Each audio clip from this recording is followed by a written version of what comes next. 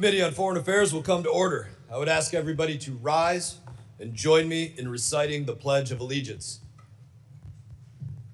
I pledge allegiance to the flag of the United States of America and to the republic for which it stands, one nation, under God, indivisible, with liberty and justice for all.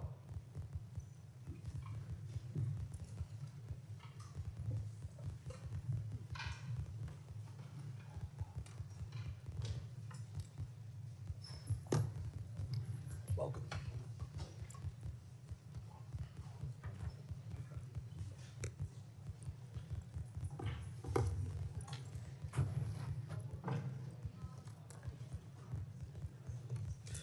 The purpose of today's hearing is to examine the State Department's fiscal year 2027 budget requests and identify where we are achieving the greatest returns on our investment on behalf of the American taxpayers, and how the department is realigning programs and bureaucracy to support the President's America First policy agenda. I will now recognize myself for a very brief opening statement. Mr. Secretary, I appreciate you being here today. I know that members are eager to get to their questions, so I'll be very brief. We appreciate your attendance. I can give you a foreshadowing of what you're about to experience. My Democrat colleagues are going to sit up here and say that they haven't heard from the administration. I'm going to thank you for the 30 times just in this Congress that the State Department has briefed the full committee, the subcommittee, roundtables, other times that you all have been here to brief us on a myriad of issues. I want to thank you for the over 20 briefings that you've given to Congress by yourself with General Kane, Director Radcliffe, Secretary Hegseth, and others since the start of Operation Epic Fury. Some of my colleagues in here will say that we are in a war of choice with no real threat to the U.S. I want to say to you, thank you for choosing to kill those who have been attacking and killing us for over 47 years, specifically attacking us over 350 times in the 30 months prior to Operation Epic Fury. Under senile Joe Biden, my colleagues over here voted to say use any and all means to prevent Iran from obtaining a nuclear weapon. So I want to thank you for bringing the heat to Iran, even though most of my colleagues on the left now say that Iran poses no threat. They pretend as though they have never been attacking us. I also want to thank you for the work that you've done to reset the Western Hemisphere. While you've been focused on bettering our relationships in places like Panama, Cuba, Venezuela, throughout the Gulf of America, the Biden and Blinken administration focused on funding drag shows in Ecuador and transgender operas in Colombia. I would say your work is significantly better. So I want to thank you for the substantial change in putting America first in our foreign policy. And with that, I will recognize Ranking Member Meeks for whatever he has to say. Thank you, Secretary Rubio, for being here today. 18 months ago, you inherited the most powerful diplomatic institution in the world, built on 3 pillars that have defined American leadership since World War II. I call them the 3 Ds: diplomacy, dialogue, and development. And in just 18 months, the Trump administration has taken a wrecking ball to all 3. This administration has involved and have invoked a worldview from years past that has left the United States isolated and struggling economically. What you see is a greatest hits album of failed ideas from the last century. Tariffs, spheres of influence, attacks on civil rights and immigration, ignoring science and hoping for the best. Mr. Secretary, America cannot win the future by trying to relive the past. And your department is Exhibit A. We've seen the systematic dismantling of America's diplomatic corps. Over 100 ambassador posts sit vacant around the world. 1,300 career professionals, people with decades of expertise in energy, counterterrorism, and nuclear nonproliferation have been fired. Efforts to ensure U.S. diplomats represent the diversity of America have been squandered. While China increases its diplomatic presence globally, we have cut ours to the bone. America cannot win the future by retreating and ceding the field. On trade, this administration revived Smoot-Hawley, and we all know how that ended. Trump's tariffs raised costs for American people, harmed small businesses, and alienated our allies. We cannot build a 21st century economy on 20th century failures. Mr. Secretary, after decades of forever war in the Middle East, President Trump promised the American people no new wars, only to send a new generation of troops back to the Middle East. We've traded dialogue for bombs yet again. And where does that leave us today? The Iranian regime still has its missiles, its drones, its proxies, and its nuclear material. There is an Ayatollah still in power, only he's younger. With the IRGC more entrenched and more hardline. The Strait of Hormuz is closed. It wasn't before you started this war. It wasn't before we lost 14 American troops, before American bombs killed 168 Iranian schoolgirls, before Americans were forced to spend over $100 billion on this war. You helped spin the perfect pretext for this war, and then failed to prepare American embassies and citizens when the bombs started falling. Those who have defended and enabled this war share direct responsibility for the economic pain American families are bearing as a result. Our allies knew this war was ill-advised, and that's why they are sitting on the sidelines while Gulf energy infrastructure and American bases take incoming. Trump said America first. Now America's alone. In our hemisphere, talk of reasserting dominance has meant illegally abducting foreign leaders, installing one autocrat in place of another, bombing boats without due process, and blockading civilian populations. That is not American leadership. Those are not American values. That is behavior we built the rules-based order to prevent. The Trump administration's attack on foreign aid and development efforts remain equally destructive and regressive. This administration's policies have directly contributed to famine in South Sudan and have undermined our ability to respond to the latest Ebola outbreak in real time. HIV rates are rising. Mr. Secretary, these cuts have resulted in the avoidable death of hundreds of thousands of children around the world. And we cannot protect Americans by ignoring science or forgetting what ignoring it cost us before. So, Mr. Secretary, on climate and energy, the story is the same. Ranking member's time has expired. Other members of the committee are reminding that opening statements may be submitted for the record. We're pleased to have Secretary of State Marco Rubio before us today. Your full statements will be made a part of the record. I'll ask you to keep your spoken remarks to 5 minutes in order to allow time for member questions. I now recognize Secretary Rubio for your opening statement. Thank you, Mr. Chairman. Thank you, Mr. Ranking Member, and all the members of the committee for having me. I have a written opening statement. I'll submit it. I'll try to cut the 5 minutes in half if I can. Let's just get right to the point. I think that I would characterize the last 16, 17 months at the State Department as two things: a history of tremendous successes combined with ongoing and difficult challenges. And we will always have ongoing and difficult challenges in the world. Let me walk through them one by one. India and Pakistan were on the verge of an all-out war. The State Department and I personally were involved in de-escalating that conflict and bringing it to an end, a war between two nuclear powers. Thailand and Cambodia were involved in a war. Cambodia, a country we haven't normally had close relations with in a very long time. The U.S., the president personally played a pivotal role, not once, but twice, restoring ceasefires and ending that conflict. Obviously, the war in Gaza was brought to an end. Not only that, but all the hostages that remained were released, both the bodies and those who were alive. Armenia and Azerbaijan, that conflict ended. Not only did it end, but it ended with an agreement that I signed the MOU on yesterday, creating a new prosperity route, the TRIP route, which will provide extraordinary opportunities for both countries, especially for Armenia. while respecting their sovereignty, to really benefit from that. The Shield of the Americas was stood up. That means over 14 countries in the hemisphere, 14 countries in the hemisphere have signed up to partner with us on counterterrorism, counter-narcotics, and security matters. And we believe that that number will grow over the next few months as elections change leaderships in various countries.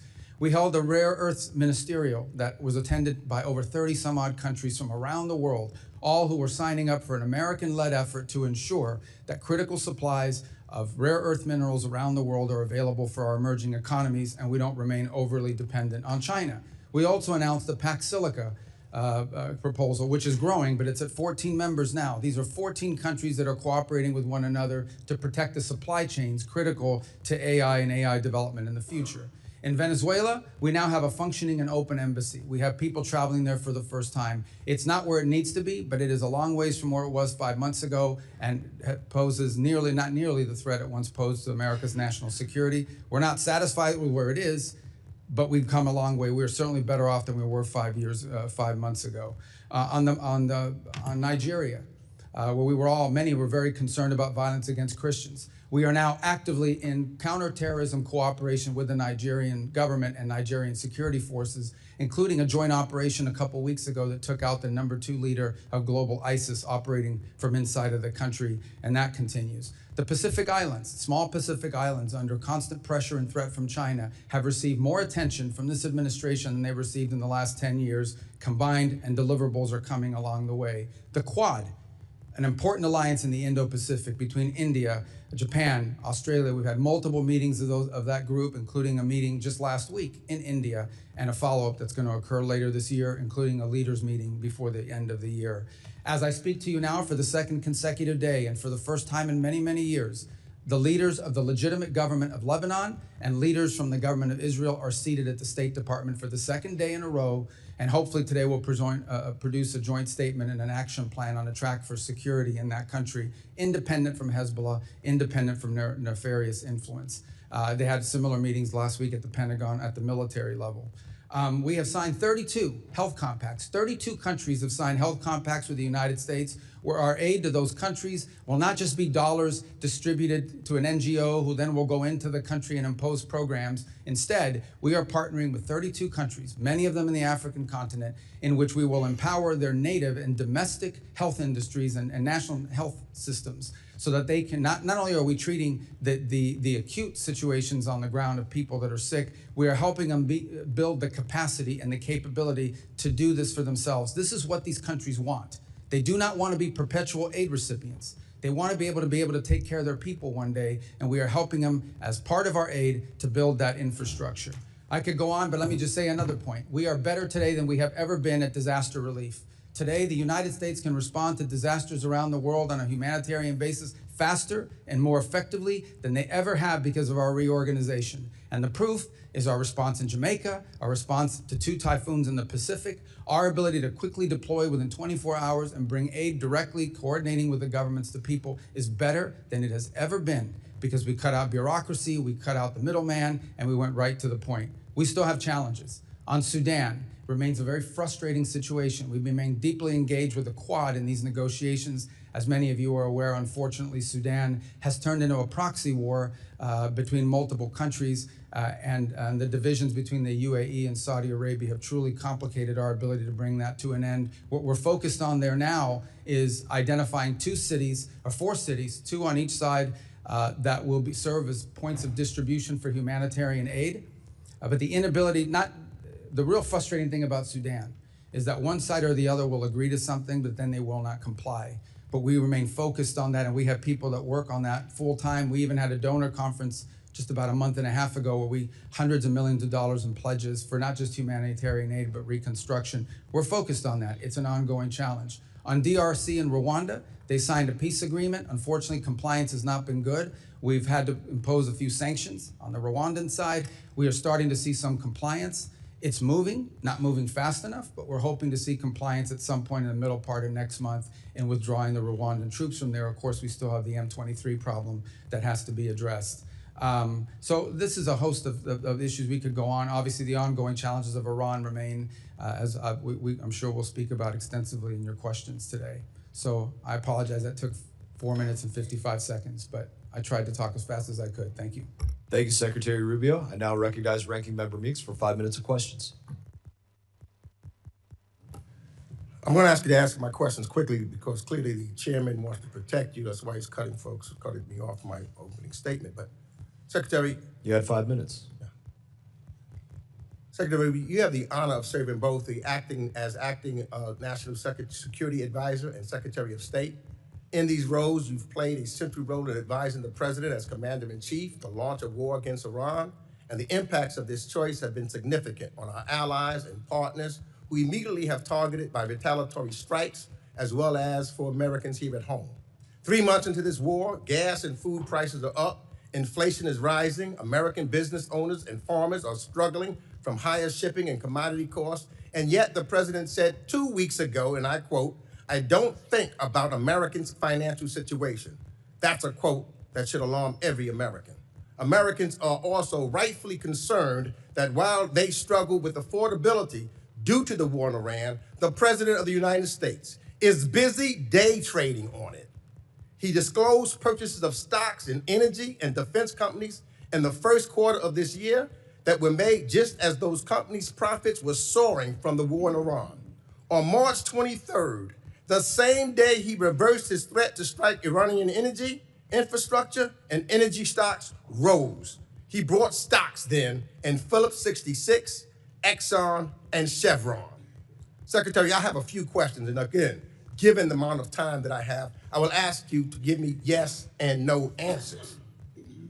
Did you warn President Trump before the war in Iran began that this conflict would drive up costs on gas, food, travel, and shipment? Yeah, I'll warn you right now, I don't do yes or no answers. Yeah, So well, these I are only have complex 5 questions. minutes. I know when you so was do the I. senator, you know I about never this did yes or business, no answers and I to know you're people. trying to go out so that you can run out my 5 minutes. That's a simple I'm not question. gonna run out your 5 minutes. You're running out your 5 minutes. Did you- I don't do yes or no questions. You want to ask me a question? I'll answer. I'm your answering. question. You answer my question. It's my time. Did you? Did I what? Yes or no?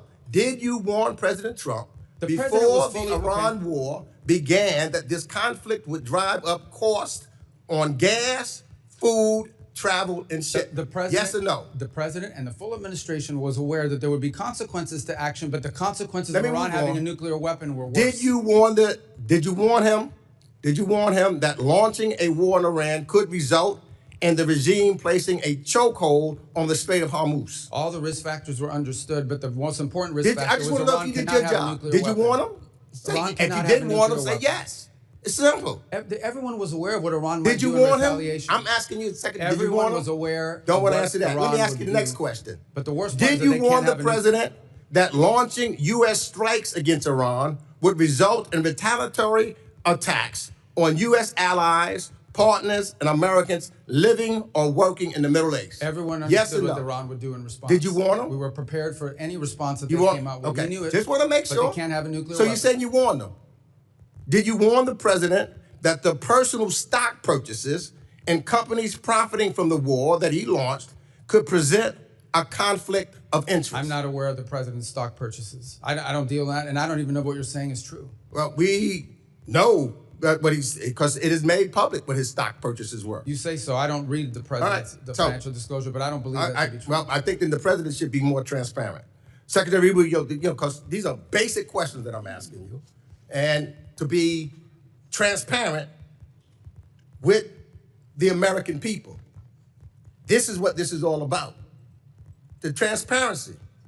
So, for example, when you go and look at some of your statements that you made in regards to Cuba, I only have 58 seconds left, and I'd love to get it, but you talked about Gaisa, who was controlling the military and what's taking place there, and that they have the opportunity to benefit while the Cuban people are suffering. So what we're seeing here now, the one person that's benefited from this war by his purchase of stocks, him and his friends, they have made billions of dollars while the American people are suffering. You've accused, and I agree, with reference to some folks, what they're doing in Cuba and how they're making money while people suffer. That's what's taking place in the United States of America. The Trump administration and his friends are making billions of dollars while the American people suffer. And they continue to suffer. Breaks my as heart, but gas ranking member's prices time go has up. expired. Representative McCall is recognized. Thank you, Mr. Chairman. Let me thank you for your service. Secretary, I know you're wearing a lot of hats, a lot of responsibilities. I think you're doing an outstanding job. Let me just say, since 1979, a dark veil of terror descended upon the Middle East, and we've had it ever since. And every president since that time has said that a nuclear Iran is not acceptable.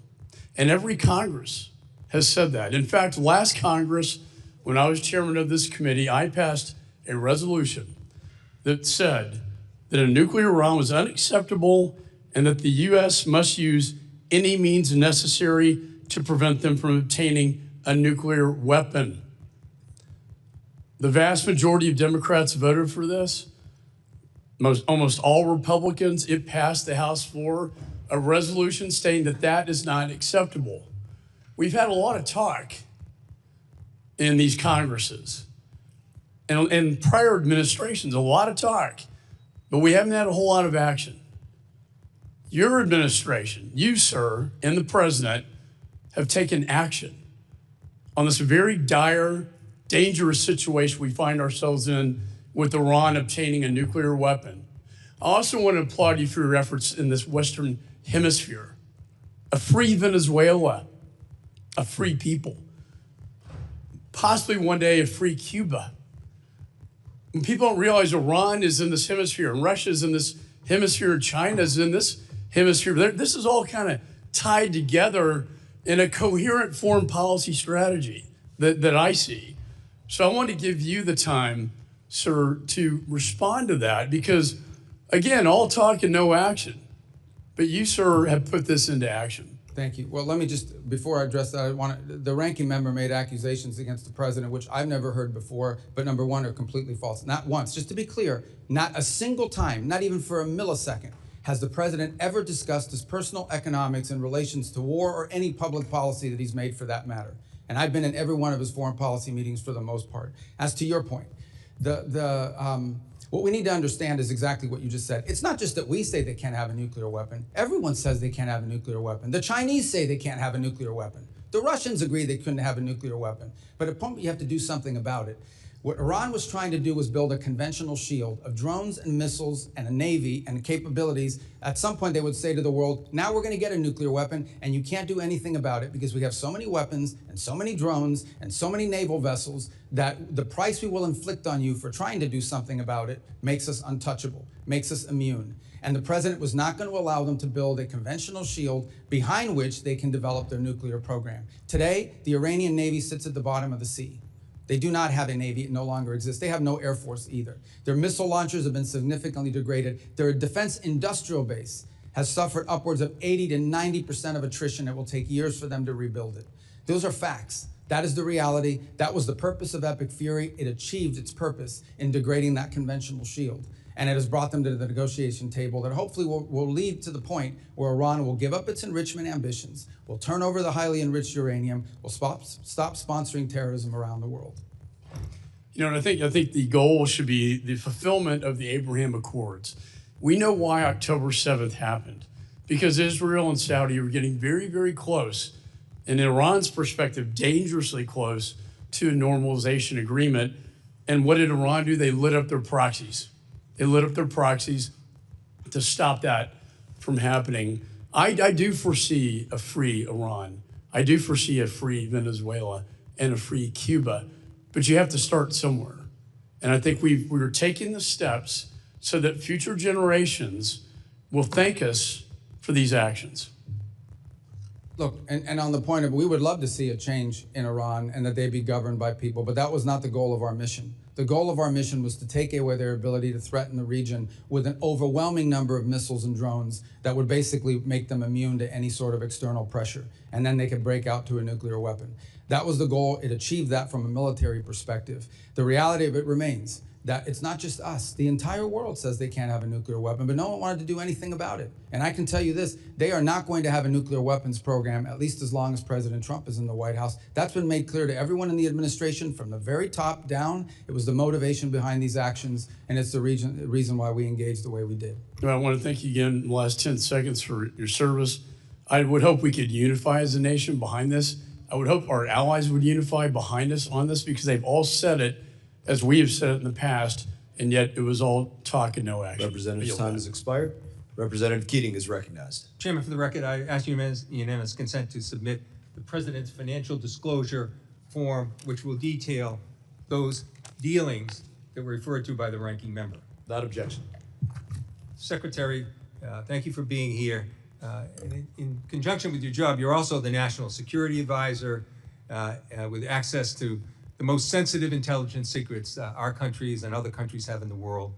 But before this, you had these two positions. You had a distinguished career as a member and a chair for 5 years of the Senate Intelligence Committee up to last year. And you and Senator Warner are some of the most respected and knowledgeable people at that time and voices in the entire intelligence community, earning the trust of Democrats and Republicans alike, Senator and House members, and other countries. So with all your Intelligence Committee experience, and now as Secretary of State and National Security Advisor, and all those years of experience, have you ever, specifically in the context of the intelligence community, heard the name Bill Pulte? In the context of intelligence? That's what I said. No.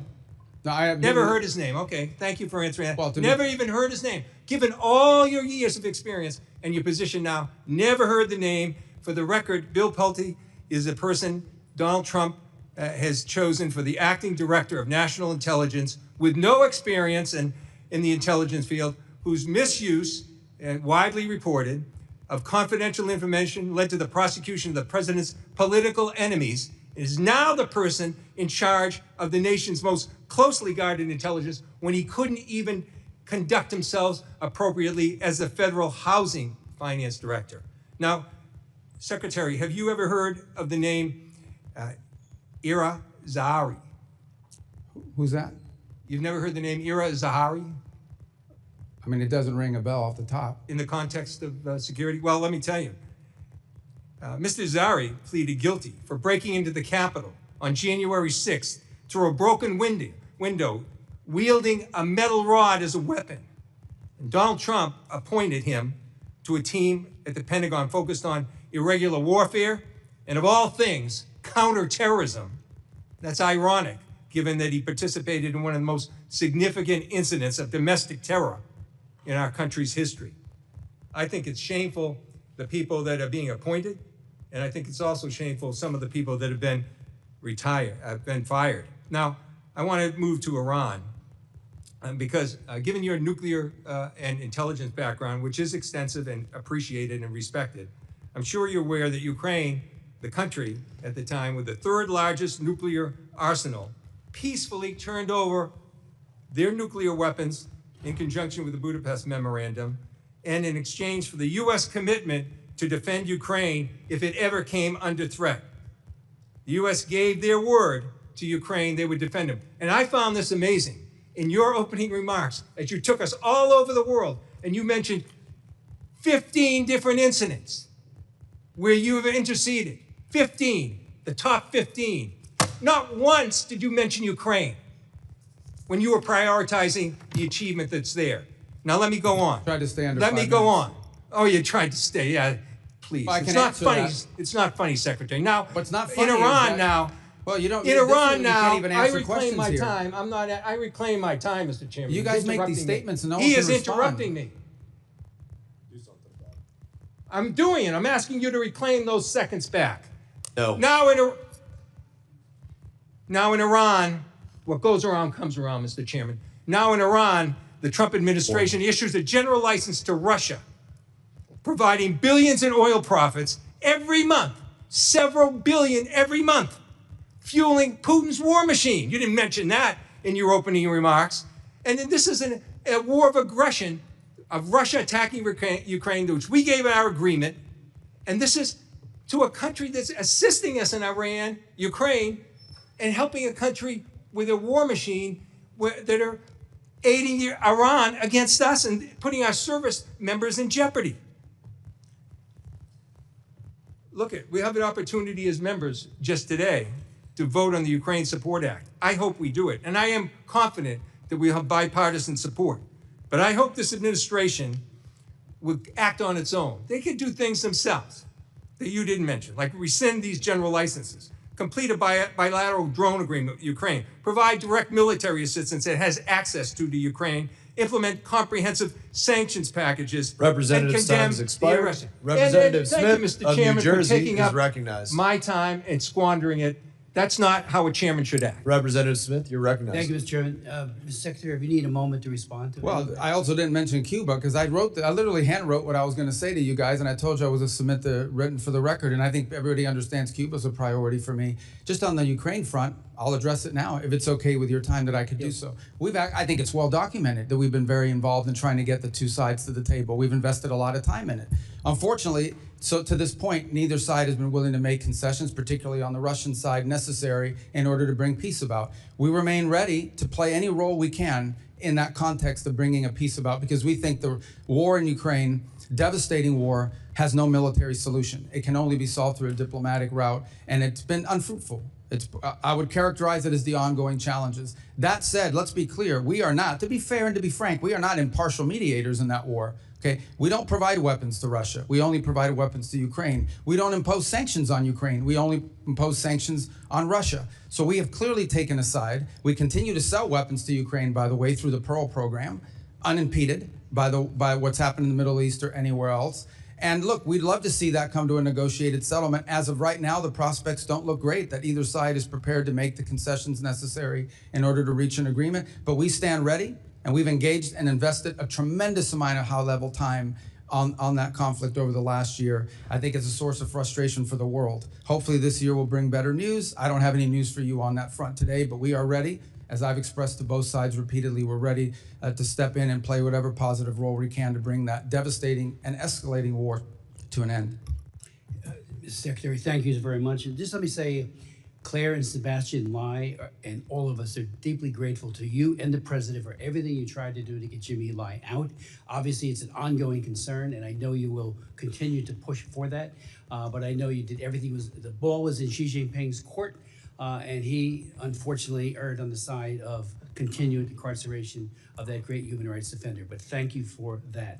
Let me say on the Iran deal, I remember sitting right here and on the floor of the House talking about how egregiously flawed the deal was 10 years ago when the Ayatollah was able to get the language dealing with ballistic missiles out of it because he said it would be stupid, his words, and then they built ballistic missiles like never before. On them never having, Iran never having a nuclear weapon, let's not forget that the agreement was in effect until October of this past year. Other nations were still a part of it, and yet they were building a capacity to create nuclear weapons and to use them. And the MAD theory does not apply to them, as we all know. Unlike Russia, Soviet Union in the past, even China, they don't want to be destroyed. With the Iranians, there's this sense of martyrdom that I think is perverse. And so they are not guided by a mutual assured destruction theory that holds both sides in check. Let me just say too on the Nigeria, thank you for what you've done there with not just CPC, but the most recent taking out of some of the worst terrorists who are slaughtering Christians, and the numbers continue, but I know you're engaging very, very aggressively there. On the DRC-Rwanda conflict, thank you for sanctioning some of the top people who are committing atrocities, and that just happened a couple of days ago, yesterday, for sure. That shows that commitment there. And on even the Armenian Azerbaijan, I've been working on Nagorno-Karabakh, Azerbaijan and Armenia for 30 years. They often called Nagorno-Karabakh the frozen conflict because nothing would ever happen. You guys stepped in, and the president stepped in and got a peace treaty. I mean, I've met with Aliyev in Baku on 2 occasions. He was totally unwilling to admit to the human rights abuses that he was engaging in, especially as it relates to Nagorno-Karabakh and Armenians. You come up with a solution. Thank you for that.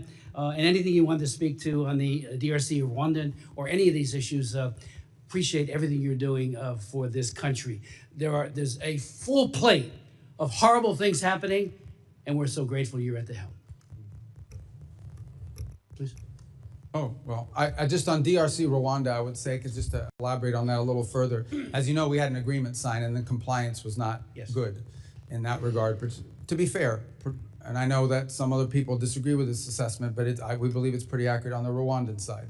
And so we initiated some sanctions, targeted sanctions on Rwanda. They've come to the table, they've made some commitments.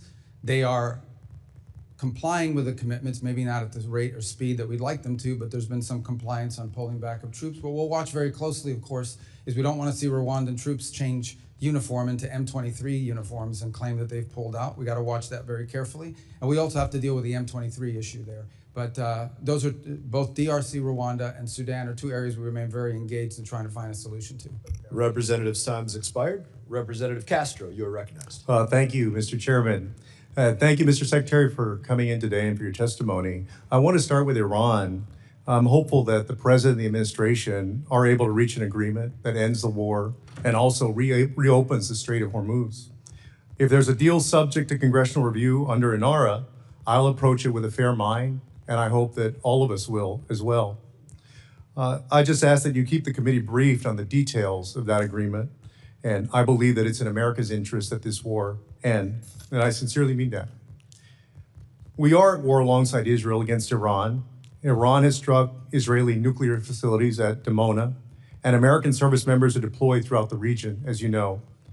Congress needs to understand the full risks of the conflict, including the nuclear risks. On May 4th, I wrote to you with 29 colleagues asking for details about these risks and Israeli nuclear weapons. On June 1st, your Bureau of Legislative Affairs responded and said, quote, "We refer you to the government of Israel for your questions about Israel's capabilities." I have to say, Mr. Secretary, that's a very bizarre response. 30 of us wrote to you and to the State Department asking our government for an answer, an assessment about a foreign nation's nuclear capabilities. In your opening statement, you referred to India and Pakistan as nuclear nations. We've also spoken in different sessions, both in closed and open sessions, you know, as a U.S. Senator, former U.S. Senator, about the nuclear capabilities of other nations, Iran, China, Russia, France, the UK, both adversaries and allies. And so I wanted to ask you the question today, will you tell us, the Congress and the American people, whether Israel in fact possesses nuclear weapons? You know that that's a question that they've never acknowledged to have a nuclear program. People can have, as you know, in open source and other reporting, suspicions about what they possess. If we're speaking frankly, I think most of the world assesses that they do, but they've never acknowledged that publicly, and as a feature of our foreign policy for a variety of reasons, we don't discuss it in that way either. Well, I guess a few things. This is the first time, especially for an extended period, that we are at war with an ally, Israel, against Iran, and we have service members deployed.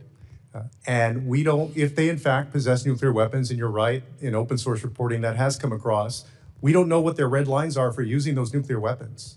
And so I guess I'm shocked that our government wouldn't make an effort to know, to understand, and then to give our oversight body the information that we need to make decisions about the war as well. That's a fair observation, and I would answer that if perhaps you make that request and you're open to it being answered in a different setting other than a public Classified setting? A classified setting? Yes, and both classified and sensitive.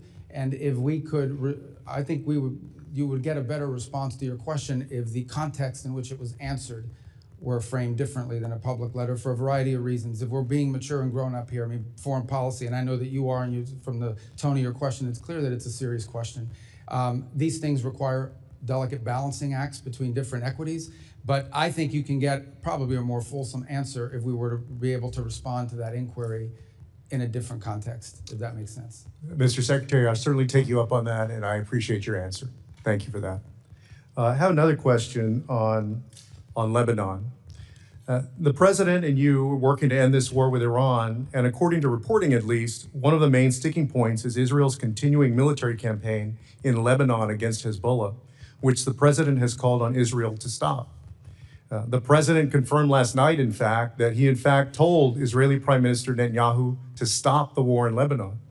My worry is that Israel's insistence on continuing this war against Hezbollah will jeopardize the president's efforts and the American government's efforts to reach an agreement with Iran.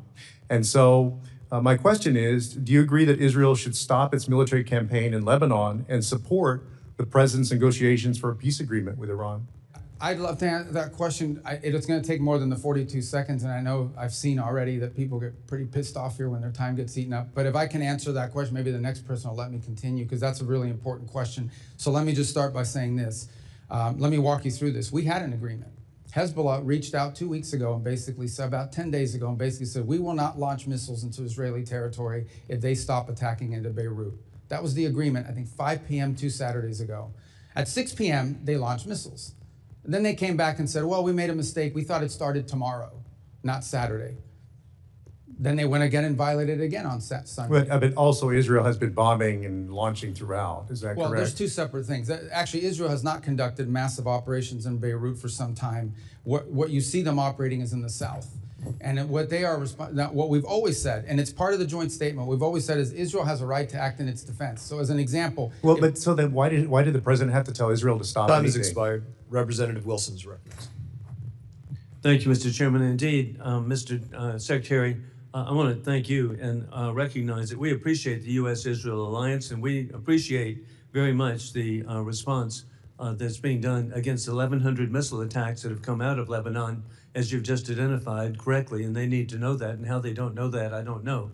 But any attacks that are done by Israel are in response, not initiated. With that in mind, you are serving at a historic time with success of dictators on the run. Dictator Assad of Syria has fled to Moscow. Dictator Maduro of Venezuela is incarcerated in Manhattan. Dictator Khomeini of Iran has been eliminated, joining the 40,000 Iranians he murdered this year.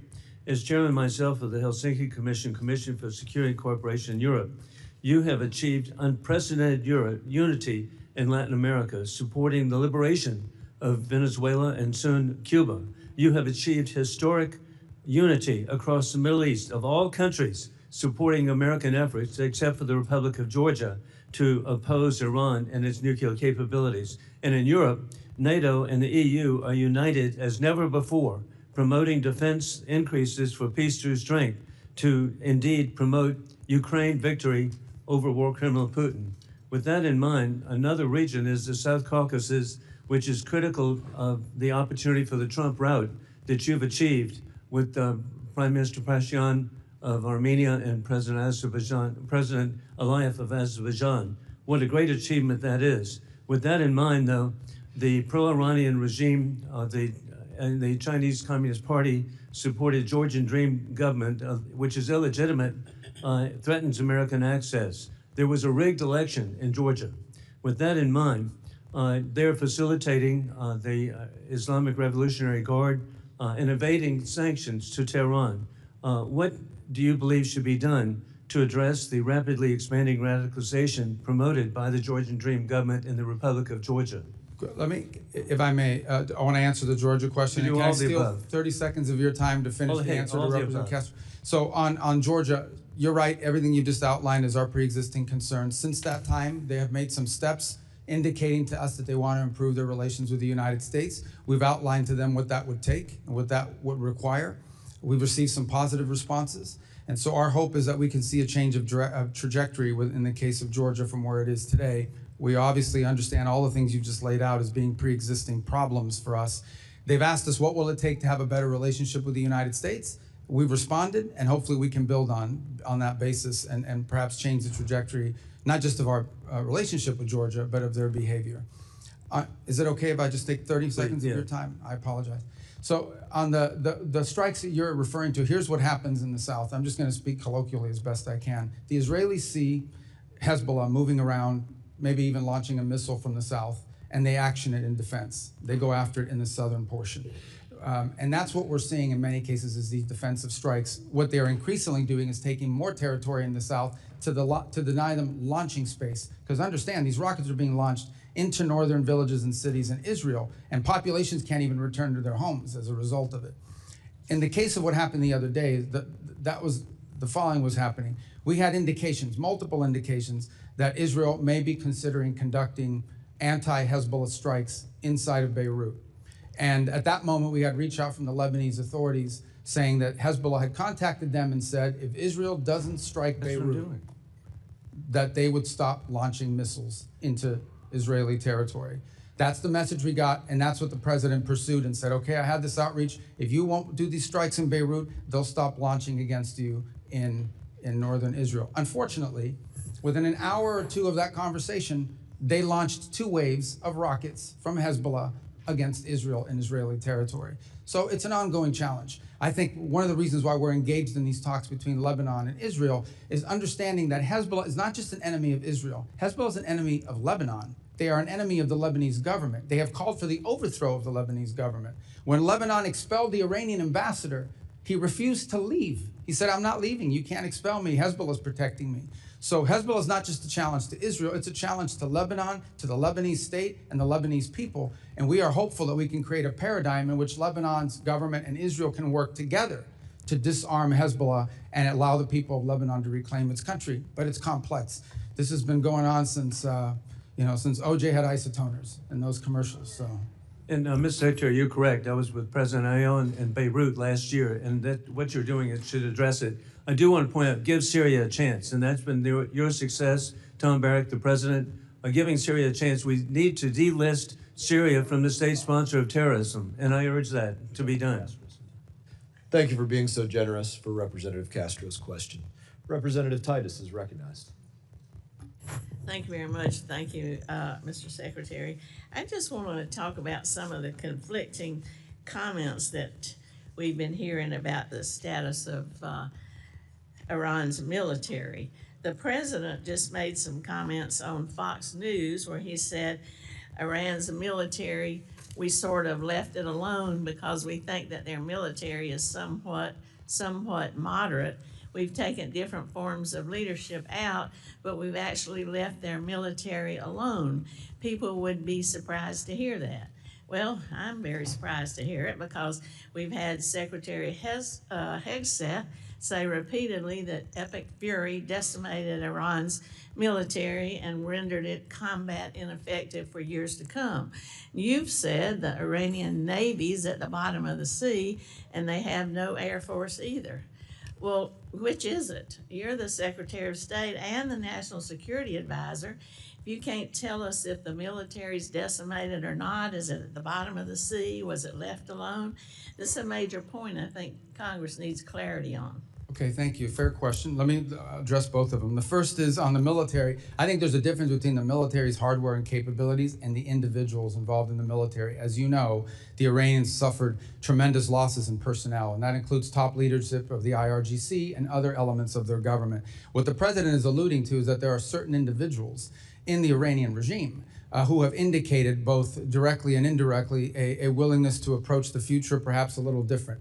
Not ideal. I'm not telling you, look, everybody talks about moderates in Iran. There are no moderates. There are radicals and super radicals, okay? That's been our view of it. But there are some of them that believe that they actually need to do a deal because their economy is in shambles. And so I think what the president is alluding to is that there are some individuals involved in the negotiations and in elements of their government, including some in elements of their military that are more open to a deal than other. As far as the Navy is concerned, yeah, they have no Navy. What they have remaining is a bunch of small crafts, I would call them Boston whalers with machine guns. And these things are harassing ships. And these are the ones that go after, in some cases, they drop mines off the back of them, or they try to harass shipping with swarms. They are unable to form swarms the way they once did. They are primarily now threatening shipping through the use of one-way attack drones. But their Navy, what you would consider a Navy with naval vessels that can actually conduct naval operations, is non-existent at this point. So is the war still on or is the war off? Well, Epic Fury has concluded. What you're seeing reports of, including last night, is the following. A ship will go through the route, particularly both the northern and southern route of Hormuz. Those ships will come under attack. The U.S. will respond to that attack by shooting down those drones that are trying to sink a commercial civilian vessel illegally and unlawfully.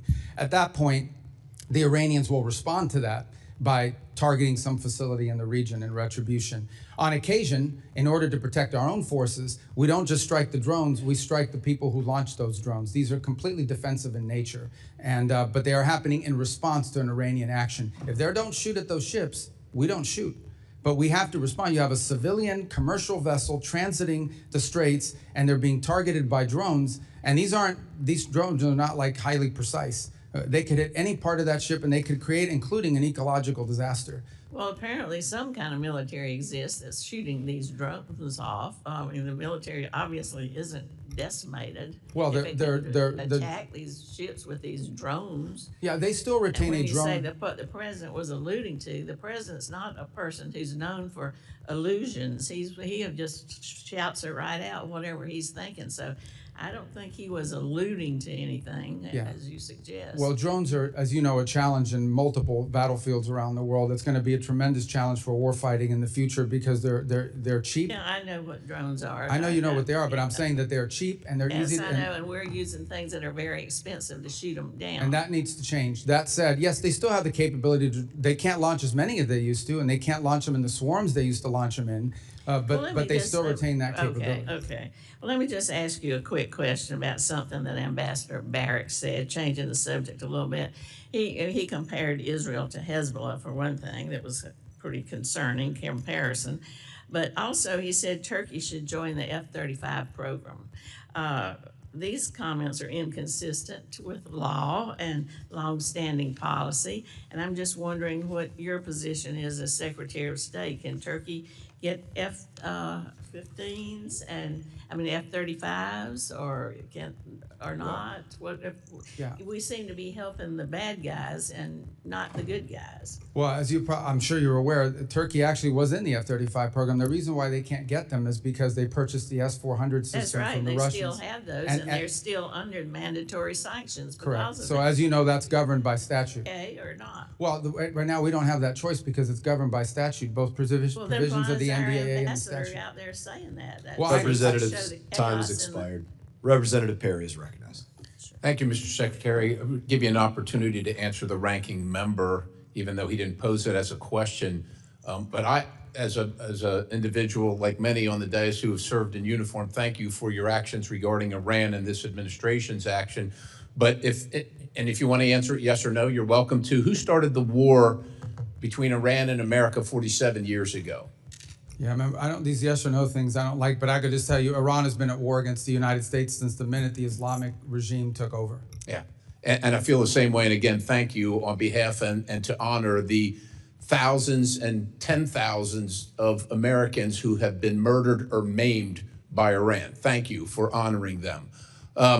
Just moving on to questions, did Pakistan's foreign minister personally deliver a message to you that Iran is prepared to demonstrate a nuclear weapon should the current escalation continue? That's been reported, and I just want to see if I can ferret that out. I've not seen that reporting, and I'm not aware of any such message. Okay, and if there were such a message, would that change anything in America's posture, or not only the message, but the action? Would that change anything regarding our goals Well, I think regarding Iran? the hypothetical question is if Iran threatened that they're going to test a nuclear device if talks fail, I think it would confirm everything we believe about them anyways. And I think the president then would have to pursue, or at least have to consider various other options that are available to him in that context. But again, I've not heard that message relayed. I don't know the reporting you're referring to. You're talking about a press report? Yeah, I am talking about a press report. I would be surprised if that message had been relayed. I would be aware of it if it was. And I would think so. That's why I'm asking, so that's enough on that. I know that the president, look, he's an America First guy. He's concerned about every single American citizen, regardless of the party affiliation or their ideology and affordability. The president is concerned about those things. And I shudder to think what Iran would do if they could, armed with nuclear capability and ballistic missile capability, coupled with that, seeing what they're doing right now, extorting the world economy without those things. So with that in mind, it's been reported that the UAE is building a pipeline to the Gulf of Oman, which would bypass the Strait of Hormuz, essentially doubling their capacity, which would, of course, lower the price and the risk of global fuel transport or oil transport. Do you understand or do you recognize and know what the timeline for a proposed timeline for completion of that pipeline is? Yeah, I'm aware of those efforts. They actually pre-exist the conflict in terms of a desire to do so. These things, I can't tell you specifically. I'm not a pipeline building expert, Right. but I can tell you it certainly is going to take more than a week or a year. I mean, these are complex. I think the broader point, which your question touches on, is I do think you're going to see a reshifting of where the world gets its energy from in the aftermath of this conflict. You're already beginning to see some of it now. I think you're going to see the United States be a bigger energy provider to the Indo-Pacific. We have the capability to do so, and but it's going to take some time to build that capability. So I think you're going to see more of that, and I think you're going to see the establishment of more of these alternative routes as a result of this. Remember, only about 20% of global oil goes through the Straits of Hormuz, but it is about 80 to 85% of the oil that goes to the Indo-Pacific. So in those particular countries, I think you're going to most definitely see them buying more from other places, including the United States. And that's going to lower the cost for everybody, which is great. Secretary, just moving on, you're of Cuban descent, of Colombian descent. Can you describe, and Cuba has been a sore... Are you really Colombian? I didn't know that. Yes, oh, wow. Indeed. But Cuba has been sowing the seeds of discord in our hemisphere, inviting China, Russia, North Korea, all manner of communist, oligarch, bad actors into the hemisphere. If you could describe, generally speaking, what the policy where we're headed with Cuba as the United States of America, where are we headed, and what do you envision being success, and how do we measure that? In 56 seconds, I will tell you what we want for the people of Cuba is to be able to live in a normal country. You're here. I want them to live in a country that looks like the Dominican Republic, like Jamaica, like the Bahamas, like any of these other places where people can own their own business, people can vote for their own leaders. By the way, that's not my desire. That's the policy of the United States. That's enshrined in statute. Here's the problem, and we're willing to do this through a diplomatic means. The problem we have is that country's not controlled by a government. That country's controlled by a military conglomerate that basically controls 70% of the nation's GDP, and none of the profits of that conglomerate goes into the public treasury. None of that money goes to build bridges and roads or to reinvest into their energy infrastructure. All of it goes to build more hotels for tourists that aren't coming and to line the pockets of the people that are involved. So that has to change.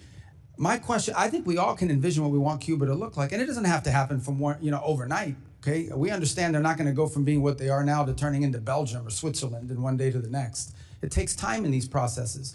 I just don't believe, frankly, at this point, given everything we've seen, that the people in charge of that conglomerate and of that government are capable of making these reforms, at least not yet. Their mindset isn't there, their incentives aren't there. They have spent, 60-something years waiting us out and holding on, and I think they can still get away with it, and they can't, and they won't be able to. Time has expired. Representative Liu is recognized. Thank you, Secretary Rubio, for being here today. You have been at multiple meetings with President Trump. In a moment, I'm going to show you a video of one of these meetings. It is from last December. It's a cabinet meeting. I'm going to ask you to focus on President Trump, and you will see that he is sleeping while you're talking. Oh my God. Please show the video. Products they make and what American farmers grow and produce has a fair shot to be sold around the world. On issue after issue, that's been the case. You talk about foreign aid reforms. This is not our money. This is taxpayer money. Secretary Rubio, have you been at more than one meeting where President Trump has fallen asleep? That's false. That's false. I've never seen him fall asleep. On the contrary, the guy doesn't sleep, which is a big problem because he calls me at 2 in the morning, he calls me at 5 in the morning. And I like to sleep a little bit, maybe not 12 hours, but at least 6. So he works. The other day he was at the Oval Office until 12:30 p.m. 12:30 a.m. I don't know what you're talking about. Secretary Rubio, I'm going to show you in a moment a video that shows you just lied to Congress. Oh, okay. So this is a video of a cabinet meeting literally from last month where Donald Trump is sleeping while you're talking. Please show this video. Coalition of countries that line up behind the peace deal, behind the border peace, and it's still every day is a challenge, but it's been driven personally by the president. It's the reason why we're involved in this whole Ukraine-Russia conflict. That's not our war, it's not the president's war. This war started, it never would have happened if you'd been president. But this war is going on, and the president is trying to end it. You are literally talking about issues of war and peace, and Donald Trump is sleeping right next to you. No, he's not. If Donald Trump cannot stay awake at these important meetings where the cameras are rolling, imagine what he's like when the cameras are not there. So I'm going to ask you, have you been at classified meetings where Donald Trump has fallen asleep or had trouble staying awake? I've never been at any meeting where and the things you're showing me now, he was not falling asleep. And So, I think so it's you're outrageous lying that I'm before again. the Foreign You're Affairs Committee lying of the United States consistently House of Representatives to asking Congress. questions about sleep. You're This is lying a to joke. Congress, Secretary Rubio. So I'm going to show you another video in a moment. The Show me all the president's inability to stay awake on the job has caused other countries to perceive him differently. They mock him. They see he is weak and he is feeble. This is a video of a French news channel talking about Donald Trump falling asleep at a Memorial Day ceremony. Please show this video. Well, Mark, a video that appears to show Donald Trump falling asleep at a Memorial Day ceremony this Monday has been circulating heavily online. And internet users have a lot to say about it. It's also reignited rumours about the state of the US president's health. Now, in the video, social media users say that Trump is fighting sleep whilst he listens to the speech given by Defense Secretary Pete Hegseth, and that his eyes appear to be closed for a large portion of the ceremony. Now, we need to remember here that this is a ceremony to honour and remember those US military personnel who have died while serving in the armed forces. And the idea that Trump was asleep at a somber ceremony like this, well, that has triggered outrage online.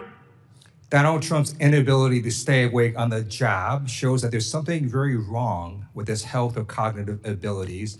And in fact, on a number of occasions, Donald Trump will contradict himself in literally the same meeting or interview.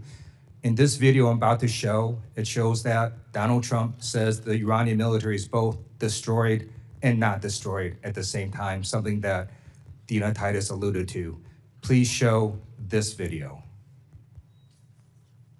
Of leadership, we've actually left their military alone. People would be surprised to hear that, because mistakes have been made in wars where you wipe out everybody and then you have a country that's, for 40 years can never rebuild.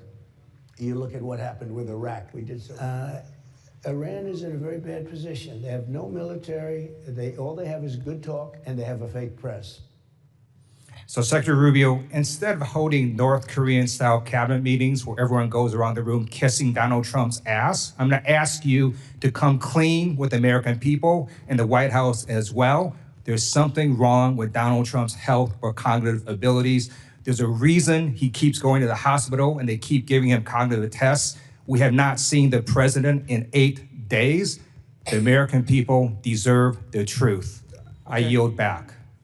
I don't even know how to respond to that, other than to tell you that it's absurd and ridiculous. And I can't believe we're in a Foreign Affairs Committee meeting in front of the House at an important time in American foreign policy. Just keep lying, Secretary Rubio. Just keep lying. Supposedly someone who thinks he's a medical expert when he's not. The truth of the matter is we had a cognitively impaired president in office a few years ago. That's a cognitively impaired president, but I don't like to talk about that because it weakens America. This president we have, this is a guy that literally doesn't sleep. He works day and night, long hours, every single day. I don't know if you haven't seen him in 8 days. I saw him yesterday. I didn't see him yesterday because I was in Congress the day before. I talked to him at all hours of the day and night. He works inhumane hours. Okay, I've been on foreign trips with the president that he doesn't sleep in the whole flight. And everyone else is sleeping on the plane, and he's, wandering the hallways looking for someone to wake up and talk to that people are. So I don't know what you're referring to, but he has an incredible amount of energy. I'm just telling you, you may not like his policies. You may not like his policies, you may not like the decisions he's made, but I assure you, this is not a president that sleeps or is cognitively impaired in any way, shape, or form, and in fact is incredibly active, much more so in many cases than much younger people that are around him. Those are facts. I see it every day. You're not going to agree because you have another narrative that you want to push, but those are the facts. I just showed you 3 videos of him sleeping. Representative Issa is recognized. Thanks for waking me up, Mr. Chairman. Mr. Secretary, if you'd gone to sleep during those videos, I would not have blamed you. I too have received those calls at all hours of the day and night. I'm, like you, aware that the president works harder than any other person here in Washington. But moving along, a number of things have been said that I find just incredible. First of all, the whole question on whether or not we support Lebanon and whether or not we support Israel. Is there any real contradiction between what Israel is trying to accomplish and what your aid to the Lebanese armed forces over decades is trying to accomplish? Contradiction? Is there any light between those two efforts? They're aligned. What we would like to see is a Lebanese armed forces with the strength and the capability to disarm Hezbollah and reclaim the entirety of the country on behalf. The country should only have one armed forces. It shouldn't have an armed political party, which is what Hezbollah is, and then the LAF, the Lebanese Armed Forces. So and the Lebanese want that too. And that's what we work very closely with them on, and that's what our engagement with the Lebanese is about. And Mr. Secretary, just for the record, in one of the last times I was in Israel, I asked Prime Minister Netanyahu if we should cut off aid, as some have said, to Lebanon. He said, to Lebanese armed forces, he said, no, give them more.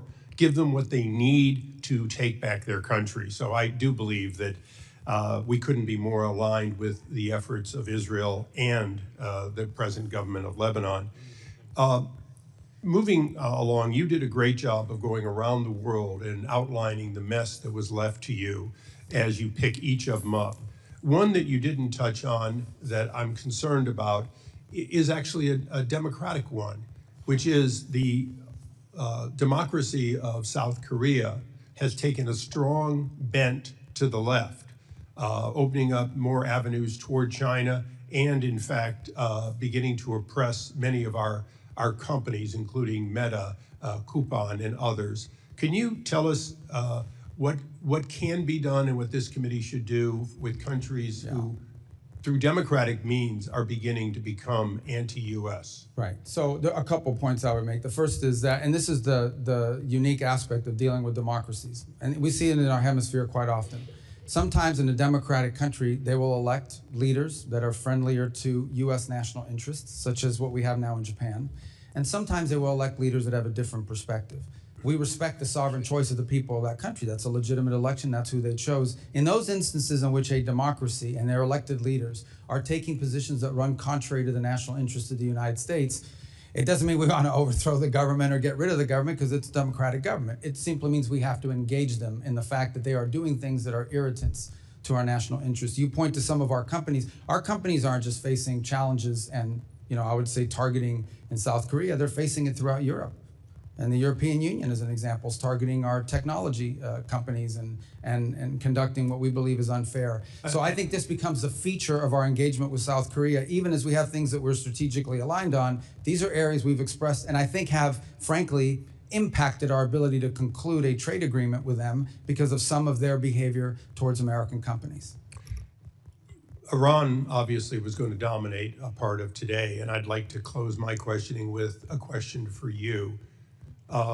In 1979, if my math is correct, you were 8 years old when they took our embassy and then lied about it, claimed it was students doing it. That's 47 years ago, has been said many times. Is it fair to say that President Trump, no matter what the people on the other side of the aisle want to say, is not in the 60th or 70th day of action, but in fact in the 47th year of an ongoing war with Iran that has spread to Yemen, to Lebanon, and even to South and Central America? I think I would start, well, absolutely, first of all, with Hezbollah. Hezbollah is an agent of the Iranians, and they've carried out terrorist operations around the world, including the recent anniversary of what they did in Argentina, the Jewish Center. But let's not forget those IEDs that were used to maim and kill our troops in Iraq were all innovated by Soleimani and the IRGC, which strongly supported that. Let's not forget that we have these Iranian proxy militias operating inside of Iraq that as recently as 2 months ago kidnapped an American journalist. And let's not forget that there are people that are both charged and convicted in the United States for participating in Iranian assassination plots against the president and against other former and current government leaders. So we've been facing this from Iran for 47 years in a variety of ways, some more open than others. Thank you. And Mr. Chairman, I ask unanimous consent that the Wall Street Journal article entitled "South Korea Takes a Hard Left Turn Against America" be placed in the record. So ordered. Thank you. I yield back. Without objection. Representative Jacobs is recognized. Thank you, Mr. Chairman. Mr. Secretary, good to see you. I'd like to talk about the war in Iran. Yesterday, in your Senate testimony, you told Senator Booker that the war in Iran is over. This is news to me. It's also news to my 2,500 constituents, Marines, San Diego Marines in the Middle East off the coast of Iran, the other of my constituents who are deployed there, and the thousands more of my constituents who have 48-hour deployment notices whose families are still very concerned. But okay, I will take you at your word. If the war is over, I have a simple question. Who won? First of all, Epic Fury is over, which is what you would consider the war. That operation is So you agree it's a concluded. war then? No, those are hostilities. They called it a war. I'm Okay. just responding to the Senator Mr. Booker's Secretary, question. you can change the name of the operation. It doesn't change the fact that the strait is still closed and my service Yeah, but members that's and not- all of our service members are still in I know, but harm's that's way. not The what you war asked me. is not over. But I'm agreeing with you. Okay, fine. We're taking you at your word. The war is over. Who won? Well, first of all, you're not taking me at my word. It's a fact. We're no longer conducting sustained strikes inside of Iran to degrade their military because Epic Fury is over. The second point is on the question of who won, I can tell you this. We defined victory as destroying their defense industrial base, significantly reducing the number of missile launchers that they possess, significantly reducing their stockpile of drones. And we achieved all of those in addition to destroying what they had left of an air force and wiping out their entire conventional navy. Those are all gone. So I consider that victory, and we did too, and that was the purpose of Epic Fury. Okay, well, good. Based on the metrics that you just said, okay, there's actually our intelligence community has said that Iran is reconstituting its military industrial base faster than we had predicted. And analysts assess it still holds roughly 70% of its missile stockpile and 70% of its mobile launchers. The Strait of Hormuz was open before the war. It is now closed. We have lost 14 brave American service members, over 400 are injured, and the Iranian regime remains largely intact, but now with a more hardline leader who has more incentive to try and get a nuclear weapon. So I guess I have to ask you again, Mr. Secretary, does this actually look like winning or losing to you? Well, first of all, I don't know what intelligence assessments you're referring to. We wouldn't discuss intelligence assessments if they were real. These have been publicly reported. Well, they're publicly reported. Someone committed a crime, and by the way, is also lying. And this happens all the time. People manipulate intelligence and analysis for purposes of furthering a narrative. On your point about the regime is actually deeply fractured, which is why it takes 7 to 10 days to get an answer from them for anything. Meanwhile, they fractured, but still intact. Well, intact in the sense they can't even reach agreements that they can get back to us. So I don't know how intact that is. What they have is people that are afraid to go into the streets. Their repressive operations have held people back, in addition to the fact they've cut off the internet. But this is a country right now in this regime that is facing hyperinflation, a completely devalued currency, hundreds of billions of dollars in damage to their military infrastructure. And frankly, they all of the pre-existing problems that Iran had in their economy, which is why people are protesting, are worse. Not better. Sure, and but they have to deal with that too. Mr. Secretary, so you're saying we're winning because the Iranian economy has inflation, it's cost them millions of dollars a day in lost revenue, and because it's going to cost them billions of dollars to rebuild. Well, we are having inflation. It's already cost us an estimated $100 billion. Gas prices are up with no end in sight. The average family is paying an extra $450 on gas and could pay an extra $2,000 by the end of the year. The American people are not stupid, Mr. Secretary. We all know that this war is not over. Just last night, the U.S. and Iran exchanged fire again, this time over Karg Island. We still have not reached a deal, despite the president's promise that a deal is right around the corner. The president even said today the blockade could last until Labor Day. It's now day 97 of the war that the president said he wanted to end quickly. So I have one last question for you. Mr. Secretary, who won the 2020 presidential election? I'm not here to answer a question. Tell you about 2020. This is a foreign affairs committee. Okay, great. You can't answer the Political question, No, I even don't though we answer all no, know that I don't President answer Biden the won. question because the Secretary of State, I do not participate in domestic This is political not about issues. domestic political issues. certainly This is about our democracy. You're asking me to opine, just like I don't do campaign It rallies. seems like I don't you- do because as it's- Secretary of State, we're not supposed to. That's been the long tradition of the department, and you should know that if you've been on this committee for any period of time. And Mr. you're- Secretary, it seems like you have an issue admitting facts. You can't say that the president lost the 2020 election, just like you won't admit President Trump is losing this reckless war of choice, and just like you couldn't admit that the shoes the president bought you were too big. You clearly don't know what winning means, and not because the facts are unclear to you, it's because telling the truth would cost you your job, and the American people are entitled to a Secretary of State who tells them the truth even when the president doesn't want to hear it, and my constituents, our service members, deserve better. Mr. Chairman, I yield back. I don't know what shoes she's talking about. What is she talking about? Representative Burchett, you're recognized. Thank you, Mr. Chairman. If you'd like to answer any of that. Yeah, I don't know about the I'll shoes. give I mean, you a he gave me minute. some Florsheim shoes. They're actually pretty good. They fit fine. I don't know what she's talking about. And maybe that's what she's referring to. Your shoes look very nice today, Mr. Secretary. How can you see them? They're way down here. We're talking about shoes. Are you guys kidding me? I mean, is this the Foreign Affairs Committee or is this like a circus? What is this? I think it's a circus, but I appreciate you being here, Mr. Secretary. The United States is NATO's largest financial contributor. Why does NATO consistently ignore our call to share more of the defense burden in Europe? And is it our national interest to continue participating in NATO? Well, I can give you the why, okay? And the why is and is the following.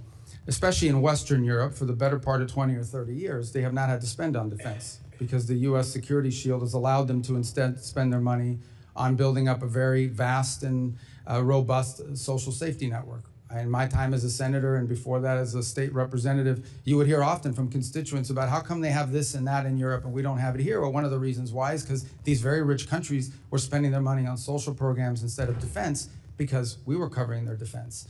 That paradigm has to shift. It has to shift for two reasons. The first is these are very wealthy countries that should have the ability to spend more to build up their defenses and need to. And this is not unique to President Trump. Multiple American presidents in both parties have complained about NATO burden sharing. This is just the first president that actually is doing something about it. The second point is the United States has global obligations. Just as I can leave a meeting with Europeans that want to talk about NATO, and the next meeting will be with someone from the Indo-Pacific that would like to see a greater U.S. military presence in the Indo-Pacific.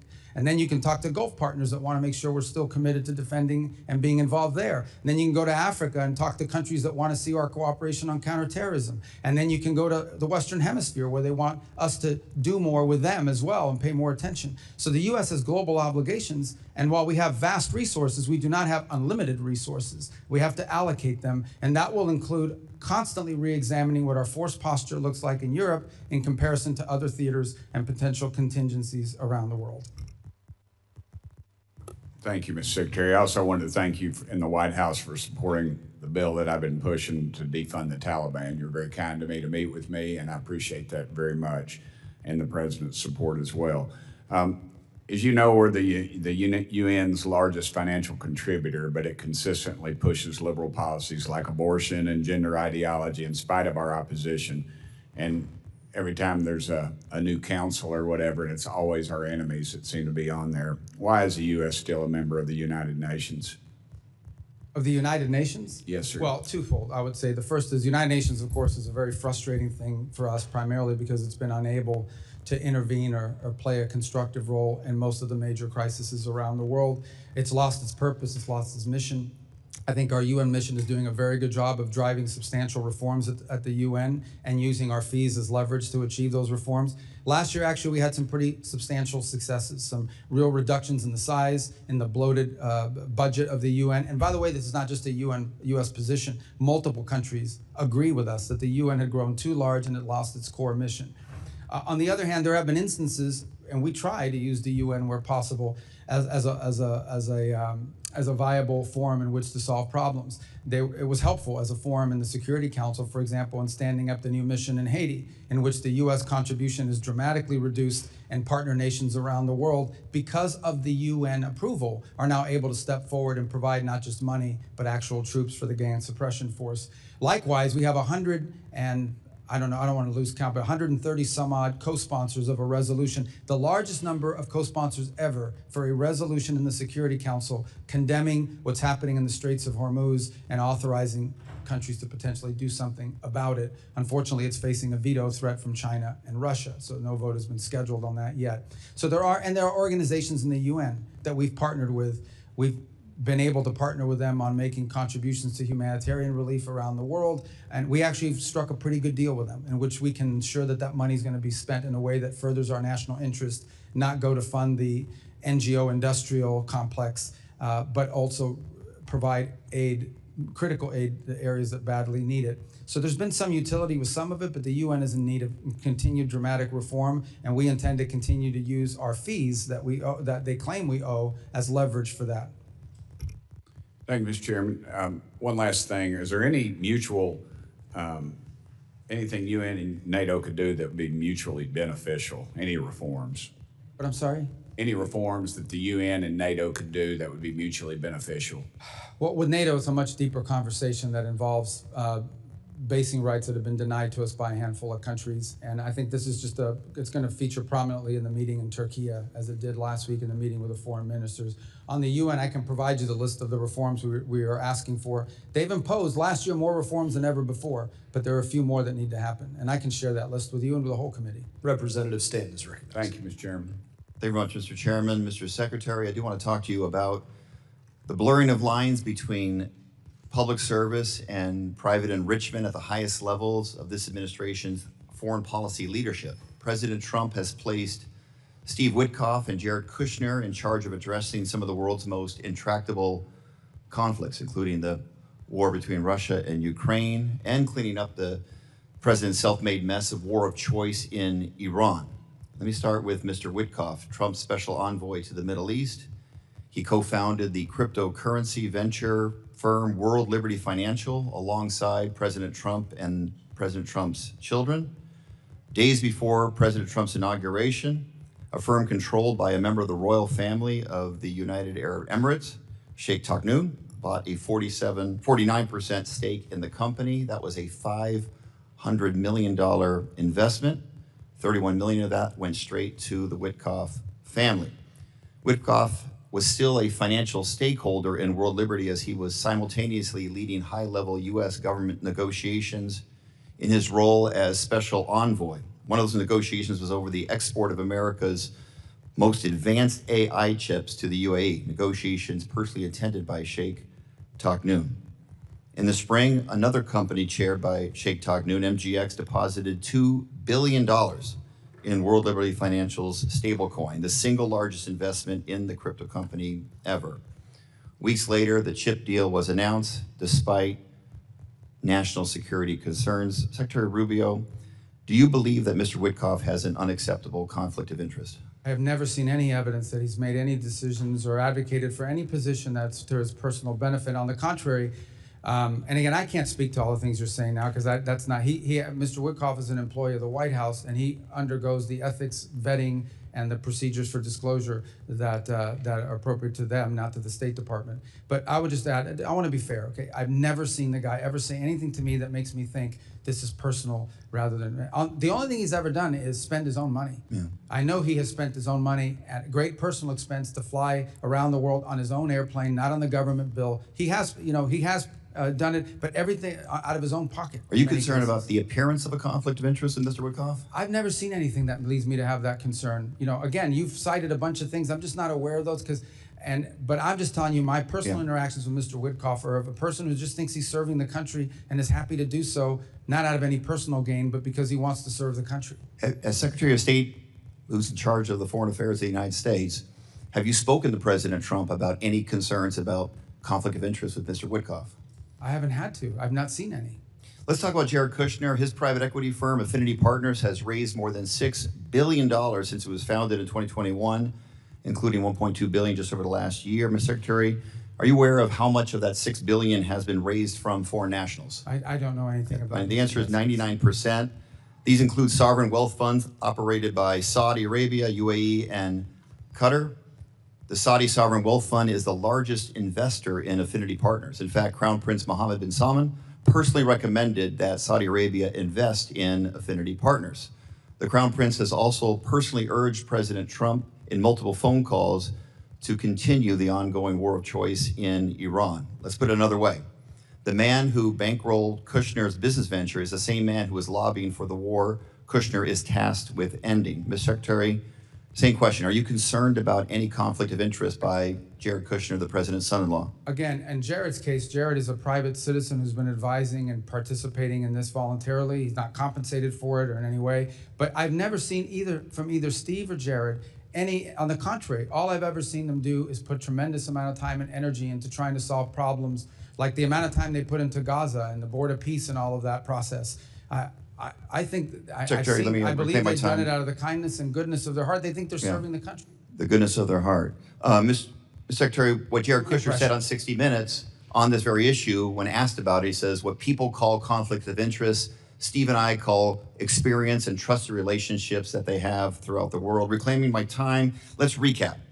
The two men tasked with resolving this country's most sensitive national security issues, including meeting with Iranian negotiators, are profiting off the same countries that they are engaging with. One thing we know for sure, while the Ukraine peace talks are going nowhere and the war of Iran has no end in sight, Witkoff and Kushner are making out like bandits. Meanwhile, a gallon of gas is still hovering about $4.67 in Phoenix, Arizona, that I represent, up nearly 40% from just 18 months ago. The American people are paying more for gas, for groceries, for everything. They're footing the bill while representatives of our government are cashing in. I yield back. Representative Jackson is recognized. Thank you, Mr. Chairman. And thank you, Secretary Rubio, for being here today. Thank you for your work to execute an America First foreign policy that is making America safer, stronger, and more prosperous. From confronting the corruption of the Maduro regime to negotiations with Iran to stabilize the Middle East, you have played a crucial part in spearheading the administration's Peace Through Strength initiative. Secretary Rubio, I want to reiterate what you wrote in your opening statement, that American leadership should always be on behalf of American interest. Thanks to President Trump's historic foreign policy initiatives, the USA has no longer sit idly by as other nations take advantage of American funds and military support. My question: global commerce and diplomacy rely on coordinated strategies with allies to combat illicit trade and support U.S. exporters.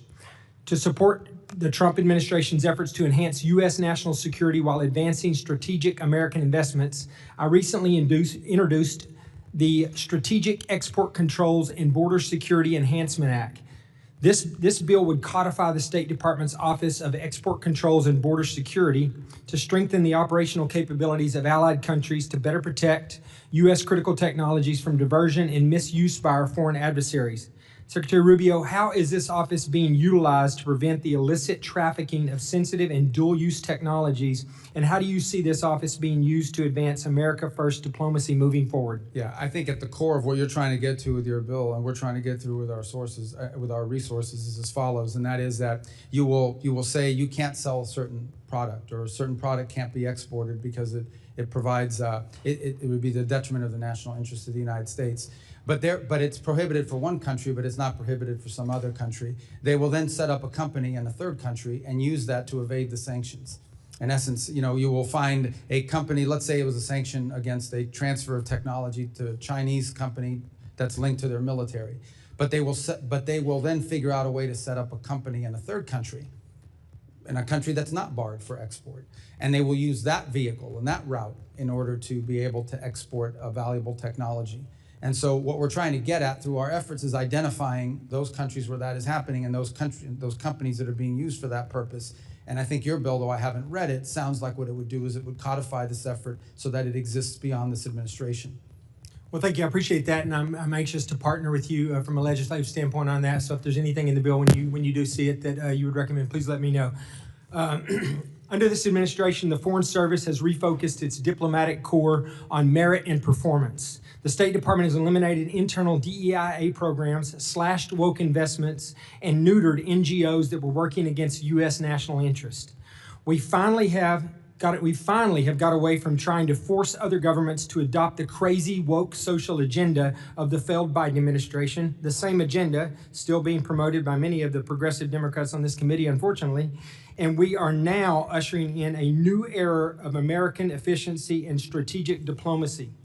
Mr. Secretary, how can this committee continue to provide the State Department with the tools in the upcoming Foreign Service Act reauthorization to advance President Trump's American First agenda and continue this progress? I mean, I think codifying these policies are important so that they exist for the long term. And I want to just say one thing when it comes to the issues that people use the term diversity.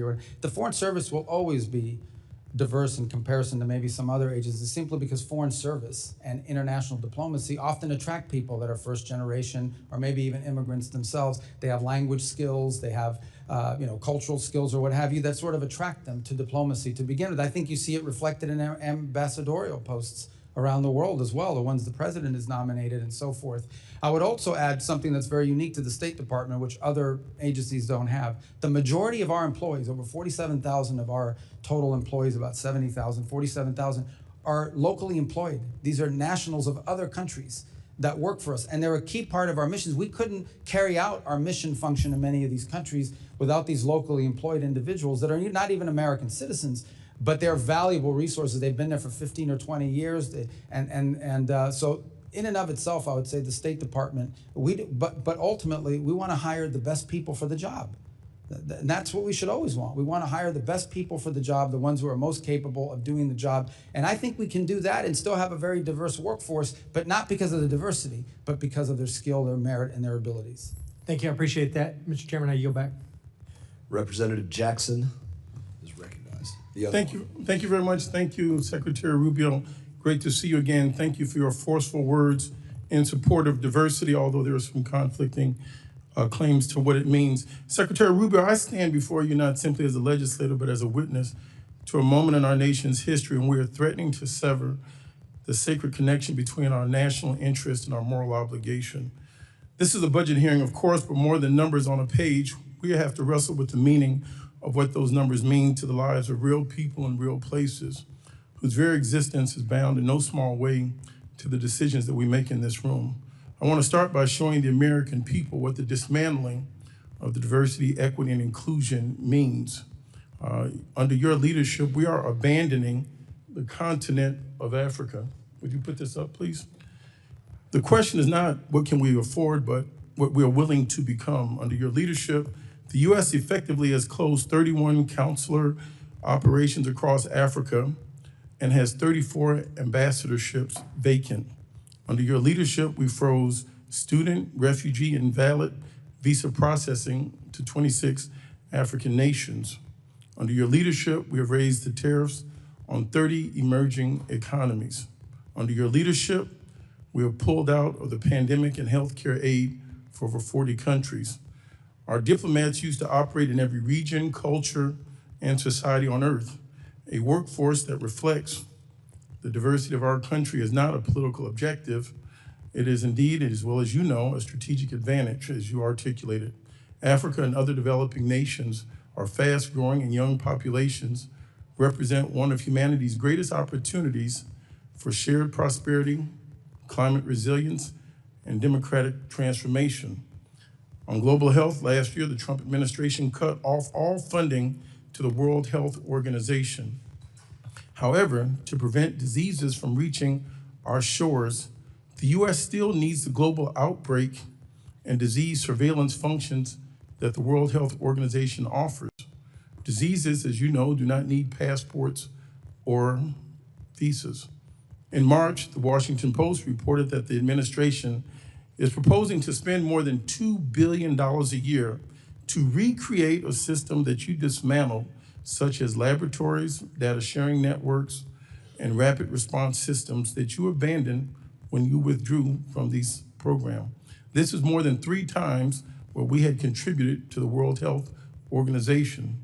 That's waste, fraud, and abuse. How is reinventing the wheel at a significantly higher cost efficient for the American people? You know that, let me just answer that. Since Eastern Congo and Uganda are currently experiencing the 3rd largest outbreak since it was discovered half a century ago, and your response was to criticize the World Health Organization that you had retreated from. Your statement in the administration's action revealed a retreat from our responsibility, a shrinking of the vision of America, and a devastating abandonment of those who have long looked to the U.S.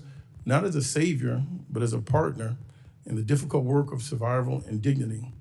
Moving forward, we would have questions on how the Trump administration plans to address global health crisis, if that is something the United States still wishes to have leadership in. Prior to 2026, U.S. global health was a model for the world. Its initiatives helped contain more than 250 diseases across more than 40 countries. But DOGE and this administration have not told the truth. They told the American people these cuts were necessary. Because I can assure you there is nothing necessary about denying medicine when people are suffering. There's nothing justified in weakening initiatives like PEPFAR and the Global Fund. I'll give you some time, which have stood as shining examples of what this country can achieve when it chooses compassion over indifference.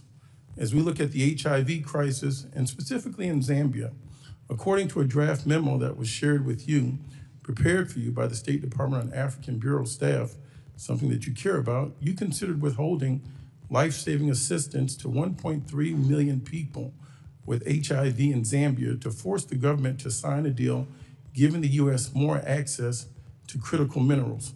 Do you consider it acceptable to use life-saving HIV/AIDS treatment as leverage for economic advantage? And in closing, over the Easter weekend, I was in Cuba doing an oversight to see, and your State Department refused to meet with members of Congress while they were out gallivanting and partying. In closing, I would like to ask you, will you invade Cuba? I yield back. Well, I have 1 second to answer. What do I do? I mean, you guys tell me your rules here. I tried to write down all the stuff Will you invade Cuba? Well, that's not the only thing you said. Mr. Secretary, I'm going to take my time to ask questions at this time, and I'll give you some time to answer. Okay, because I do want to answer a lot of the points he raised. So my questions are going to bear on this. I think there is a significant difference in the State Department today, and since you've taken the reins, versus the State Department under Secretary Blinken and under President Joe Biden. I'd like you to expand upon the changes that have been conducted. I think it's also incumbent for us to speak about things that just not everybody follows these things all day. I spoke about these things a little bit in my opener. The amount of attacks that have come against the United States of America by the hand of Iran, not in 47 years, just in the last 30 months prior to Epic Fury beginning. I referenced over 350 attacks, 200 wounded, multiple Americans dead, to include Specialist Moffett, Specialist Sanders, Specialist Rivers. We have been ongoingly attacked by Iran just recently. And the United States has largely done nothing about it. I think one of the things that's changed about us is that we are not going to be an America that gets attacked and pretends it never happened, ignores it, does nothing. That was a way of the past. So, Secretary Rubio, I'd love for you to discuss this and discuss the questions that were asked previously, and you have 3 minutes and 45 seconds to do so. Okay, good. And I actually think they dovetail because there's a couple points. First of all, it's just absolutely false that we've abandoned the continent of Africa. As I've highlighted multiple times here on the diplomacy front, we are deeply engaged in the DRC and Rwanda peace negotiations. In fact, if it wasn't for us, there wouldn't be any negotiations. We are deeply involved in the Quad effort with Sudan that involves the UAE on one side, Saudi Arabia on the other, and it's deeply complicated that we actually have helped host donor conferences. So we are very involved in all of those issues.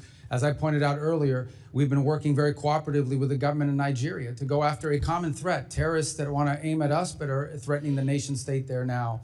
And by the way, we're opening new areas of relationship like Equatorial Guinea, which is a country we really hadn't had much interaction with for many years, and now that's begun to flourish, and hopefully we can build upon that. In the case of the consular services, we've consolidated consular operations all over the world. And one of the reasons why is you can do it more efficiently. There are areas where literally the number of either visas that are not accepted or even applicants do not justify having a full-time station. We've done this repeatedly, not just under this administration, but previous administrations have done that. And so consolidation of consular services is not unique to the African continent. We've seen it in Mexico, where we're going to close one consulate because the cost-benefit analysis doesn't add up. On the World Health Organization, they basically covered for China during the COVID pandemic, openly covered for China, refused to disclose the reality of what was happening soon enough, and didn't put the blame quickly enough on where it belonged. But not just the blame, it didn't allow researchers to be able to begin the work of, it took longer than it should have to develop a vaccine and other things because of their attitude towards that. And we have deep problems with the way the World Health Organization seems to play politics on behalf of some countries, and we pointed that out. Now, let me talk about a couple other things you raised. The Global Fund. The Global Fund is very happy. You should call them. They're very happy with us. They put out multiple statements about the work we're doing with that. We are fully compliant. Any of his assertions, Chairman? It's my time. No, but I'm just telling you, the Global Fund, we are, for example, there's a 33% cap on what we give. The rest has to come from other donors. We are at that level right now. And if donors give more, we'll give more. We're committed to that. They're very happy with what we have worked out with the Global Fund.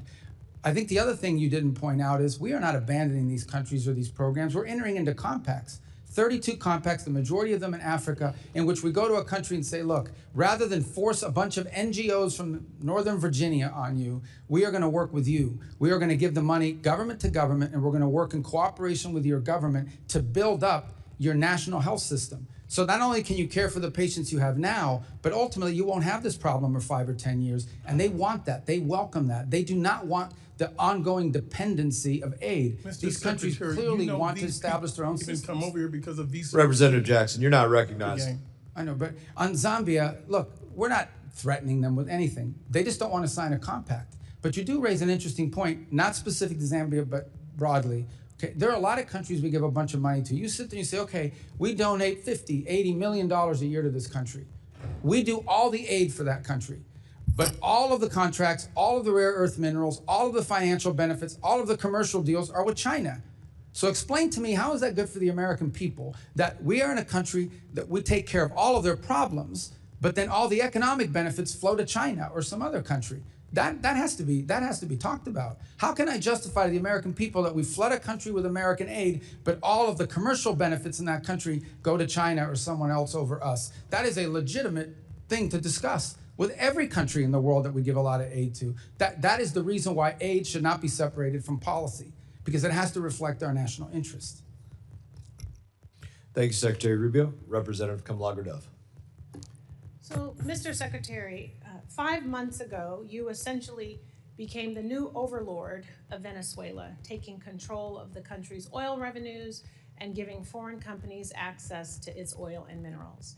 But you have provided no real transparency about where the money is going and who is benefiting from this arrangement. I want to now talk a little bit about Mauricio Claver-Carrón. So, Mr. Secretary, you've known Mr. Claver-Carrón for many years, correct? I don't know how many years, but sure. Okay.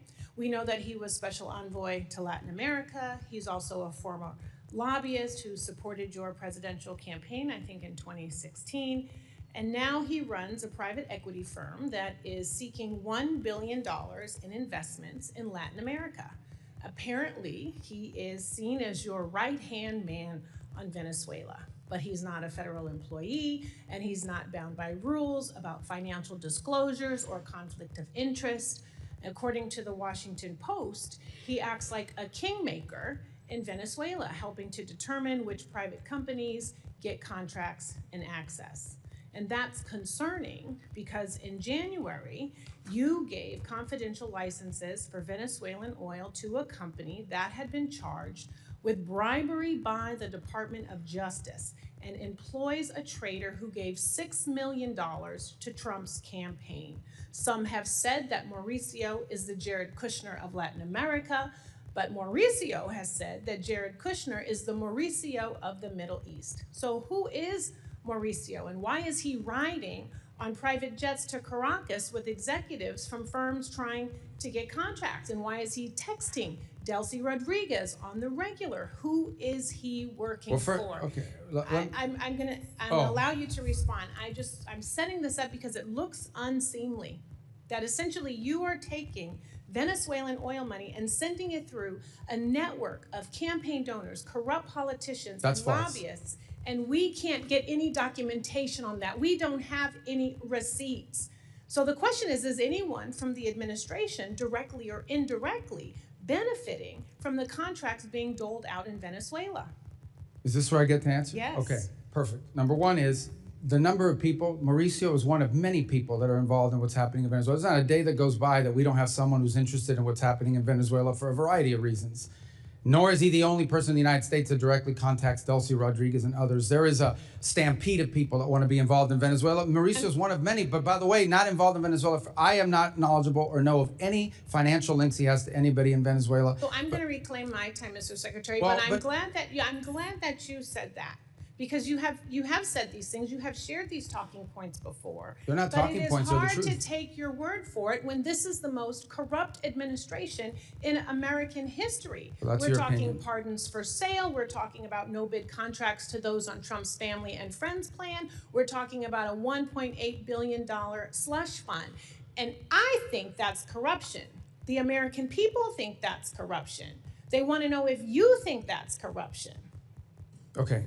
Number two, this goes right to the point of transparency. You're absolutely wrong about the way the money flows. It's pretty straightforward, and I'll share. So I'm going to have to reclaim my time again because what kind of process is this? They get to ask questions and you don't get to answer? It's my time. The question I don't know about about corruption you. When is it my really time? important. So why am I because here if I don't get to answer your questions or your defamatory statements? I'm reclaiming my time, Reclaim. Mr. I want Chair. you to, but I want to reclaim. Well, do I get time? Because you This is make these my time, defamatory Mr. Chair. statements and no one can talk here. If This you is crazy. can't call out corruption in this country, then how can you call it out in another Well, I can't say country? anything 'cause you won't let me That is the speak. question. It is about credibility and your credibility. And your credibility meter is on empty right now. This See, oil. these guys who just get to talk and I don't get to who answer? determines the barrels of oil that get sold? What? How But you many won't let of them? me At answer your what question. I price have an does it answer get for your sold? question. Where is it going? Oh, I get it. will They let have to you. use their time for me to answer The your onus question. is on you to a prove joke. that there is no corruption happening. Well, how do I That is prove it if your you don't let me talk? responsibility as the Secretary of State. And you know what? Normally we would have access to that data.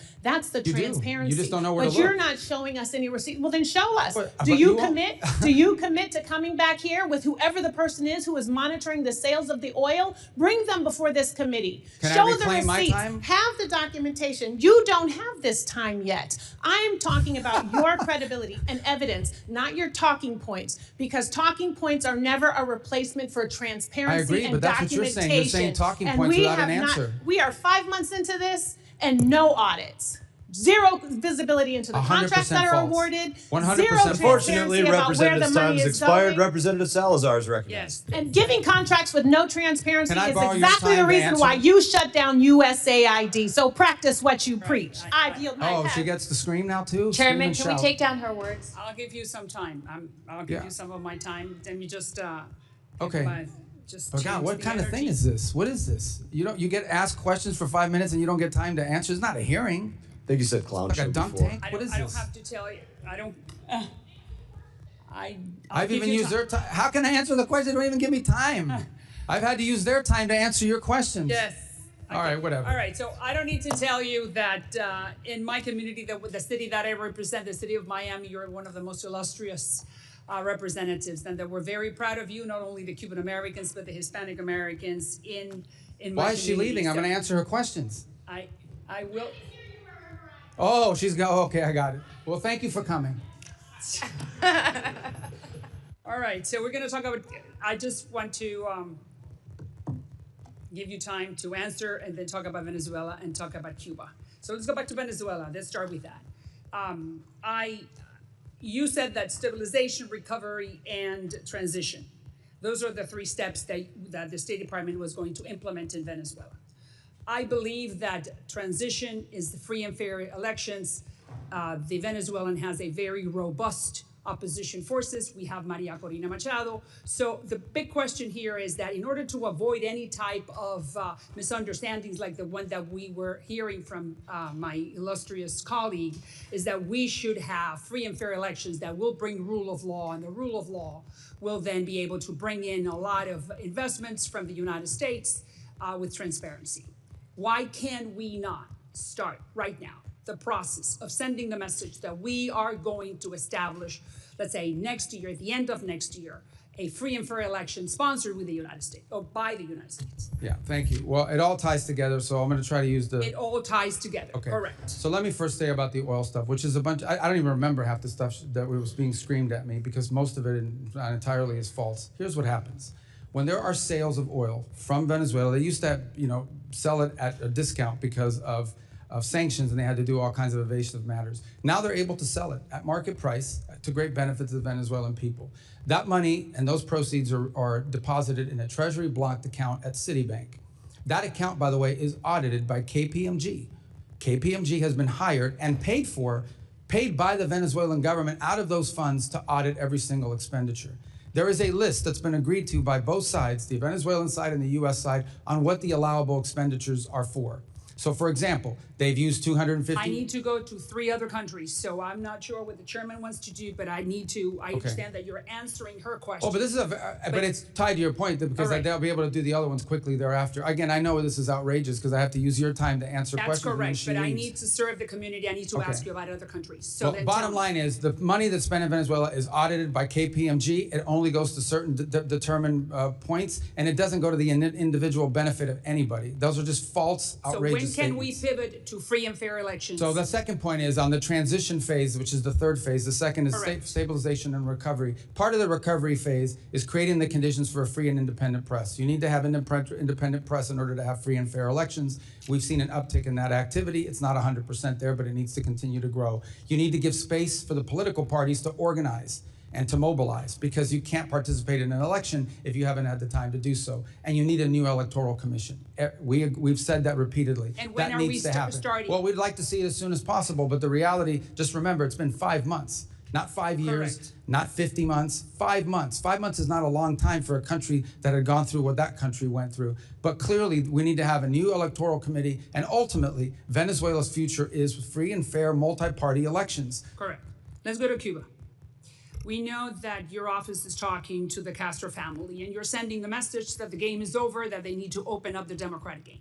We know that, all right? So the question is, what's delaying that process?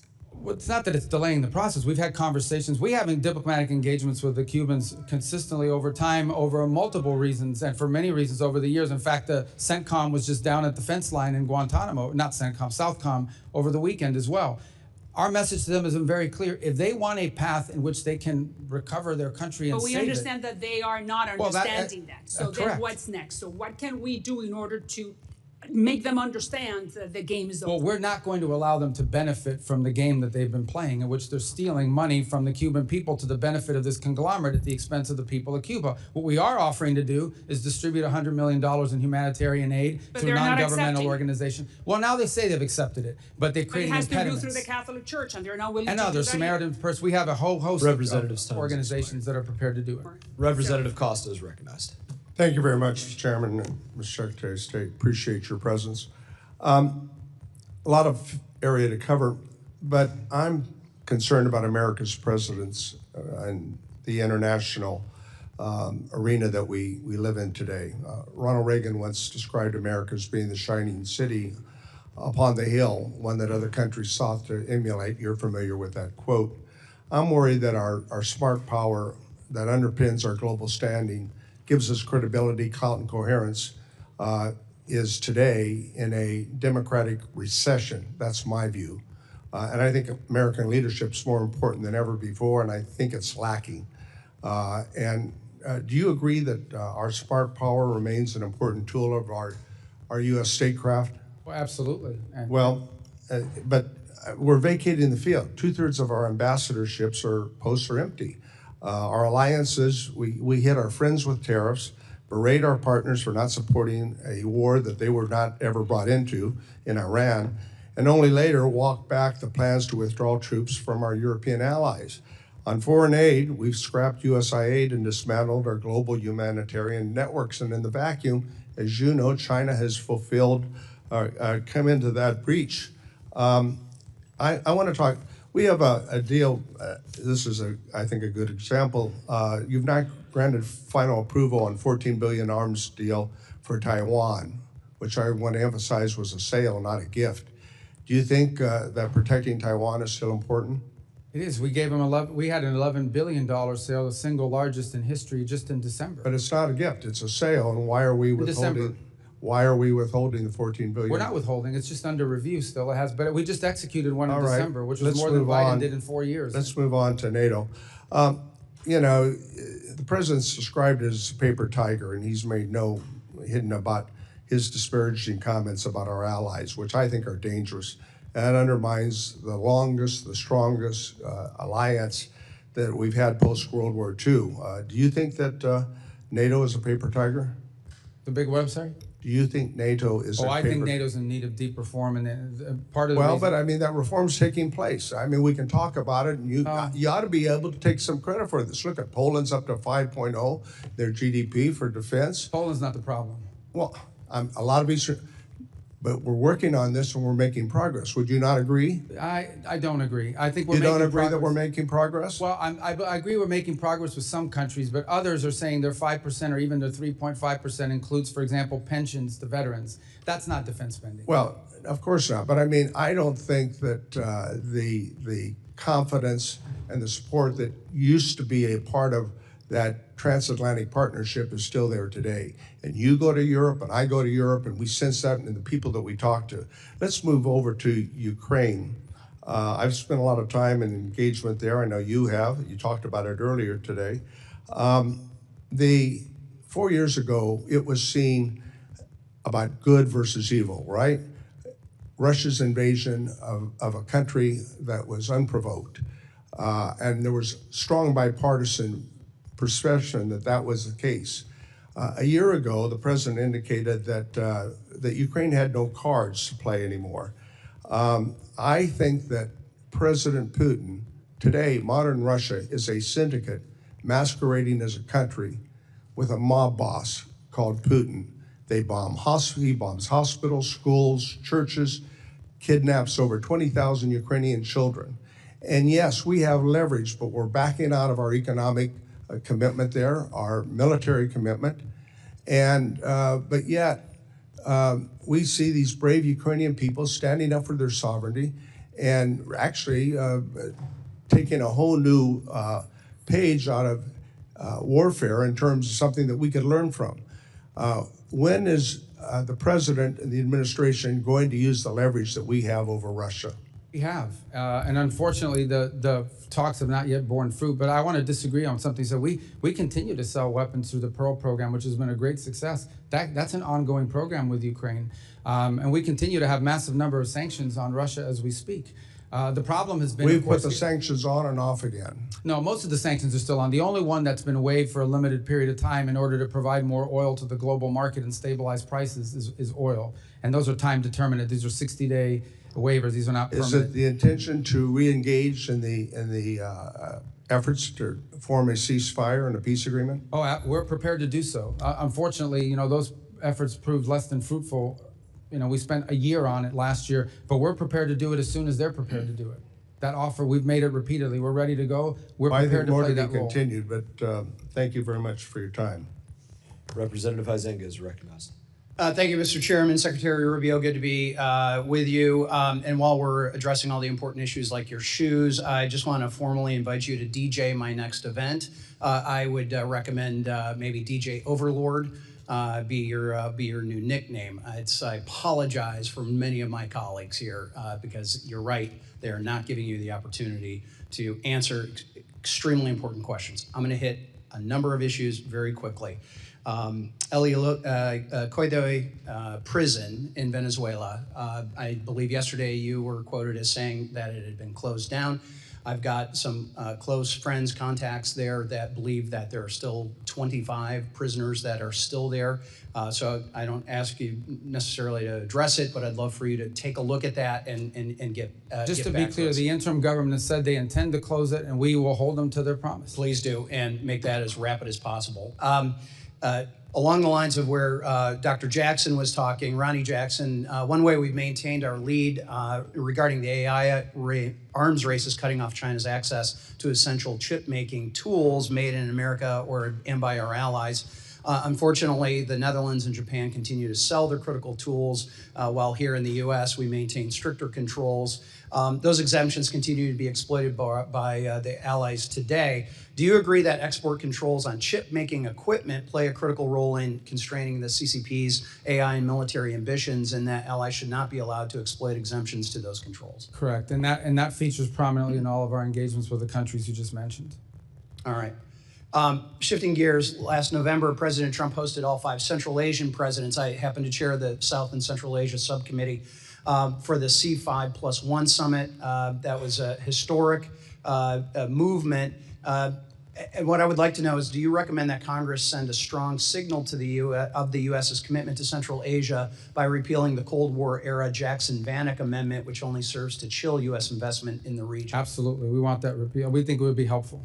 And what would be the positive steps? What are those I think next it would steps? signal that these impediments that have existed in the past and being able to deal with these countries commercially are being removed. So this came up in my confirmation hearing, and I don't know what the holdup has been, because every committee I go to, they ask me why.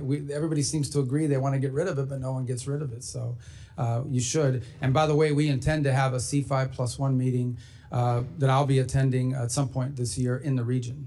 Wonderful, and they will be thrilled to have that. And then you recently, you recently returned from visiting India. India is a critical economic and security partner for the U.S. across the Indo-Pacific. Could you please share with the committee the outcomes of your recent visit and how the Trump administration is strengthening the partnership while simultaneously addressing longstanding market access issues? Well, so India is an important strategic ally of the United States. We do a lot of things together, and there's tremendous opportunities to do more. The 2 points we focused on are, one is the hopes that we can wrap up the negotiations on our trade agreement, which we think we're a few weeks away from being able to conclude. Obviously, I don't negotiate those. That's a USTR function. So I would refer you to them as to the timing of it, but we think we're pretty close in getting that done, and both sides want to see it done. The other reason I was there was, in addition to the bilateral meetings, we were able to host a meeting once again of the foreign ministers of the Quad, which is the cooperation between the United States, Australia, Japan, and India. And there are a number of things we're working on, and now we have actionable items that we're beginning to focus on. There'll be a new port facility in the region that we're going to work together on for one of the small Pacific islands. I think that is an important show. Can you name which one? Well, I think we're talking to Fiji right now about the ability to be involved with them. And then the second is, I hope I didn't misspeak on that, but I believe that's the case. And on the second one that we are working together on Trust is me, somebody in the media will hold you accountable. well, we'll get but the second one that I would tell you is that one of the things we've agreed to work on is domain awareness, working together and pooling our resources so we can have domain awareness about what's happening out in the sea. Is there someone out there trying to impede traffic? Is there someone messing with undersea cables? Is there, sanctioned ships that are moving through? This domain awareness is critically important. If we can pool the resources of these 4 countries, it would be a benefit to the region writ large. Thank you. And I'll just leave one last comment. It's been my observation going back to whether it's Russia, Iran, other places that have been bad actors. Sanctions are only as good as your willingness to enforce them. And we are finally seeing this administration, with your advocacy and others, and Treasury, to enforce those sanctions. Anthony Blinken sat there where you are not that long ago, and I had to remind him he had a problem on his hands because I'm vice chair of the Financial Services Committee. There's a number of Financial Services Committee members who are on this committee. We actually write the sanctions, and he basically would come in and say, don't worry your pretty little head about all these confusing sanctiony things. We got a handle on it. You finally do. Thank you. Representative Amo. Secretary Rubio, welcome back. I want to start where we left off last year. You told me, quote, we're going to do more food aid than any country on the planet times 10. That was your promise. But the facts tell a different story. America might still be the world's largest food aid donor, but we certainly don't provide 10 times more food aid than our peers. In fact, under your watch, America's food aid contributions have been cut by more than half to roughly $2 billion. It should be very clear that America's strength has never come solely from our might. It comes from our alliances, our credibility, and our values.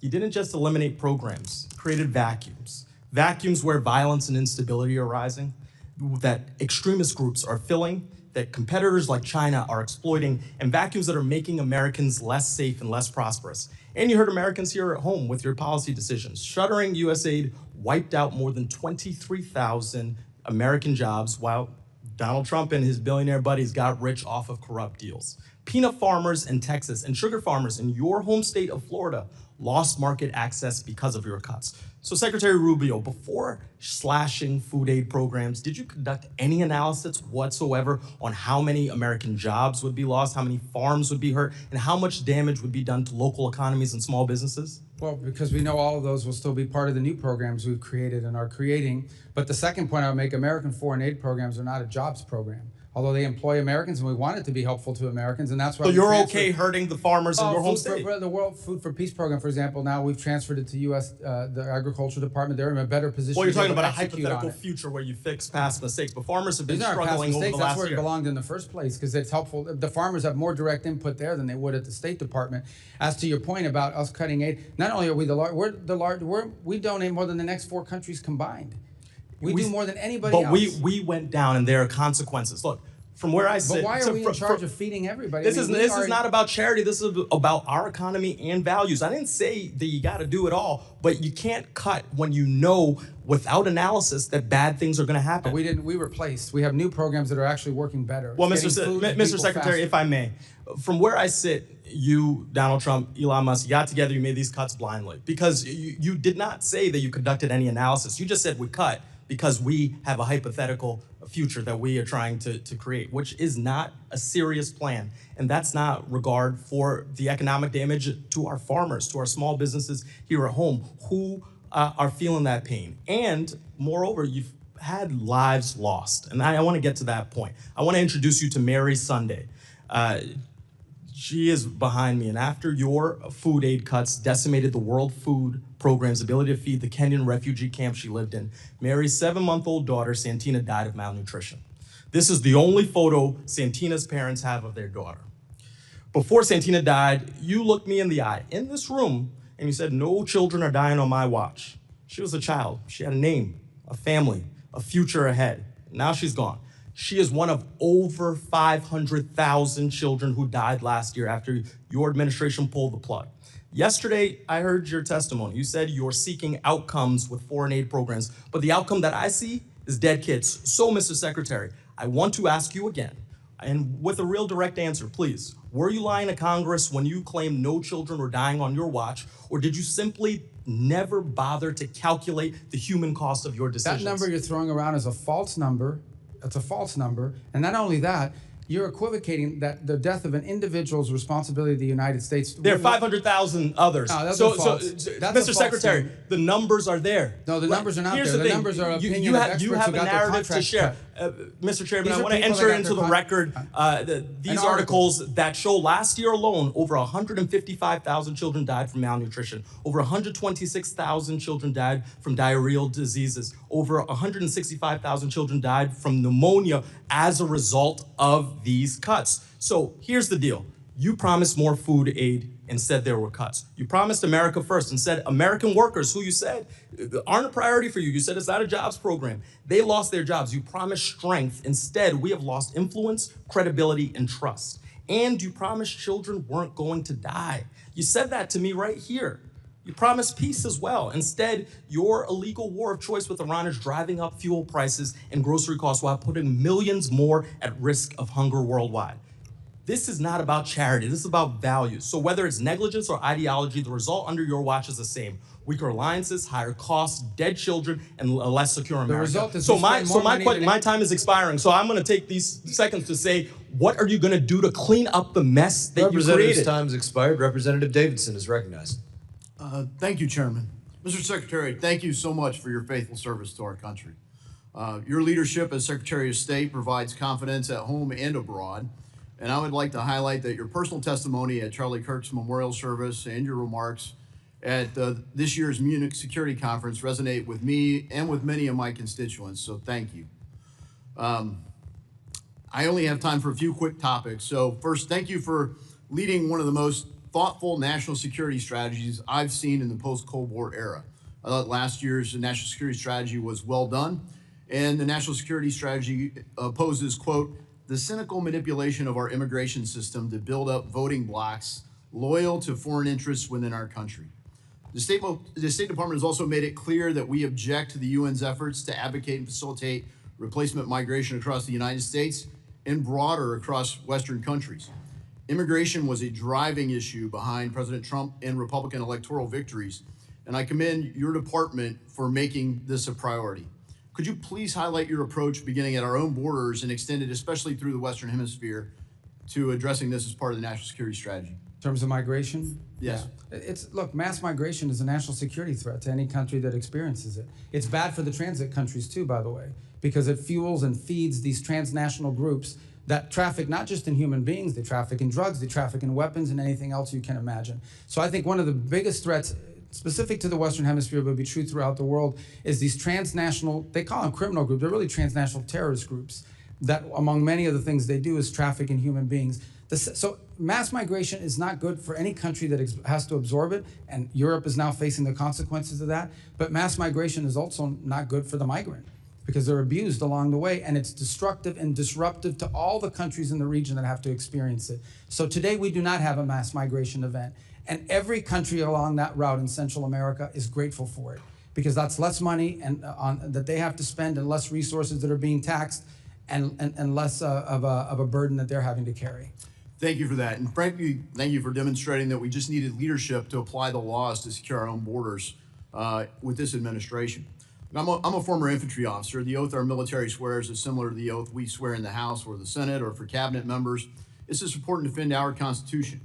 You know, generally we say, first define the mission, second authorize the mission, and then execute the mission. So I'd like to call your attention to the 2001 AUMF. It was, I think, the 01 AUMF and the 02 AUMF that I thought brought justice to Qasem Soleimani. As you highlighted previously in dialogue today, you know, the IEDs and efforts of the Quds Force killed many Americans in Iraq. And he's, you know, Iran has been the biggest state sponsor of terror. Unfortunately, the 01 AUMF, which still survives, doesn't, it authorizes a war on terror for Al-Qaeda and their affiliates. Hezbollah, Hamas, Houthis, and numerous other proxy forces for Iran aren't affiliates of Al-Qaeda.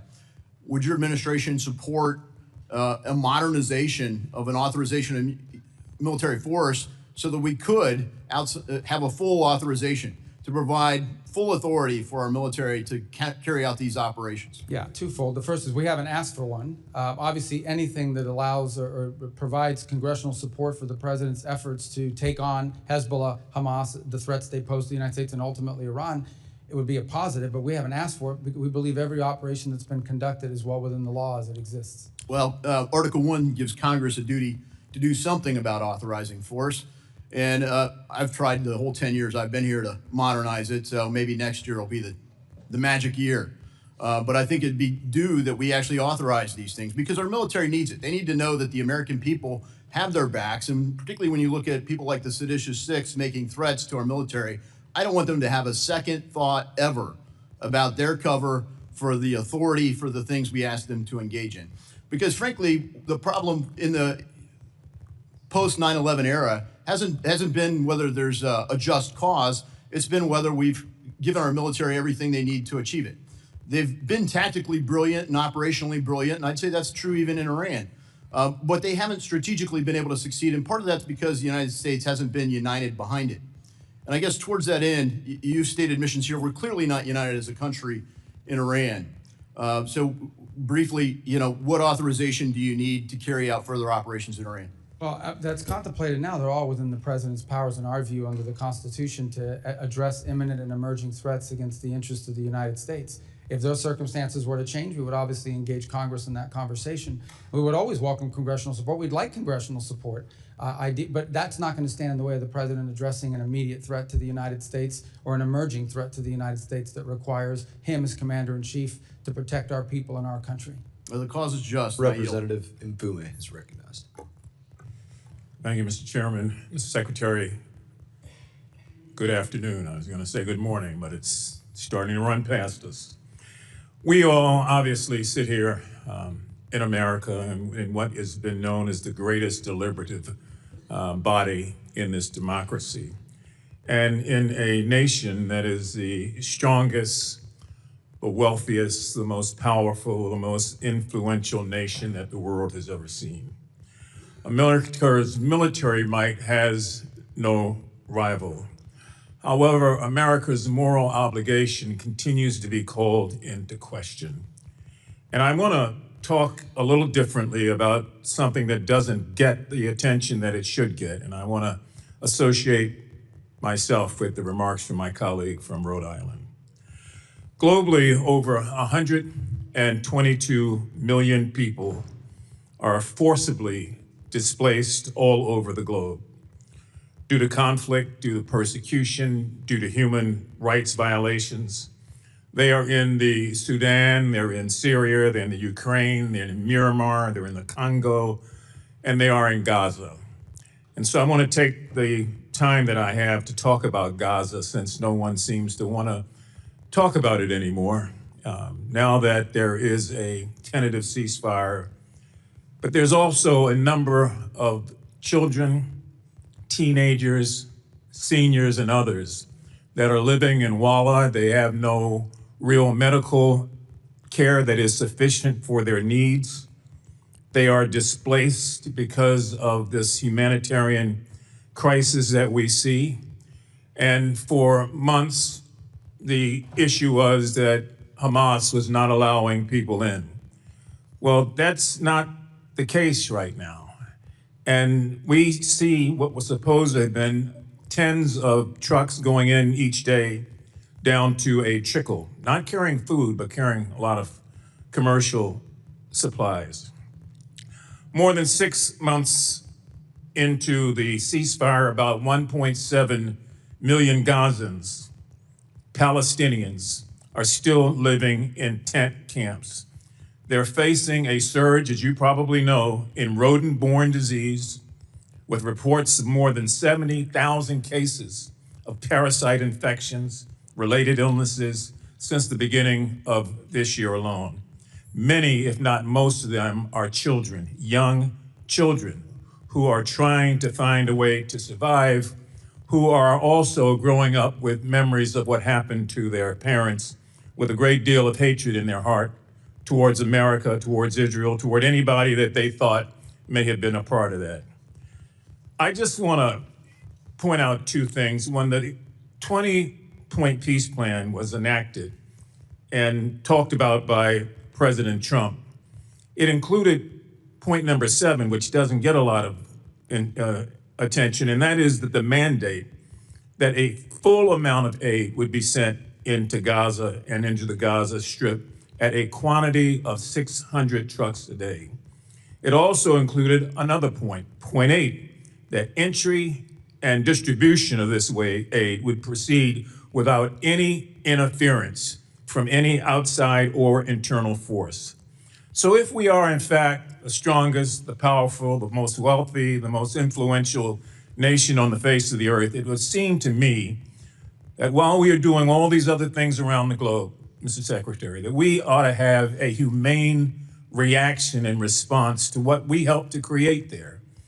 I mean, it is not just war-torn, it's ravaged, and people are dying every day, even as this hearing takes place, because they can't get medical attention.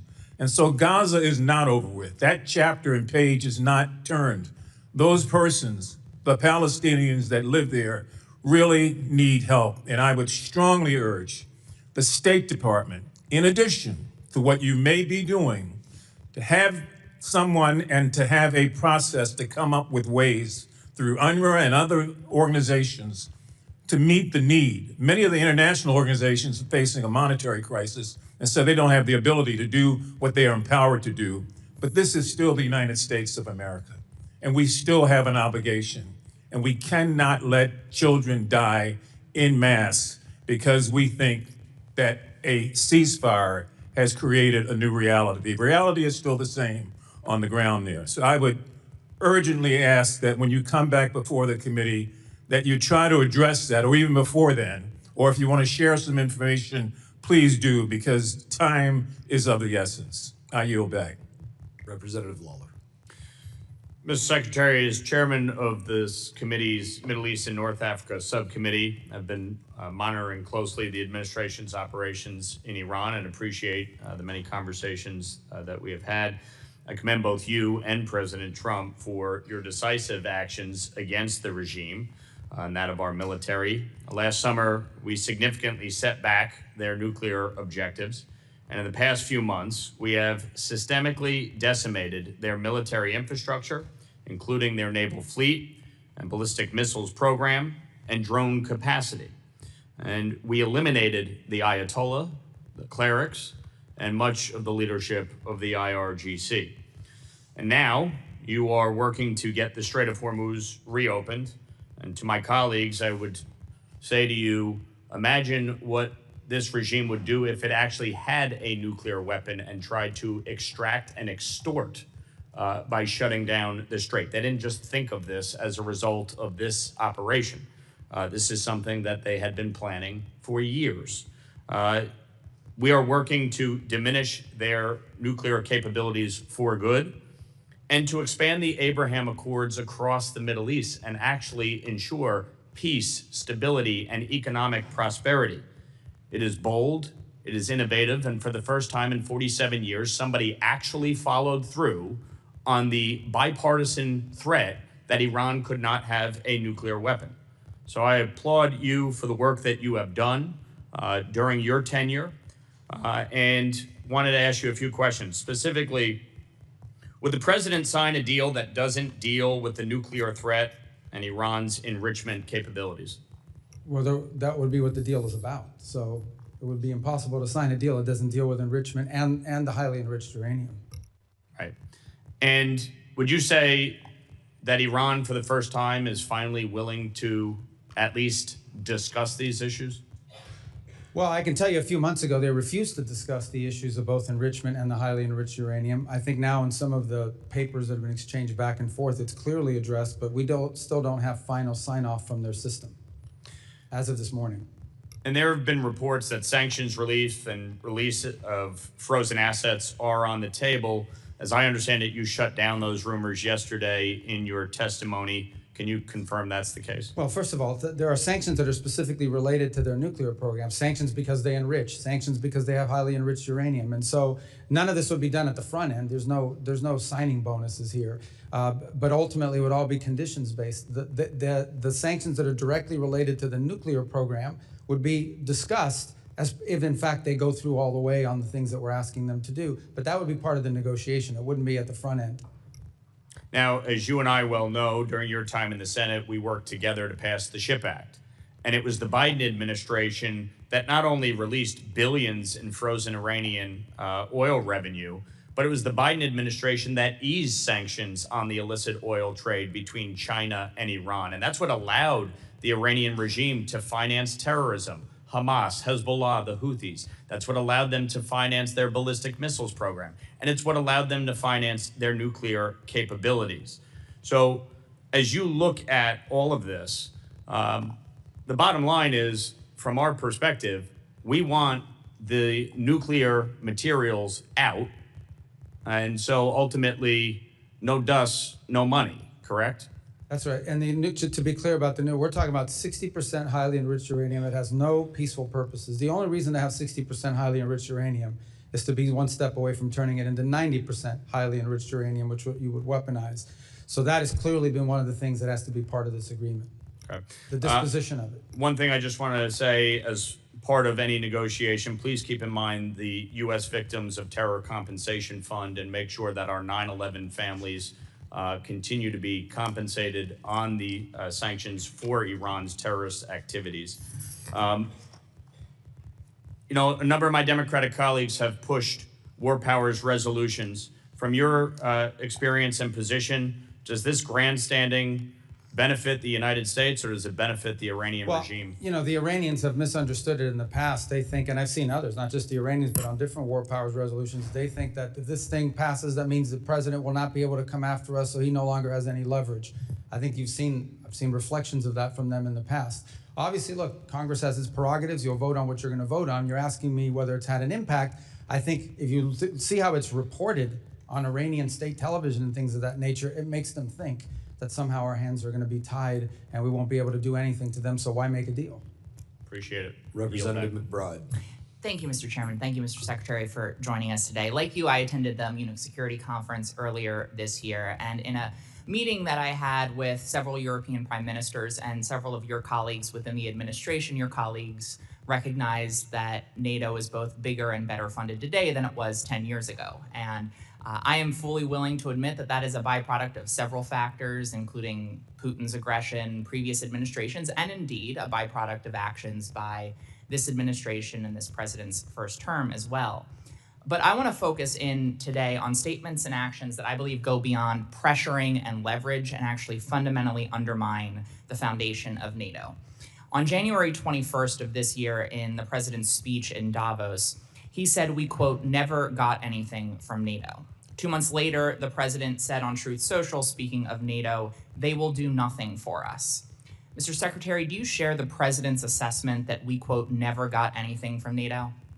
Well, I think what the president was speaking to at that moment, and was what I'll speak to you about now, is one of the reasons why I've been such a strong supporter of NATO is because they allow us to use these bases, because it allows us in a time of contingency, like the one in Germany and others. And for the first time, I think we see NATO countries denying us the use of their bases, which undermines the purpose of our involvement. These statements, including the one we never got anything from NATO, happened before the war in Iran, which falls outside of the Article 5 invocation. It falls outside of a war of defense.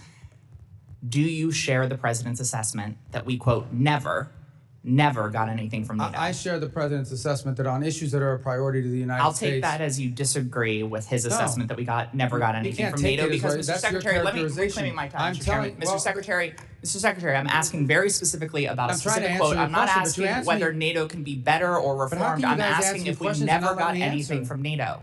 And I want to specifically ask you, Mr. Secretary. Well, why are you asking me if I can't answer? You're not answering the question that I'm asking. You're answering a different question about whether NATO can be better or reformed. And so I'm going to move on, Mr. Secretary. Are you aware that the only time Article 5 has ever been invoked is after 9/11 in defense of the United States? Of course I'm aware of that. Okay. And are you aware that more than 1,000 Europeans died in the subsequent war on terror that was invoked after? They participated in the Middle East, correct. And I assume you're aware that the NATO ally that lost more service members per capita is Denmark? Denmark, I thought it was that the UK had suffered more. More per capita. Okay, gotcha. And I assume you're aware that Greenland is indeed part of Denmark? For now. Okay. Well, I want to focus in on Greenland. I joined the bipartisan bicameral trip to Copenhagen as the administration that you're a part of sought to seize Greenland. In the president's speech at Davos, he said, referring to Greenland, quote, "You need ownership to defend it." Mr. Secretary, does the United States need to own land within NATO to defend it? And the truth be told, we are actually involved in conversations with Greenland and Denmark on the use of Greenland for collective defense for all of us. It's a key part of missile defense, but we're involved in those talks right now. So I think we're in a good place on it now. But I don't want to put stuff out there in the public record that would undermine the conversations we're having with them on it. So specifically, I'm not asking about whether we're going to do more within Greenland for our collective defense. I think all of us share that goal, including Denmark and Greenlandic people. But does the United States need to own land within NATO to defend it? That's what the president said, and that was the justification for those statements and the attempt to seize Greenland several months ago. The president's view is that it's a lot easier to defend it when you have control and complete control of it. We are obviously having conversations with both Denmark and Greenland. They're ongoing on a monthly basis now. I think we'll have pretty good news on it at some point. I take that as you disagree with the literal words of the president of the United States. And I want to put a finer point. I think he's right. If we owned it, it would be easier to defend it. But that's not what he said. He said you need to own it to defend it, which fundamentally undermines the central tenet of Article 5 of NATO, which states that the parties agree that an armed attack against one or more of them in Europe or North America shall be considered an attack against all of them, and if such an armed attack occurs, each of them will assist the party or parties attacked. So sitting here with, I'm sure, many leaders across Europe within NATO and many leaders beyond, including Vladimir Putin, potentially watching the words and listening to the words that you are saying, can you reassure our NATO allies and make it clear to Vladimir Putin that if a NATO ally is attacked, and Article 5 is invoked, that we will defend them? The United States is still in the NATO alliance, and we'll be there in Turkey to talk about all of these topics. The president himself will be attending the next NATO meeting of heads of state, where all these points will be made clear. We're still in NATO, but NATO needs significant changes, and the president has made that clear. And he's very disappointed in NATO. Representative Self is recognized. Thank you, Mr. Chairman. Thank you, Mr. Secretary, for being here. I want to continue on NATO, but first of all, would you like 30 seconds to respond to the last questioning? Well, thank you. The bottom line is the United States, look, with the NATO, I've been a strong supporter personally in the Senate and otherwise of NATO, and I still see the utility in it. The problem with NATO, as I want to point out, is those bases that we have in the region is one of the reasons I used to argue why NATO was so important, is it allowed the U.S. to project power and have power in case of contingencies. And we had a contingency, and we had countries in NATO that said, no, you can't use our bases, particularly Spain. Now, I want to be fair, there were other countries that have been extraordinarily cooperative in what they've helped us to do, some publicly and some privately. But I think the president's irritation with NATO is that in a time of conflict and crisis where the United States had a need, you had members of this alliance who are constantly asking us to get involved in European matters, like Ukraine and things of this nature, who in our time were actually telling us, no, your tankers can't use our airbase. No, you can't use it to refuel. No, you can't use it for logistical support. And he's very what kind of alliance is that? I think the other thing that's concerning is that apart from NATO, you have this European effort to stand up some sort of a military force, some of which may trigger actions that would then lead to an Article 5 invocation. That's a separate topic, but one that also needs to be discussed. So I think the next meeting of NATO in Turkey in July is probably the most important meeting in NATO's history, because there's some things here that need to be cleared up and fixed. Thank you, Mr. Secretary. I chair the European subcommittee on this committee. I was in Europe for 8 years on active duty to include European Command and NATO-shaped military headquarters. I want to point, you gave us a really masterful review of the global situation early in your spoken remarks. I want to ask you to comment on another part of Europe that we've not talked about that I consider very fragile, and that's the Balkans, particularly the Western Balkans. I just completed a trip through Bosnia, Herzegovina, Serbia, and Kosovo. I talked to government officials. I talked to opposition members, students, obviously the country teams, KFOR, NGOs, talked to everybody I could talk to. It's extremely fragile right now. Thank you for the ambassadors that were recently nominated for that region. I noticed that Kosovo did not have an ambassador nominated, and I would ask for your support there. We have 4 NATO allies that are also blocking Kosovo's entry into NATO. Obviously, we have the intractable issue between Serbia and Kosovo, that Serbia considers Kosovo a province. Most of the world recognizes Kosovo as a sovereign nation. We have the change in the high rep coming in Bosnia-Herzegovina. This is an extremely fragile area of Europe, and I would ask for you to support Kosovo's membership in NATO with those 4 countries at the meeting in Turkey that you just mentioned. I'm looking for stability and balance in the Western Balkans. Our troop presence is very, very important in that region of the world in terms of the KFOR particularly. And I know we're looking for a high rep, and I just ask for any comments you have on the Western Balkans. I consider them fragile. Well, as you know, the pre-existing high rep has resigned, and so there's a new candidate that we'll be supporting. He's an Italian gentleman that we think would do a good job of helping provide some stability to that position. Beyond that, we remain engaged on this topic, as you've pointed out, and have so done privately as well. The last thing we want to see is any sort of conflict in there, any sort of partition, division, things of this nature, and that would create further conflict. I can't speak to expansion of NATO. I'll be frank with you, based on my last meetings with the foreign ministers, and obviously perhaps Secretary Hegseth has additional comments on this point, but at least what I perceived is that, right now, generally speaking, NATO is so focused on some of these other issues that have been raised here today that expansion, particularly in the case of Kosovo, but other topics, isn't really on the forefront of some of the agenda of these countries. But that doesn't mean it will never happen. It just means it's not really, given these other sort of friction points, it has not featured prominently in recent conversations with our NATO allies. Yes, Mr. Secretary, you look at the Western Balkans, there's kind of a hole there in terms of EU membership and NATO membership. So there is a lack of stability. With that, I have 30 seconds left. I'd like to yield to my colleague. Thank you very much, Honorable Congressman Self. I just want to finish with what I was trying to ask you, Mr. Secretary. Let's go to Colombia. President Trump just endorsed Abelardo del Espriella. We have information, sir, that there are forces preparing a major election fraud coming up in 3 weeks. My question to you is very clear. We need to send a message to the Colombians that they need to have free and fair elections. So are we prepared to say that whomever participates in that type of fraud process during the presidential election, can we sanction them with OFAC sanctions, canceling United States visas for them or for their family members? Look, I can't make that. I would say to you that we are going to be very forceful in ensuring that there is a free and fair election in Colombia and do everything within our power to ensure that that happens. Specifically, time's expired. Representative Dean is recognized. OFAC. Thank you, Chairman and Ranking Member Meeks. Welcome, Secretary Rubio. I want to take a moment to echo the sentiment about this administration. Under your leadership, we are going backwards. We're losing our moral standing. We're alienating our allies. Our status as the indispensable nation is in question. I had hoped that President Trump would have used you more. I had hoped he would have used diplomatic tools more instead of family deal makers. A prime example of where we have lost ground is the destruction of USAID and the U.S. foreign assistance apparatus. Secretary Rubio, I agree with your stated intention to spend foreign aid effectively, efficiently, and aligned with American values. Your written testimony certainly paints a rosy picture of the State Department's progress in achieving those goals.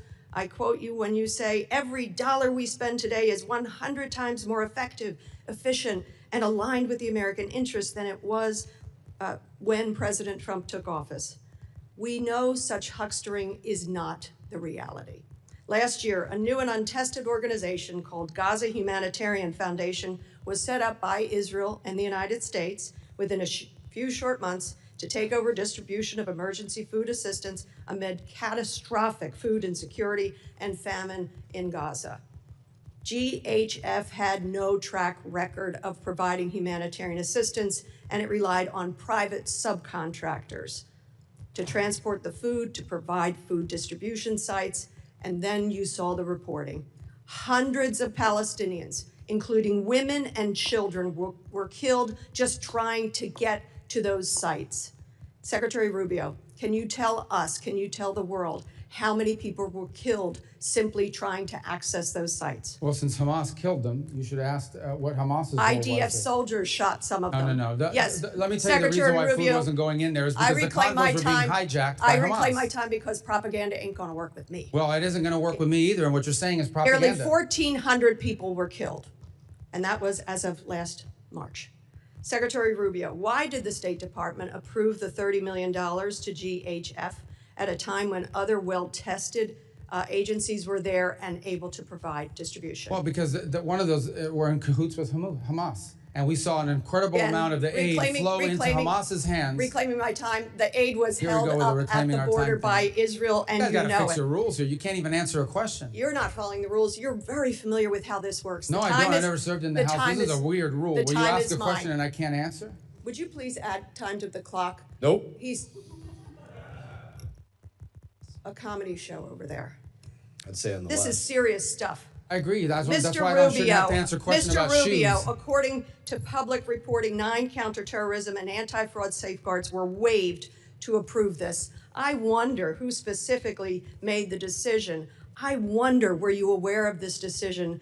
I'm not asking you a question. And was there any written justification?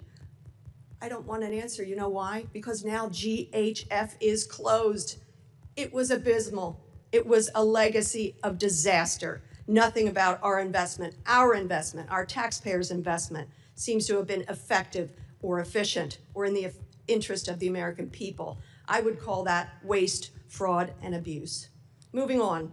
I'm a member of the Appropriations Committee. I'm concerned that you're flouting Congress's constitutional power of the purse when it comes to foreign aid. For FY25, Congress appropriated and the President signed into law more than $690 million for international basic education. I don't need to tell you that investing in basic education is critical for empowering children, creating economic opportunity. It's also had a long time bipartisan support. You personally, as a senator, supported authorizing legislation, the READ Act. How much of this funding has been spent so far? I don't have that figure in front of me, but I can tell you we're not going to fund puppet shows. Can you get it for us? Yeah, I'll get it for you, but I'm going to tell you the number of puppet shows and all these other stupid things they were spending money on is going to be zero. Well, you supported the legislation. I didn't support the legislation to have puppet shows. Mr. Rubio, Mr. Secretary, the Trump administration will be remembered for rubble and rot. I had hoped you would have been able to distinguish yourself above that rot. I bet you hoped it too. Sadly, you have not. I yield back. Well, Representative Baird is recognized. Thank you, Mr. Chairman, and thank you, Mr. Secretary, for being here and giving us an update on the Department of State. We really appreciate that. You know, in your testimony, you stated that the foreign assistance is a key instrument in America's ability to build partnerships and trust with developing countries. And President Trump has put forth a clear plan about America first in all aspects of our policy and his policy. Our focal point that the State Department has spearheaded, which is I am very excited about, is the American First Global Health Strategy. The U.S. is a global leader in health innovation, particularly with pharmaceutical applications and biotechnology. African countries overwhelmingly have been the beneficiaries of American First bilateral global health agreements. 21 of the 32 signed agreements that you mentioned in your early presentation have been with nations in Africa, resulting in 40% of African nations being partners of the United States that have taken a responsibility to invest in their people instead of asking for a blank check from America's taxpayers. So I'm proud as a representative of Indiana to see that the drastic increase in domestic investments is innovative for global health problems and biotechnology. So can you walk me through the process for sending America's medical and health innovation abroad to assist with global health threats? And additionally, what plans does the State Department have to expand those global?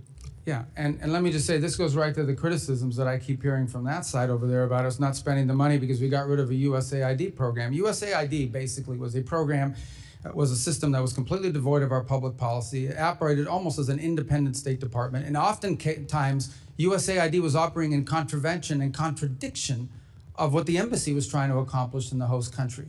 And one of the complaints you would get from many developing countries is that they would get flooded with NGOs that were picked for them. These NGOs would then operate in the country without even coordinating with the government, doing whatever they wanted and pursuing what they wanted. And in some cases, it extended well beyond food and medicine. It extended to political interference and all sorts of other activities in these countries that were undermining the national interest and the credibility of the United States. Now, these compacts in particular are promising and exciting because they are government-to-government arrangements. No longer do we put money into a bucket and says, this is for vaccines, or this is for medical care, or this is for standing up clinics globally. We are doing it individually, country by country. And the reason why that makes sense is because every country has unique needs. Some country may need more help in some area than in others. But at the core of this arrangement that we're making with countries is their desire and our goal to ultimately help them build their own national health systems so that eventually they no longer are dependent on foreign aid in order to be able to conduct that. Some countries that may take 5 years, some countries that may take 15. It depends on which country. But that's the goal of the compact. And these countries are happy with the compact because for the first time ever, their government leaders have control over how the money is spent, where it's being spent, and it's being spent in a way that builds their domestic capacity inside of the country. That's a much better way to do it than to flood these countries with NGOs accountable to nobody, run by, in many cases, through a USAID program that was undermining our foreign policy in that country in many instances. Well, I appreciate that answer very much. I was really shocked to see where some of the funds were going in Africa, for example, through those USAID and the USAID program.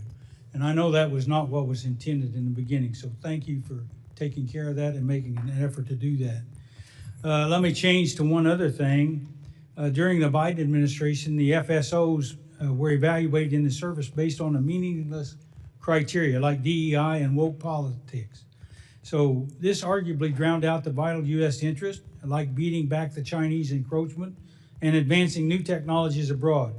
I commend you for stripping the Department of DEI and other woke policies, and we should renew our focus on reinforcing our edge against China, and we certainly can use tech diplomacy to do that.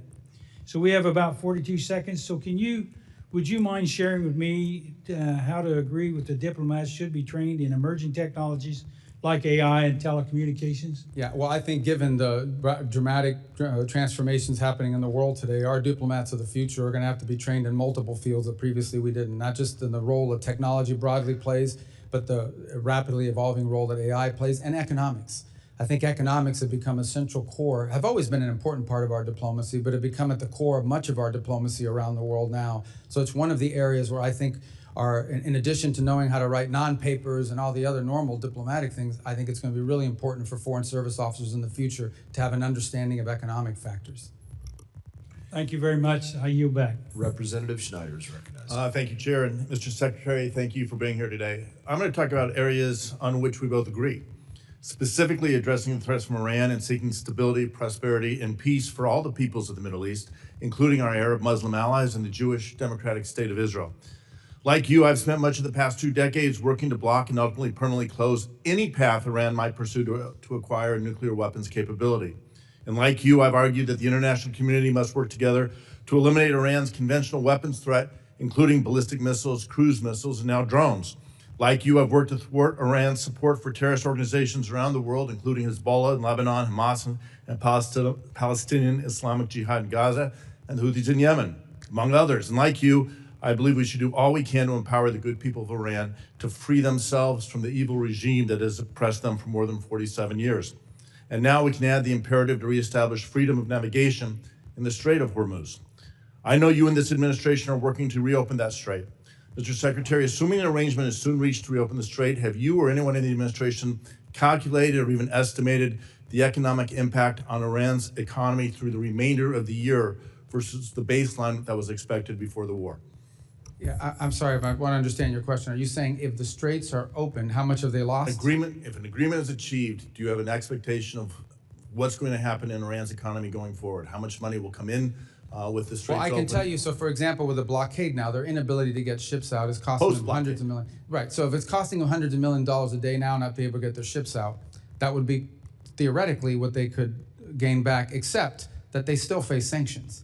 Now, the sanctions haven't been enforced necessarily, but in many cases in previous administrations, but they still face sanctions. What you've seen happen now that has never happened before. Let me just, I just, for the sake of time, Yeah, I appreciate understand. that. The administration is looking at give and take to get the straits open. Have you estimated how much of the cash that will flow into that economy? As you said, $100 million a day will make its way ultimately to Iran proxies like Hezbollah, Hamas, or Palestinian. Well, obviously, we assume a lot of it, but they also have significant reconstruction costs. But let me be clear, I don't think that's what you're asking me. No, the straits are not in exchange for sanctions relief. The straits are in exchange for the blockade. That's not what I'm I just wanted to be clear on that point. But there will be economic inflows to the regime. And yeah, unfortunately, that's the case, and that continues to be the case. That will have to change as well as part of this negotiation. So, and just because time is so tight, my request is, can you commit to giving this committee a classified briefing to share what the administration is doing to thwart the efforts to get money to Hezbollah, Islamic Jihad, and Hamas? Yes, and I think you'd also benefit from hearing from Treasury on that topic as well. We will ask that and I asked the chairman to do that. Way back in May 8th, 2018, the Trump administration laid out a fact sheet making the case why it was leaving the JCPOA. I'm going to just go through some of the points and ask you to confirm that the administration's red lines are still the same. Quote, this is May 8th, 2018, there's a quote, the JCPOA failed to deal with the threat of Iran's missile program and did not include a strong enough mechanism for inspection and verification, end quote. Can you commit to this committee that any resulting deal will include a strong mechanism for inspections, ideally anytime, anywhere inspections and verification of Iran's missile program? Missile program? Yes. Well, the missile program is being discussed partially because Epic Fury destroyed much of it, but it still needs to be discussed because there's a delivery system for these. So that's been a part of the negotiations, correct? Again, quoting from the May 8th document, the JCPOA foolishly gave the Iranian regime a windfall of cash and access to international financial system for trade and investment, end quote. Can you commit to this committee that any resulting deal will not foolishly give the Iranian regime a windfall of cash and access to the international financial system for trade and investment? Yes, because they're not going to get any sanctions relief of any kind unless they get rid of enrichment and they get rid of the highly enriched uranium. Thank you.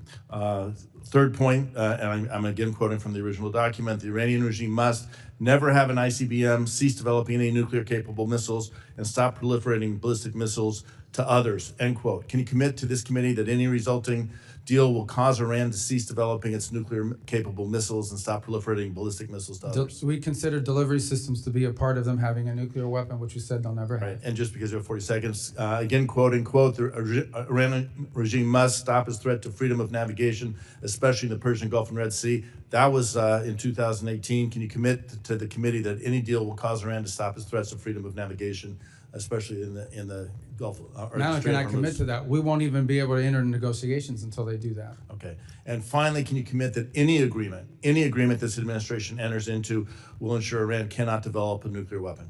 That's the whole goal here, absolutely. In that vein, and most importantly, can you commit to this committee that any documented agreement related to Iran's nuclear program will be brought before Congress as required by ANARA, which I believe you voted for? We will comply with ANARA. Thank you. I yield back. And thank you, Mr. Schneider, for letting me answer your questions. Representative Barr. I was efficient. This guy's. Mr. Secretary, thanks for the great job you're doing. some Democrats are making the laughable claim that Iran is stronger today than they were before Epic Fury started because of the disruption in the Strait of Hormuz. You've seen the Trump derangement syndrome in the hearing today. Can you set the record straight on whether or not Iran is stronger today? Well, they have no Navy, they have no Air Force, they have no air defenses, they have they have massive destruction to the defense industrial base. They've lost a substantial percentage of their missile launchers and of their drone launchers as well. They're not benefiting from the straits being closed because the blockade is keeping them from hundreds of millions of dollars a day in revenue. They've had their ships seized in the Indo-Pacific. Their leadership is fractured. They have hyperinflation. Their currency is worthless, and they're having trouble making payroll. I guess other than that, they're doing well. Thank you. Do you believe that keeping the credible threat of kinetic military force on the table and the president's willingness to use such force is important to your diplomatic leverage? Yes, because unfortunately we are dealing with a group of people that don't understand anything but that. And so the resolution that's on the floor in the U.S. House this week would do what to the U.S. leverage? I don't think technically it does anything. I think perceptionally it allows the Iranians to believe that somehow they don't have to make a deal because there's no threat of something bad happening to them if they don't. And just as a follow-up to my friend Congressman Schneider's line of questioning, can you describe the key differences between the terms of the deal that you all are negotiating with Iran today versus the terms of the JCPOA? What we're discussing now is what the negotiations will be about. And it will be about no enrichment, what they're going to do with their enrichment, and what they're going to do with the highly enriched uranium being removed and being disposed of. That wasn't a part of JCPOA. The other thing is the JCPOA was time limited. In fact, the prohibition on certain enrichment would have been expiring this very year. This very year would have been expiring. So JCPOA right now would be expiring, and they would be able to be in a position to then ramp up and do whatever they wanted in compliance with the JCPOA. So there are major differences even in the text of what we're discussing the negotiations are going to be about. But ultimately, any deal we do will be a good deal or it won't be a deal. And it'll be better than JCPOA. Absolutely, and I think that's a key point is that this idea that you could draw any analogy between what's happening now, where the administration has totally obliterated the nuclear capabilities of Iran, plus their conventional capabilities. You're negotiating from a position of strength that the Obama and Biden administration was not negotiating from a position of strength at all, and provided upfront sanctions. We know what the result was. I want to shift to the Indo-Pacific real quick. As you know, the Taiwan Relations Act states that it is the policy of the United States to provide Taiwan with arms of a defensive character. Consistent with that policy, the Trump administration announced in December of 25 an $11 billion arms package for Taiwan, the largest ever, including HIMARS, howitzers, drones, Javelin anti-tank missiles. As a result, the Taiwan legislature passed a $25 billion special defense budget that included funding for an even bigger arms deal for an air and missile defense totaling $14 billion, a deal that is not final, and a deal that is under review. As you know, one of the 6 assurances states that the U.S. will not consult with the PRC on arms sales to Taiwan. Now, you've heard this. Critics of the administration have alleged, the media has alleged, as a result of the Beijing summit, that President Trump's recent meetings with Chinese leader Xi in Beijing not only paused Taiwan arms sales, that's their term, paused arms sales, but also violated the assurance that the U.S. will not consult with the PRC directly. Can you clear the air on this? First of all, the $11 million in December was the single largest arms sales ever to Taiwan. It was more than happened cumulatively under 4 years of President Biden. And in fact, I recall that for 6 years, President Obama offered $0 to Taiwan during his presidency. So it was such a big deal, by the way, that the Chinese reacted to it with really hyper activity in terms of military exercises around Taiwan. We don't consult with the Chinese on these arms sales. We're aware of their position. They talk about it all the time, and I don't need to tell you, it wouldn't be breaking news that they're not in favor of these arms sales. They raise it, but they are not negotiated, and they're not consulted. That second deal, the $14 million one that's currently under review, and that would not be unusual for something. So that's not a pause. That's not a pause. That's under review, and we've already done an $11 billion deal. Just did one in December. Right. So I think the mischaracterization of this as a pause doesn't reflect the administration's commitment that they've already made on the $11 billion deal. I yield back. Yeah, correct. Representative Barrett is recognized. Thank you, Mr. Chairman. Thank you, Secretary, for being here. I'll admit that I was hesitant and skeptical and did not support the actions that took place in Venezuela. I also will admit that thus far it's working out better than I would have expected. And long-term stability, if we can create a better life for the Venezuelan people, is a good thing. If we can reduce a threat in our hemisphere, that's a good thing as well.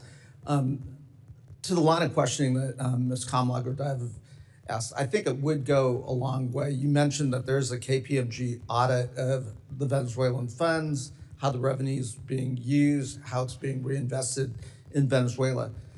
Would you publicly commit to providing that audit to this committee? And again, I think it would go a long way to... It's an ongoing audit, so it's not a once-a-year audit. It's on every expenditure. Every single disbursement is audited by KPMG. I would also add one more point. There's a second layer of control here, and that is Citibank itself, because they hold the account. They also do the Know Your Customer regulations on it, which, by the way, has slowed down the disbursement in ways that have been problematic. Could you but commit to necessary. providing all that information? Yeah, to the committee so absolutely. And that's why we're doing the audit. We want people to see that it's not being stolen or pilfered. We think that's part of this recovery is so critical. Again, I think that would go a long way to assuaging some of the concerns.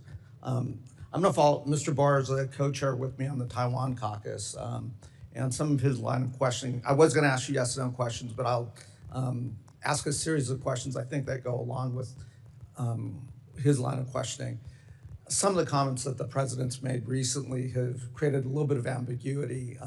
But again, what you just suggested, nothing's changed in our relationship. In the Taiwan Relations Act, it states that the United States will make available to Taiwan such defense articles and defense services as may be necessary.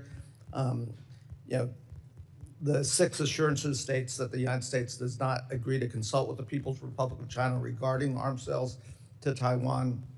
The Taiwan's Relations Act, the 3 joint communiques, the 6 assurances have guided our one China policy for decades.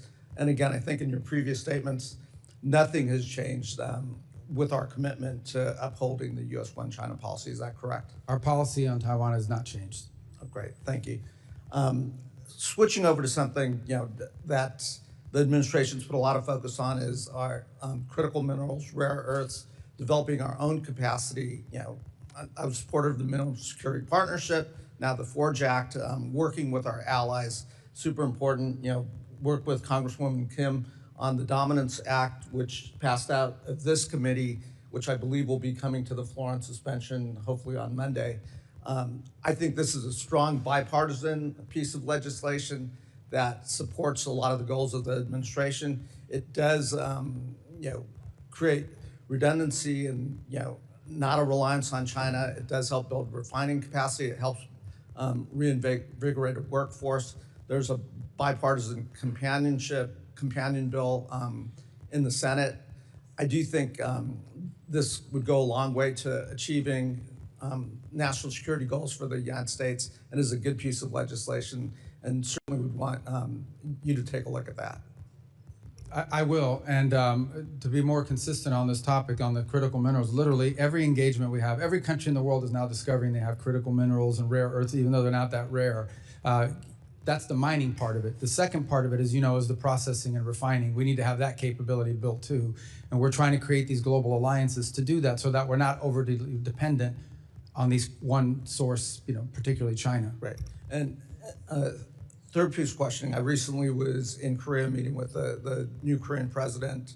Lots of conversations taking place with the Koreans. One area we did talk about was, our commitment to being the nuclear deterrent for the peninsula and so forth. Has anything changed there? No, our posture there remains the same. And in fact, we have new partnerships that we're trying to, now we're not trying to trigger a crisis there. We're not trying to trigger a war or anything problematic, but at the mill-to-mill level, we have very strong relations with Korea. Great. Also, have been talking to Australians, paying close attention to AUKUS. Again, our commitments to AUKUS, to that partnership, which is critical to our geopolitical security in the region, that commitment stays firm. Correct. And not only that, with Australia is also part of the Quad that we have with Japan and India. They were at our meeting last week. We have a lot we're working on together with them and seek to expand it. Great. And you mentioned that the Quad expects to have a leaders summit. I know that's been delayed a couple times. Do we expect the leaders? We are hoping to be able to do one this year, maybe on the sidelines of another global gathering in the region, but nonetheless a meeting. Not a standalone, but as part of, where they're all going to be at the same time. It would be easier. We're working on getting that scheduled. Right. Representative Fine. Well, thank you, Mr. Chairman. Mr. Secretary, I firmly believe God puts us where he wants us to be, and I'm grateful every day he's put you where you are. So thank you for all the hard work that you're doing. I want to read you a couple statements and see if you agree with them. I suspect that you will. The first statement is, heaven forbid Iran were to ever obtain a nuclear weapon. Do you agree with that, I presume? Yeah, I would use even stronger language. Okay. Second one would be, Iran must never be allowed to obtain a nuclear weapon. Would you agree with that? Baseline policy. Okay. And then the third is, the Iranian regime must not gain nuclear weapons. Would you agree with that? These are statements, these are actual quotes from 3 members on the other side of the aisle who today gave you a whole lot of grief about what you're doing and what the president is doing to make sure those statements don't come to pass. Representatives Meeks, Liu, and Sherman.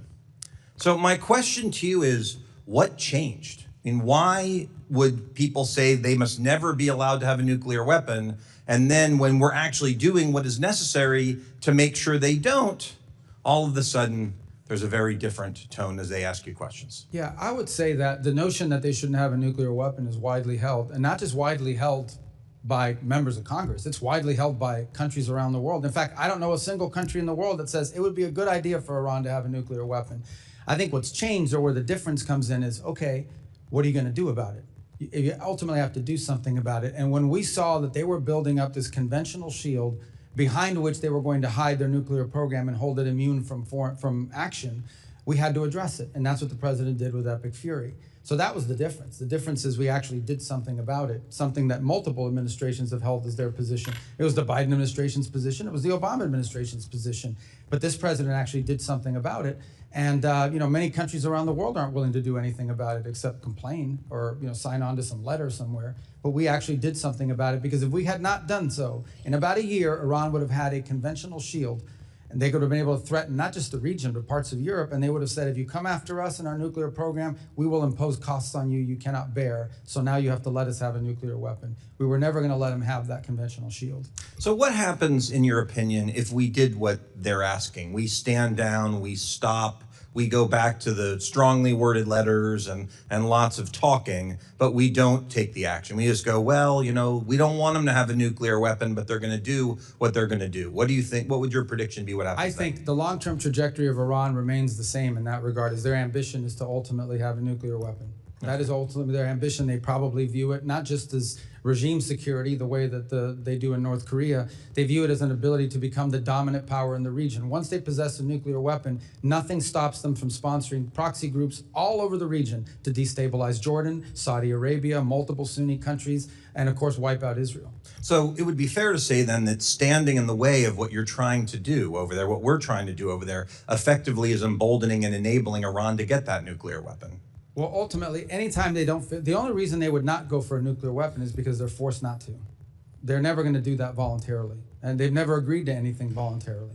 Even the small concessions they made in JCPOA were in exchange for some benefit to them. So clearly, this isn't a regime that only understands that they will only do these things if they're compelled to do so, either through an incentive or through a punitive matter.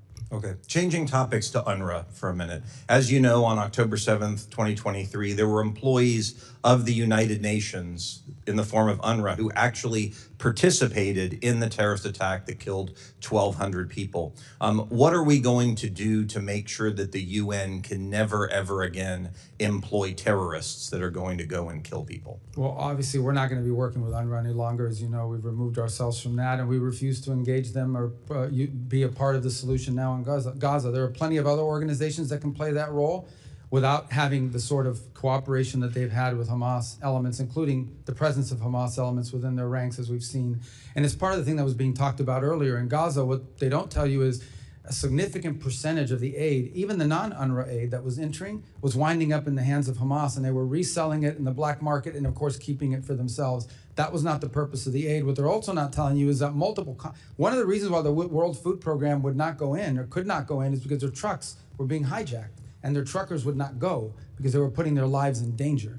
And this was all being systemized, weaponized, and manipulated by Hamas to their benefit.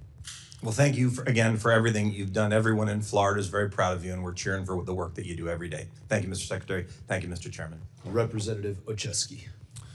Thank you, Mr. Chairman. First, Secretary Rubio's earlier testimony referenced the president's son-in-law, Jared Kushner, as a private citizen. But in President Trump's own words, Kushner is an envoy of peace alongside Steve Witkoff. So I ask unanimous consent to submit for the record a political article from February 19th detailing the president's announcement, which makes clear Kushner is more than a private citizen. It's ordered.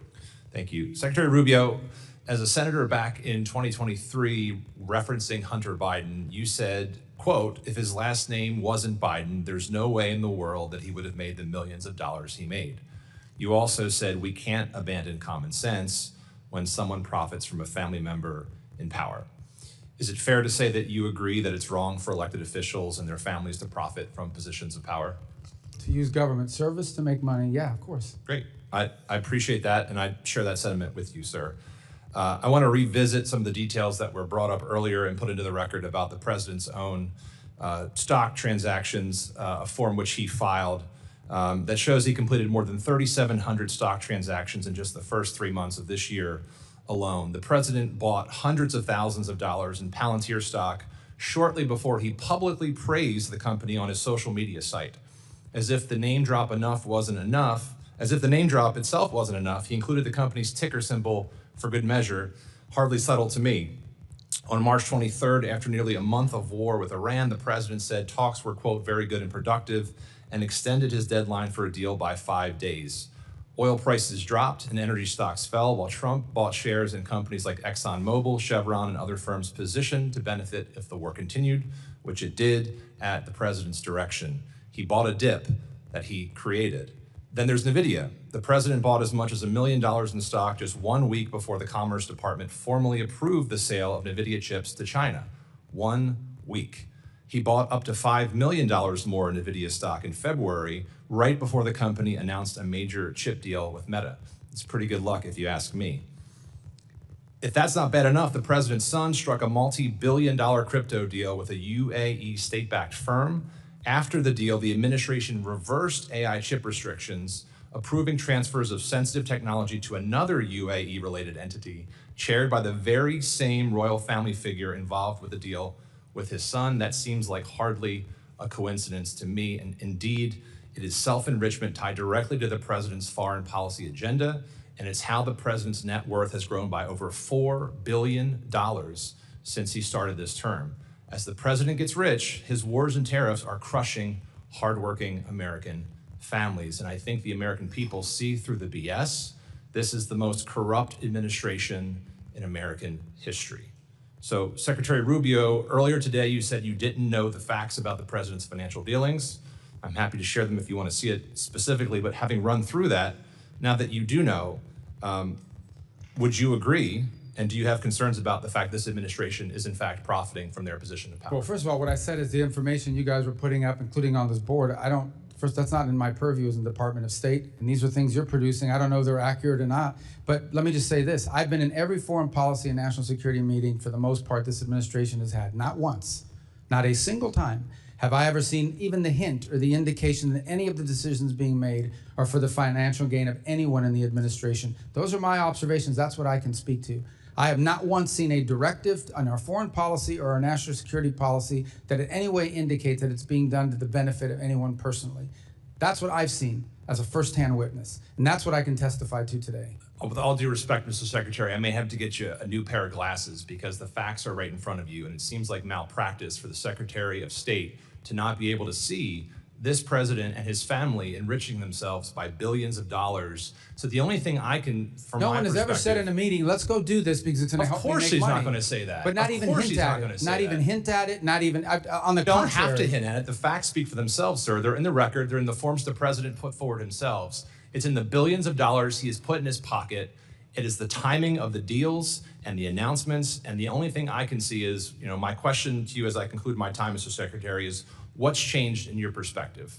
Is it the party affiliation of the president, or is it your own political ambitions? I already told you at the outset, people don't make, and I've seen the president say this, people should not be making money off of their government service. He said that repeatedly. I've heard him say that, but not once. I want to reiterate this. There has not been a single decision that's been made that I have witnessed or been a part of that in any way indicate to me or to any reasonable mind that this was linked to some financial agreement or arrangement.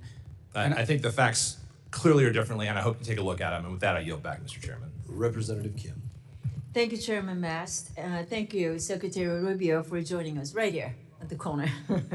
Thank you for being with us today. Secretary Rubio, diversifying critical mineral supply chains away from China is a priority of both of us. I want to thank you and the department for your collaboration with my subcommittee on related legislation, which was already mentioned, Dominance Act, that we recently passed unanimously through this committee.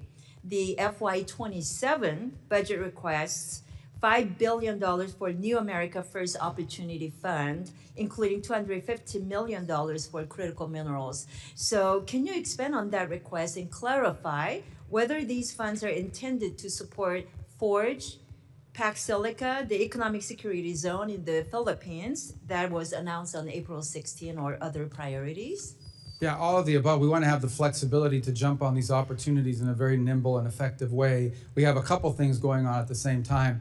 The first is, I would say, a feature of our bilateral engagement all over the world. In every one of our embassies you travel to, and many of you have traveled, you will see that critical minerals and supply chains feature prominently in all the diplomatic work that we're doing. And we're actually having countries approach us and say critical minerals should be a part of our agreement and our relationship because they want to see those resources used to the benefit of their people in a responsible way. The second thing is we hosted this ministerial we followed up on, in which we brought together dozens of countries from around the world who are all agreeing to this compact that we're going to cooperate with one another, not just for access to the minerals, but for access to the refining and processing capability that turns those minerals into useful parts of our supply chain. The third on Pax Silicas is very focused on the specific supply chain critical to the growth in AI and what you'll need in order to power AI in the 21st century.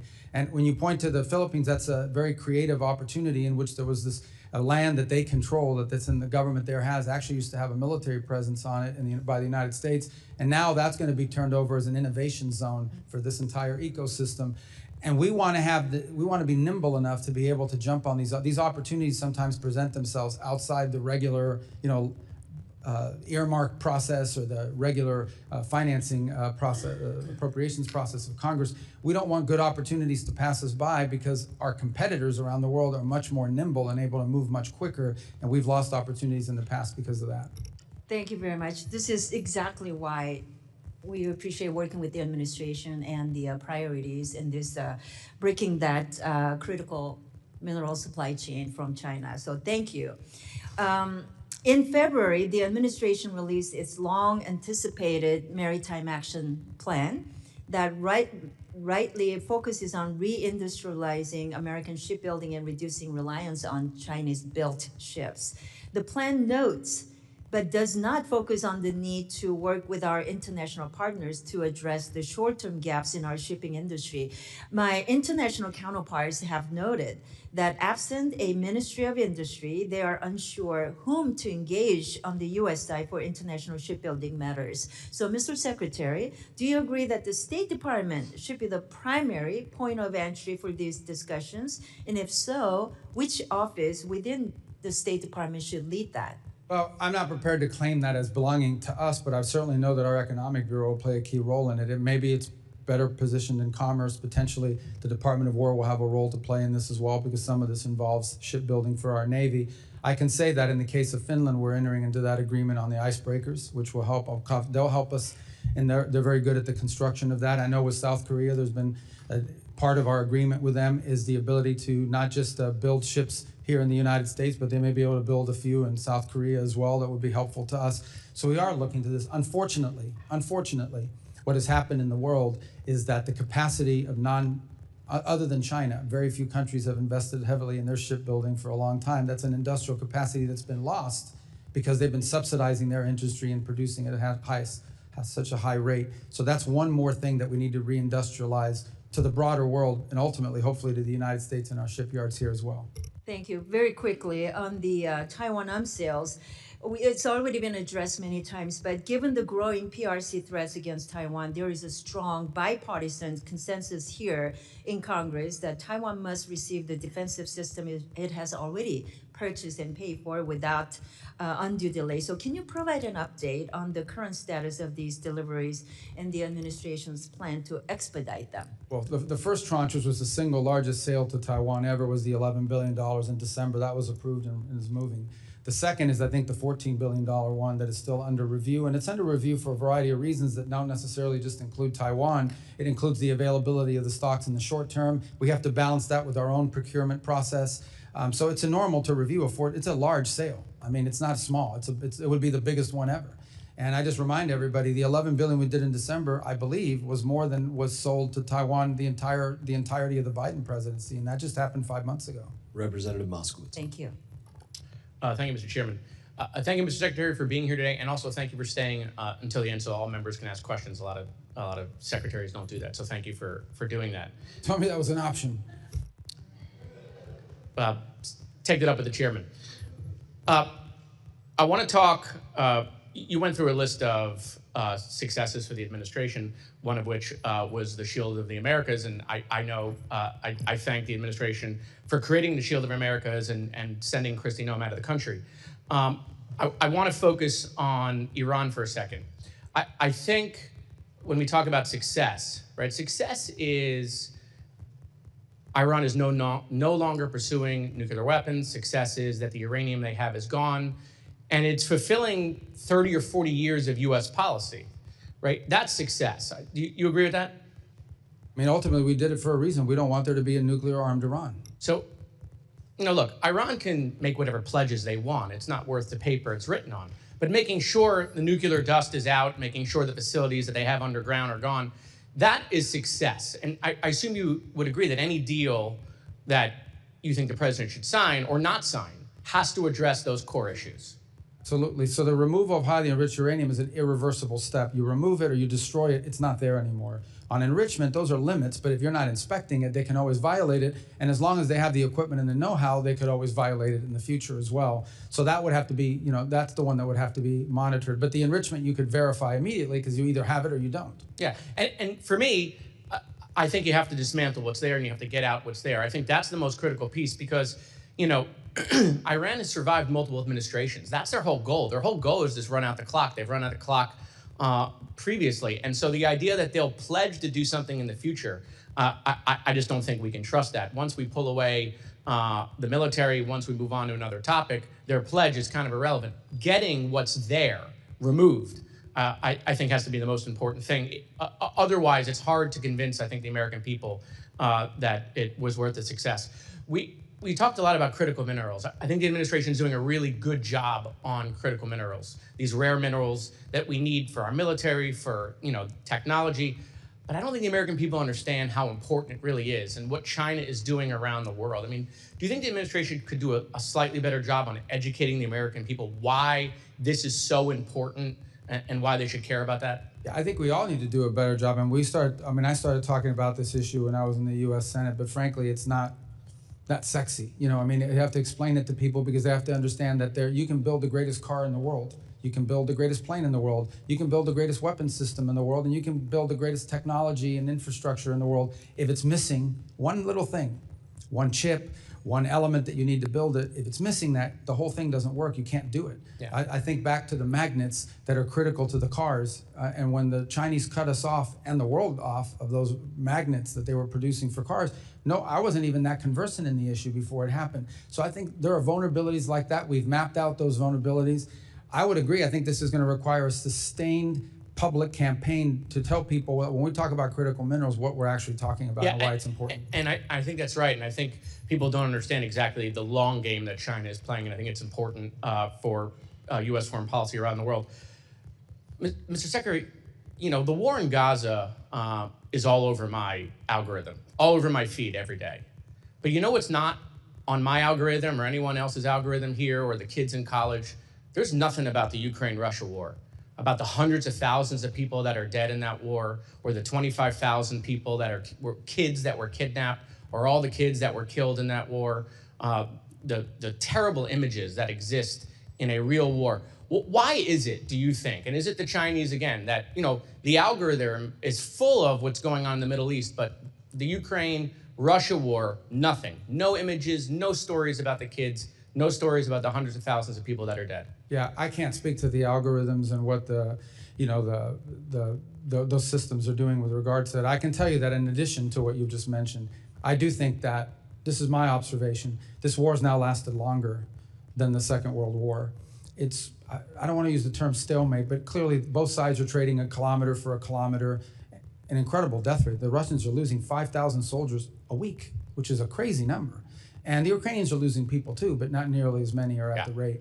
It's sort of a stalemated, stagnated fight that now I think threatens to escalate because we're seeing these deep strikes into Russia and deep strikes into Kyiv. And I don't want to cut you off, Mr. Chairman. Mr. Secretary, I have only 9 seconds left. Cuba, real quick. Thank you guys for indicting Raul Castro. I wish it would have happened years ago. The Cuban people deserve to be free. The time has come. I'd love just to give you a minute or to talk about what you see for that island in the coming years. And just to be clear, we didn't indict Raul Castro. A grand jury in South Florida indicted him, and then Americans indicted. Yeah, no, but I know what you meant. I'm just saying I want to be clear. It was done through a grand jury. It wasn't. I've spoken to this a few moments ago as well. We'd like to see a better future in Cuba, one in which the Cuban people have something that looks like the way every other country in the Caribbean lives. The impediment there, unfortunately, is this military conglomerate that controls 70% of their GDP, and none of its revenue translates to the Treasury, and therefore doesn't translate to the benefit of the Cuban people. So we're open to an arrangement that allows that process to begin. They're the ones that have been recalcitrant. In the meantime, we're prepared to provide humanitarian assistance to the people of Cuba, so long as it's distributed by non-governmental organizations that are trusted, like Samaritan's Purse, Caritas through the Catholic Church, the UN, others. But it can't be stolen and wind up in the Gaesa dollar stores. That can't happen. Representative Zinke. Thank you, Mr. Chairman, and Mr. Secretary, always great to see you. And just to change little topics where it isn't Ukraine or Venezuela or Cuba or Taiwan or one of the big ones, Congress passed a U.S. Foundation for International Conservation in the 2025 NDAA. It passed with wide bipartisan effort. I think you probably voted for it. But as you recall, what it was really an effort to have a public-private partnership to remove anti-poaching and cut off the funds for terrorist organizations in Africa, primarily, and you know the list. But I'm concerned, obviously, on it because per the law, it said that State Department was going to establish the board in consultation with Congress. Before, and the money's already been allotted, there's a lot of money in there, and I just recently came back from Africa, and it's happening every day that the poaching activities are again funding the terrorist organizations we're going out. And what I'd like is a commitment from the State Department to move forward on appointing the board, because at the end of the day, nothing can happen until the board meets to unleash the leveraged private dollars, which are, I think, 2-to-1 ratio. That can't happen. The program is at all standstill until the State Department appoints the board in consultation with Congress, but the first step is with you. Could I have your commitment that you're going to prioritize this? And I told others we're going to follow up on that, but I believe there's a presidential appointment role in that board, if I'm not mistaken about the, so we'll have to check with White House and personnel as well, but I'll get you an answer. The board has been the impediment, you're right. Yeah, and my understanding is reading the law, it's the State Department appoints. Yeah, no doubt in coordination with the White House, but if you would prioritize it, because I think this program is an incredibly important and effective program because it leverages private dollars like we haven't seen in Africa, and it is a problem. And with that, Mr. Secretary, let me yield to my colleague from Florida, Ms. Salazar, who would like to ask you some questions and follow up. Thank you very Thank you much, again for your service. Yes. Mr. Secretary, I just want to continue with Cuba to see if we can finish your thoughts on it. As you were saying, Gaesa controls 70% of everything, the resources in Cuba. We know that the Castro family is the one in charge of that military mafia. Is there any way that we could find another Del C #2, following the same example that we have in Venezuela, where we removed Maduro because the grand jury indicted him and he was in the transnational criminal organization lists? If that were to happen, could we find a DLC number 2? Well, first of all, I think that some of the models you want to look at is the way the Czech Republic or Poland transitioned out of the. And one of the things they did is they did preserve certain institutions in their society in order to provide stability and longevity to the project they were in. But we understand that there are no institutions in Well, Cuba. I think you're asking me to identify, is there specific individuals in the Cuban government? I think there are specific, maybe technocrats that you could work with. And would you I think be it's a little okay- harder when you get higher up because of the ideological bent that some of them have. And I agree with what you're saying. People that are not, their hands are not full of blood.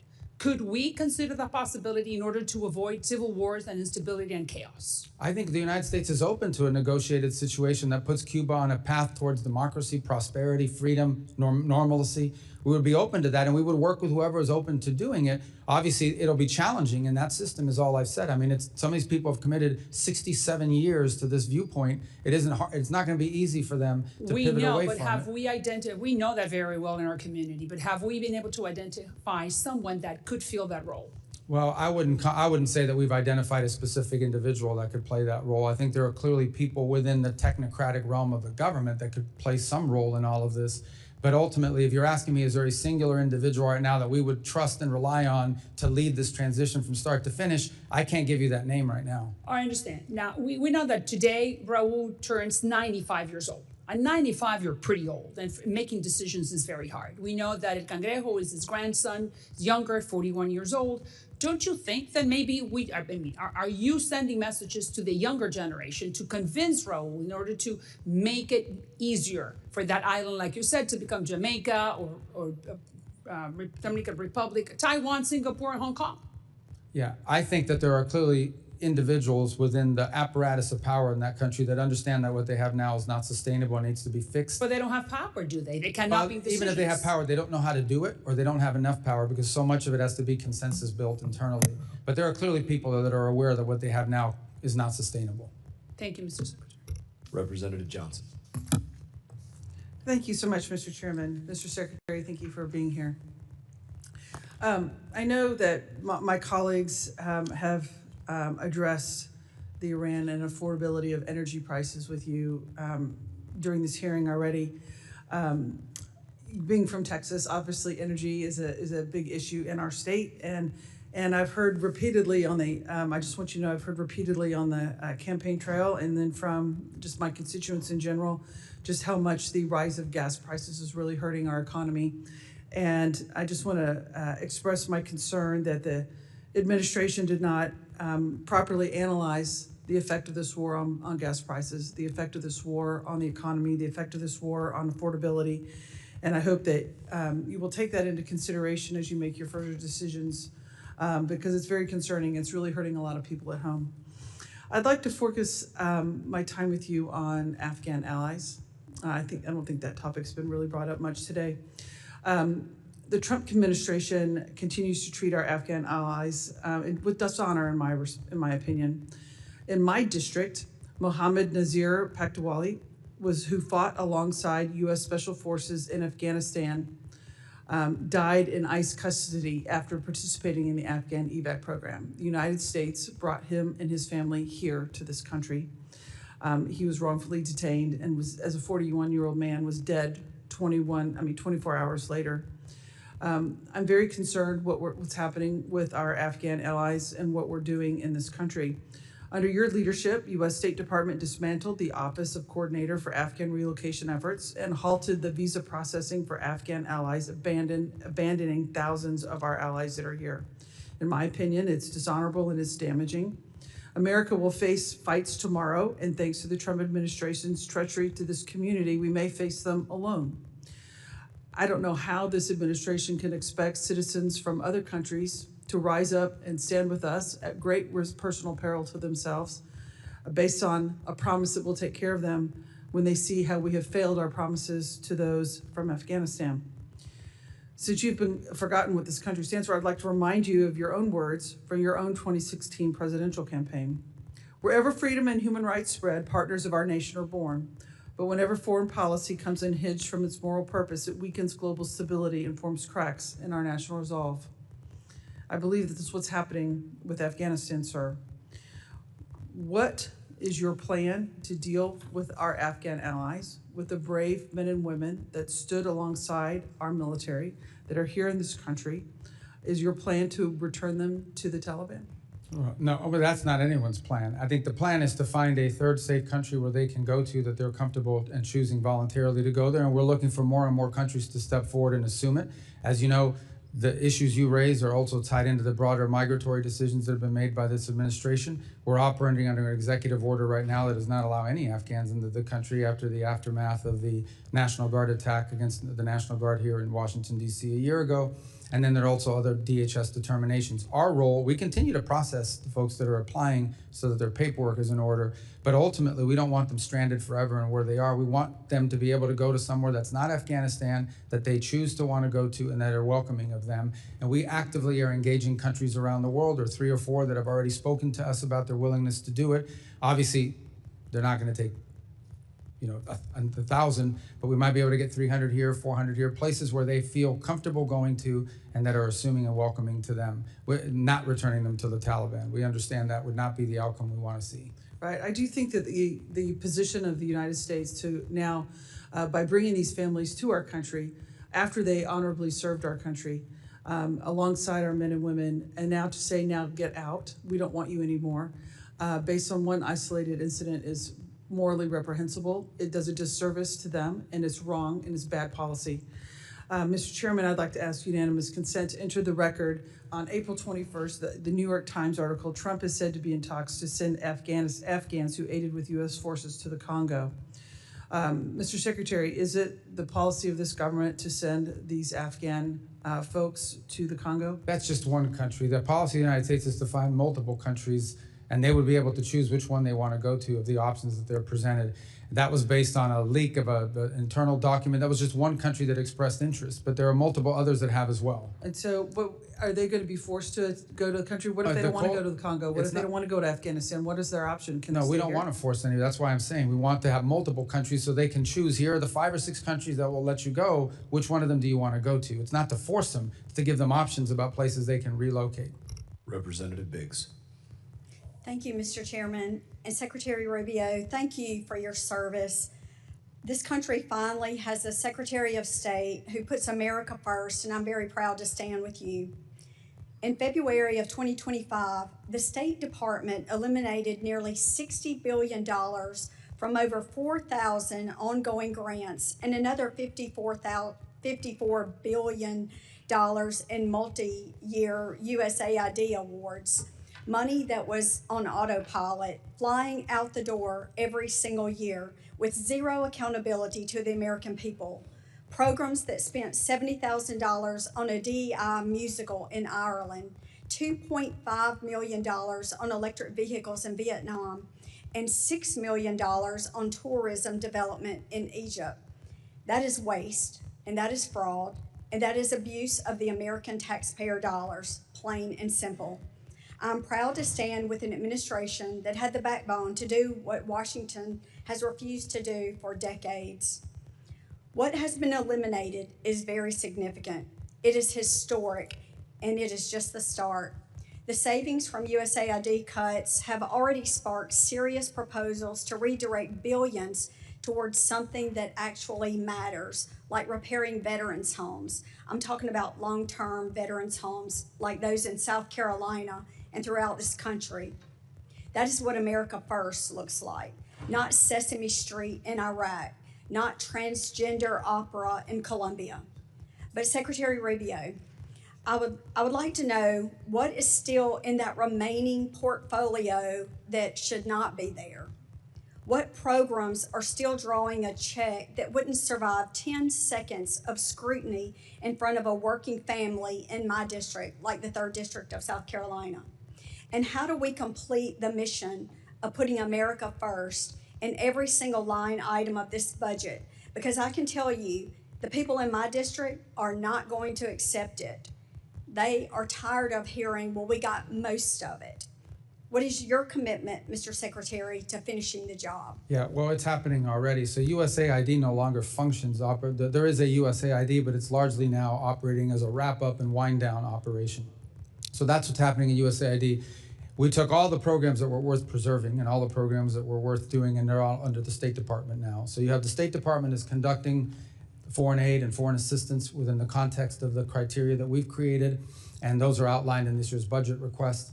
And then there are legacy programs that we did not bring over to state that are still at USAID, some of which may not be operating any longer, but are tied up in litigation. They claim that they're owed money. They got a judge trying to get us to pay them, or if not, there's wind down costs in unwrapping those programs. They're not active programs, but some of them are under active litigation because the NGO is suing the government, and a judge is saying, well, you may have to pay them, so make sure you preserve the money until I rule on it. So those may take years to clear out. They're not active programs, but they're involved in litigation. But those are under the USAID portfolio, not under state. And I no longer am the acting official at USAID, and that's being run through the Office of Management and Budget. Well, thank you so much. I appreciate the work and the efforts that you're doing, and I know our taxpayers in my district do. And with that, Mr. Chairman, I yield back. Secretary Rubio, they've called our votes, but we have this last row of individuals to your left. Do you think we have time to work through them? Yeah, we can't. I have to go to the Senate in a little while, but I'll talk fast. Thank you. Representative Moylan. Thank you, Mr. Chairman. Secretary, thank you very much.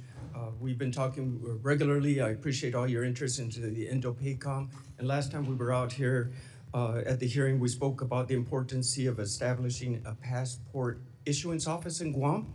And as you know, residents in Guam must have their passports issued from Honolulu, which creates a huge barriers in emergency situations. So I want to thank you again, your staff, for working with us on this issue. And can you briefly say, touch on where we're at with this process of establishing the passport issuance office in Guam, please?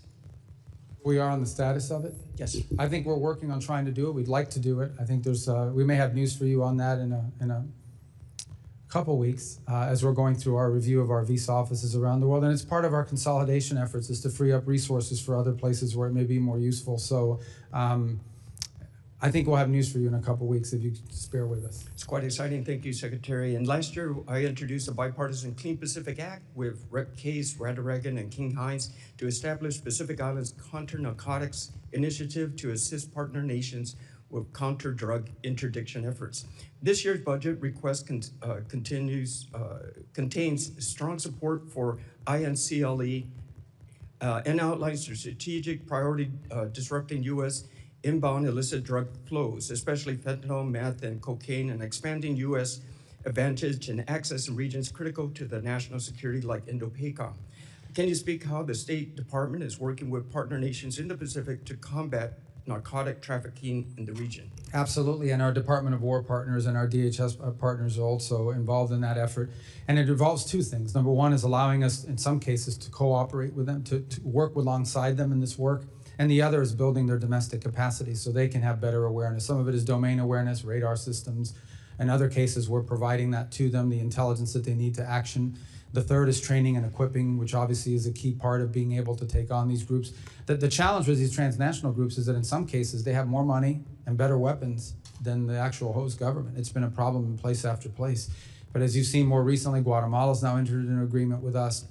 We're cooperating very closely with Ecuador. El Salvador's been there from the beginning.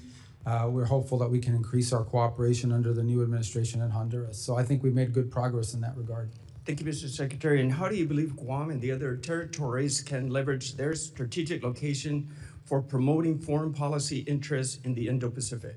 Well, a couple of points. Obviously, number one is many of these, as a domain awareness, just from a geographic perspective, the ability to be there allows you from the military side to be able to station forces, but also allows you to do more activities regarding the safety of navigation, the freedom of navigation, domain awareness to control, to support that, the safety of undersea cables that are increasingly under threat from being disrupted. There's a whole host of areas, illegal fishing. There's a whole host of things of cooperation that we could reach, and that the Pacific Islands are geographically prime located to really help us. And we've given them more attention. We've been more engaged at a bilateral level than we've ever been with Pacific Islands. Thank you, Mr. Secretary. And final question. In the recent years, we've seen malign influence grow in the Indo-Pacific and threatening the stability of the region. How is the State Department responding to the increased CCP-related funding and police training across the Pacific? Again, it's a topic that we're raising with our partners, but first on awareness. It's not just in the Pacific. We've seen extrajudicial, extraterritorial efforts on the part of the CCP in multiple places around the world. And so in all of our diplomatic engagements, we raise these issues with these countries. The opening of police stations, the sending of individuals to harass Chinese nationals that are abroad, who they view as a threat or what have you. It's become a feature of much of our engagement in many countries around the world. Mr. Secretary and Mr. Chairman, I'd like to yield my last minutes to Rep. Salazar, please. She's got this thing rigged. Her time, that's great. It's 5 minutes. I know, I understand. So, okay, so let's continue then with the Cuba issue and with the Venezuela. I was asking you earlier today that Venezuelans have a desire to have free and fair elections. So we know that we are in the country, that we've liberated them, but the big question is and you answered me partially. I just wanted to give you the opportunity to finish. Why can't we just establish and send the signal to the Delcy group and to all the Maduro people that were cooperating with the Maduro regime that are still in power because of Delcy? Why can't we just send a clear message that elections will be coming, let's say, December of 27, beginning of 28? In that way, I think the rule of law will start. They will have the impression that the rule of law will be established. Yeah, I think that impression's been clear. I mean, the Venezuela that everyone wants for the future is not possible without free and fair elections. They have to understand that it's been a feature of all of our engagements with them, and it continues to be. I'm not sure it would serve that purpose to announce a date certain, in a public forum, because the conditions have to be in place. It's not just about saying I'm going to call elections in December or January. It's about, is there a free press? Are political parties able to organize and operate? That has to happen too. And we agree, Mr. Secretary. Your time's expired. All right, your time's expired. Mr. Chair, we do want to get through multiple members and get to Mr. Miller, so if you could go as quickly as you can before votes. Thank you. cause a You scene. spoke about the 60% enriched uranium. Iran also has significant amounts of 20% enriched uranium. The more difficult part is to go from 5% to 20%. What is your view in negotiations of the 20% uranium? Well, I've used the term highly 60% because that's the one that clearly has. I mean, even 20%, you could argue, not that I claim that they are, but you could argue they're being used for medical isotopes and things of this nature. But 60%, there's no reason for it. The only way you get to 60 is because you're on your way to 90. But the term we actually use in the talks and in everything we're on is highly enriched uranium. So it would be correct. That would cover the 20, correct. Okay, very good. Thank you. Well, listen, I want to congratulate you for the impressive job you're doing for the American people. My only critique would be that we need to hear more from Marco Rubio.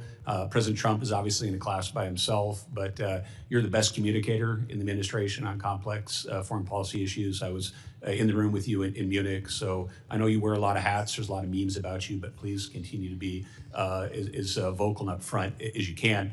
A question I have about is expeditionary diplomacy. I had the privilege of serving as a State Department officer in Iraq during the Iraq surge. I had twice passed A100 classes and had offers to be FSO, but I actually came in as a 3161 hire at the time because the State Department did not have a capability for expeditionary counterinsurgency. This is something I've been working on with former Ambassador Ryan Crocker to both develop this capability, look at something like a State Department Reserve Corps, and also as a legacy of Benghazi, there has been, because of the politics around it, there has been sort of this mindset set in that we can't take any casualties amongst State Department officers. We need to have people in the State Department that can push out and can serve. And I wish if you could speak to the American people and to State Department officers about what your view is about a more expeditionary function. It's a concept we're very interested in, and I know you're interested in it as well. And just I can put it in simple terms, it's basically the ability to deploy diplomats in a place where we may not have an embassy and we may not have all the trappings. Obviously, diplomatic security and others get concerned because in their mindset, the risk factor should be zero. They don't want anyone being harmed. But I think the point you're raising is there are some instances in which you will take some risks. People know they're signing up for a risky proposition, but it's a high reward for the country if in fact they're successful. So we're interested in the concept. We obviously have to work through our system to make sure we can align it and create something that's functional. And I'd love to work with you on it because I see the promise in the concept for sure. And it's a concept that's existed in the past. And thank you. Just finally, and being mindful of our time considerations, I think you guys have done an amazing job of needed reforms and bringing USAID under the province and State Department, and certainly de-wokifying some of the nonsense that was going on. We still do have a lot of great State Department officers out there that are very proud to serve our country, and under your leadership, I do talk to some of them from time to time, and they do have some worry and some questions about the overall direction of the institution. So I'd just like to give the ability in the context of this budget request you're making to Congress to sort of sum up your thoughts and the vision of our current State Department officers for the future. Yeah, I think for the futures, we're trying to empower our we're trying to empower our embassies through our regional bureaus around the world. We want them to be the center focus of how we conduct foreign policy because they're on the ground. Too often in the past, foreign policy was mixed between, or diplomacy was mixed between the regional bureaus, and then you had these functional bureaus that had a worldwide mandate on a topic, and they ended up crashing into each other. Now what we want is to truly empower our ambassadors and the people in the field in these embassies that are on the ground every single day. We want decisions to be driven from the bottom up, not from the top down. Some of our best ideas come from the cables that are coming out of the field and back to us. And we want regional bureaus that are empowered as well. To be able to coordinate all this when the lines cross between different countries in the same region. We're also encouraging greater regional integration. So for example, our Western Hemisphere ambassadors are now all are about to start a monthly conference call so that they're all coordinating with each other on regional affairs. These are the kinds of things that we're trying to encourage, but ultimately what we want is a State Department whose foreign policy is driven by the national interest and understands that first and foremost, you have to define what's in the national interest and you have to pursue it in a pragmatic and effective way. That's what we want our diplomacy to be about. And I think some of that mission had been lost. And that's why multiple secretaries of states before me had tried or wanted to reorganize the State Department and weren't able to do it. I'm glad we did, and I think it's gonna get stronger every year under this new organizational scheme. Thank you very much, Mr. Chair. Yield back. Representative Luna. Secretary Rubio, thank you for being here today. I was wondering if you could let me know if you are familiar with the name of Neville Roysingham. Yeah, he's I think an American millionaire living in China who's funding all of these left-wing radical loons. Correct. When you were on Senate Intelligence, you had actually sent a letter encouraging the Department of Justice to look into him for a FARA violation. For those people who will see this clip later on the internet, can you just briefly explain what FARA is? It's the Foreign Agent Registration Act, and it means if you're operating on behalf of a foreign country, you have to register and declare yourself as such.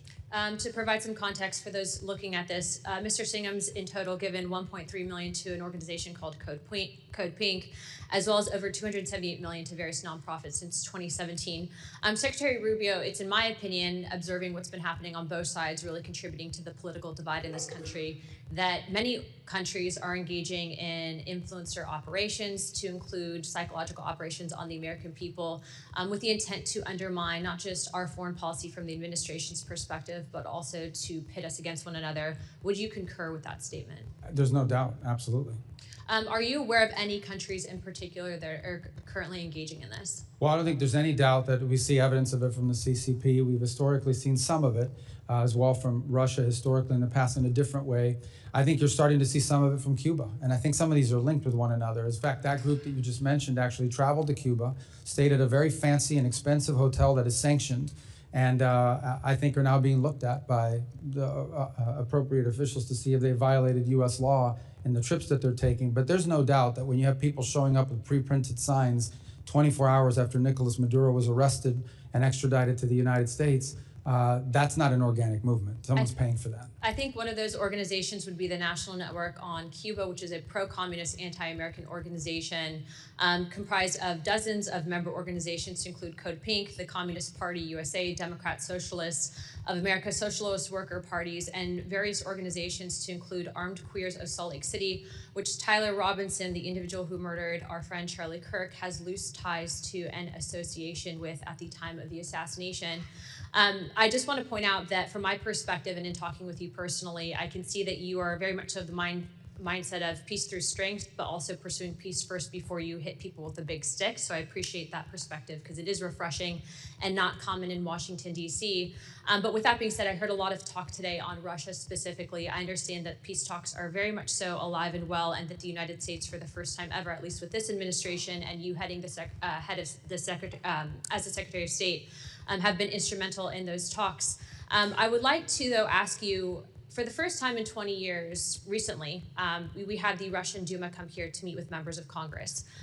What is the end result when Congress fails to open up dialogue and at least maintains communications with another superpower like Russia? Well, I think there's two things to discuss. One is the war in Ukraine, which we'd like to see end through a negotiated settlement. And separate from that is a bilateral relationship with a country that possesses, if not the largest, the second largest nuclear arsenal in the world. At a minimum, we have to have relations and conversations with Russians. We just do, whether we like what they're doing or not, because given those factors that I just pointed to. I've had multiple conversations with the Foreign Minister Lavrov, and we have to, because that's mature diplomacy, and it's important. It's the same with China. We have to have communication with them, and there are issues in our bilateral relations that have nothing to do with Ukraine. So now, I think our relations with them will be friendlier and easier to pursue once the war in Ukraine is wrapped up, and we've made that point in this engagement. But I think what we've learned, and certainly I think has been affirmed to us in the last year and a half, is you're much better off having someone to talk to on the other side than not. And this is a president who's willing to meet with and talk to anybody. He doesn't view talks and engaging a foreign counterpart as a concession, the way it's been treated in the past. Sometimes it leads to something, sometimes it leads to nothing, and sometimes that vehicle of communication proves incredibly valuable in a potential conflict or crisis. I'd like to end by saying this. I completely agree with you. I think that it is our job and responsibility in Congress to maintain open dialogue and discussion. But I do think that you guys will be successful in this peace deal. And so I want to be the first to congratulate you on that, because I think that sometimes in this instance, having the courage to step up and do the right thing and lead by example is a big thing. So with that, Chairman, I yield the rest of my time. Representative Miller. Thank you, Mr. Chairman. Mr. Secretary, it's good to see you. You were the first person I worked for when I started in politics, and this is very unique for me. But first and foremost, I just want to say thank you for the job that you've been doing. People back home, they comment on your stability you're bearing and how you represent our country on the world stage. Thank you for doing that. And look, you're sitting here today and for several hours, and our colleagues on the left, for the vast majority of them, they want to get a political stunt. They don't want to hear your answers. And that's why they wouldn't let you and afford you the ability to speak, because they know that you would school them in every which way possible and actually tell them that 2 + 2 = 4. And for a lot of them, that's hard to understand. So I respect your ability. But look, you have been asked a ton of tough questions. This is your time, if you would like it. I know you have spoken a lot today, but if there is anything that you would like to correct the record on by any of our colleagues on the left or even on the right that may have misspoken, I'd like to give you this time if you would like it. And just one last thing. When you're done with all of this, if you could come to Cleveland, Ohio, I know it's not where you're from, but the Cleveland Browns could use a really good coach. And so with all the different hats you've been wearing, maybe you could take us to a Super Bowl. But at that point, I leave the rest to you, sir. Well, I don't claim I can lead that to a Super Bowl, but I wish them luck in Cleveland on that. Look, I thank you for the opportunity. I think we've covered almost everything, and thank you for giving me the opportunity to do that. Unfortunately, I have to be in the Senate here in just a few minutes, and they get really mad if you're late. But I just want to touch off by saying, look, every element of our foreign policy and everything we do, including aid, is now synergized, and it's about the national interest. And I do think it's important to point out and continue to point out, we are the most generous country in the world. By far, we give way more money than anybody else does to all of these things. Other countries who are very rich, powerful countries should step up too if they want to join in helping. There's no evidence that that's the case. We've seen a little bit of an increase among some countries, but it's not just us, the Canadians, the UK, other European countries have cut back in their expenditures as well on foreign aid. Not timed with us, it just happens to be they have those domestic considerations to take into account. This is the most generous country in the world. This year alone, there will be millions of people around the world that will receive food and medicine and medical care and in a way that furthers our national interest, but is also good for them. And we do that more than anyone on the planet. Foreign aid and what this country does to help people around the world is something we should be proud of, but it has to be done the right way. We can't be spending money on things that don't further the national interest, and we can't be spending money on things that waste the taxpayer dollars, and we can't be spending money on social experiments around the world that further the aims of an ideological movement in the United States. That's not what foreign aid is ever supposed to have been about, and that's what we're going to get it back to. On foreign policy, we're going to be pragmatic, but we're going to be principled at the same time. We have to understand that when it comes to foreign policy, oftentimes you're not given the choice between the clearly good one and the clearly bad one. Sometimes you're given two bad choices, and you're trying to figure out which one of these two bad choices is the least harmful to the country. In the end, at the end of the day, foreign relations between countries is about one thing, the national interest. I expect that every time I meet with a foreign minister of another country, that foreign minister is going to push for what is in the interest of their country. I need to push for what's in the interest of ours. Not what's in the interest of the world, not so what's in the interest of, what's in the interest of ours. In those cases where our where our national interests align, that's where cooperation happens. That's where alliances are formed. In those instances where our interests don't align, that's where you hope that diplomacy and cooperation can find a way through. But in the end, our foreign policy must always be about what is best for America before anything else. This is not a novel concept. It is a classic concept and one that was lost for a long time in American foreign policy. And I'm happy and honored to be a part of trying to restore it. Thank you, Mr. Secretary. Mr. Chairman, you're back. Final member, Representative McKenzie. Thank you. Thank you, Mr. Chairman. Thank you, Secretary Rubio, for joining us today. I have the pleasure of representing Allentown, Pennsylvania. It's home to one of the largest Syrian American populations in the country. And obviously, there have been a number of atrocities in that country during the ongoing conflict there, some of them targeting the Christian population. On June 22nd of last year, the Mar Elias bombing happened at a church, and we are coming up on that one-year anniversary. I'd like to just ask you very briefly if you can give us an update on what's going on in Syria, what we're doing to achieve stability in that country with the leadership that is now in place, and also any updates on religious minority protections. Well, we talked a lot today about Venezuela and other places. Syria is far more complicated. First of all, Assad deliberately divided groups in that country against each other. And some of those frictions and some of those resentments exist. It wasn't always the case in Syria. It's one of the few places in the Middle East where you actually had Sunni, Shia, Christian, Druze, and other communities living, and Kurds living alongside one another.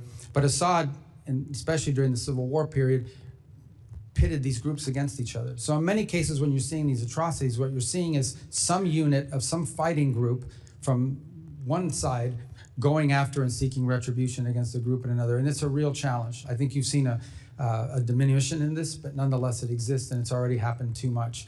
The second is, the core here, and our goal is to have a nationalistic government in Damascus that seeks not to expand power or not to turn Syria into a base of operations for a foreign power, but to build a Syrian state that's inclusive of all of the elements in it.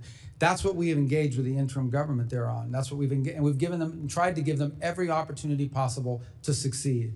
We've had some successes. As an example, when we had some fighting break out, especially in the Northeast, and we had these ISIS prisons. This is an underreported story, but we had these ISIS prisoners there. They agreed and were very cooperative in getting those prisoners transferred out of Syria and into Iraqi prisons before there would be a jailbreak that could threaten them and also threaten the region.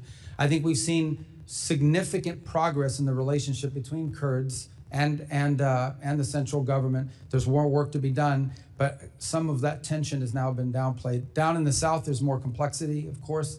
There are different Druze elements and Bedouin elements that have been more difficult to deal with. But we're trying to give the Syrian government there that's in place every opportunity to succeed. And obviously, there's a trust but verify component to this. I will say this, and I want to be, everything we've asked them to do, they have tried to do or have done, including counterterrorism cooperation. But they have some capability gaps. They still have individuals within their armed forces, quote unquote, that are members of radical groups and have certain ideologies and are necessarily neatly disciplined. I think they're working through that, but there's a challenge again because of capacity. So this is a long-term project, one that I think is going to exist long after this administration. I hope the next administration will pick up the baton. But I remind everybody that just 2 years ago, Syria was an operating base for the Iranian regime and all of its proxies. And had Syria stood on the table for them, it's interestingly enough, in the midst of epic fear and everything that's happening in the region, the one country that didn't see any of this. You saw it in Lebanon, you saw it in Iraq, you didn't see it in Syria. And I think that alone is a sign of why what's happening there has been good, but not good enough. We have a long ways to go. Well, thank you. Appreciate that detailed answer and your continued focus on Syria and improving stability in the country.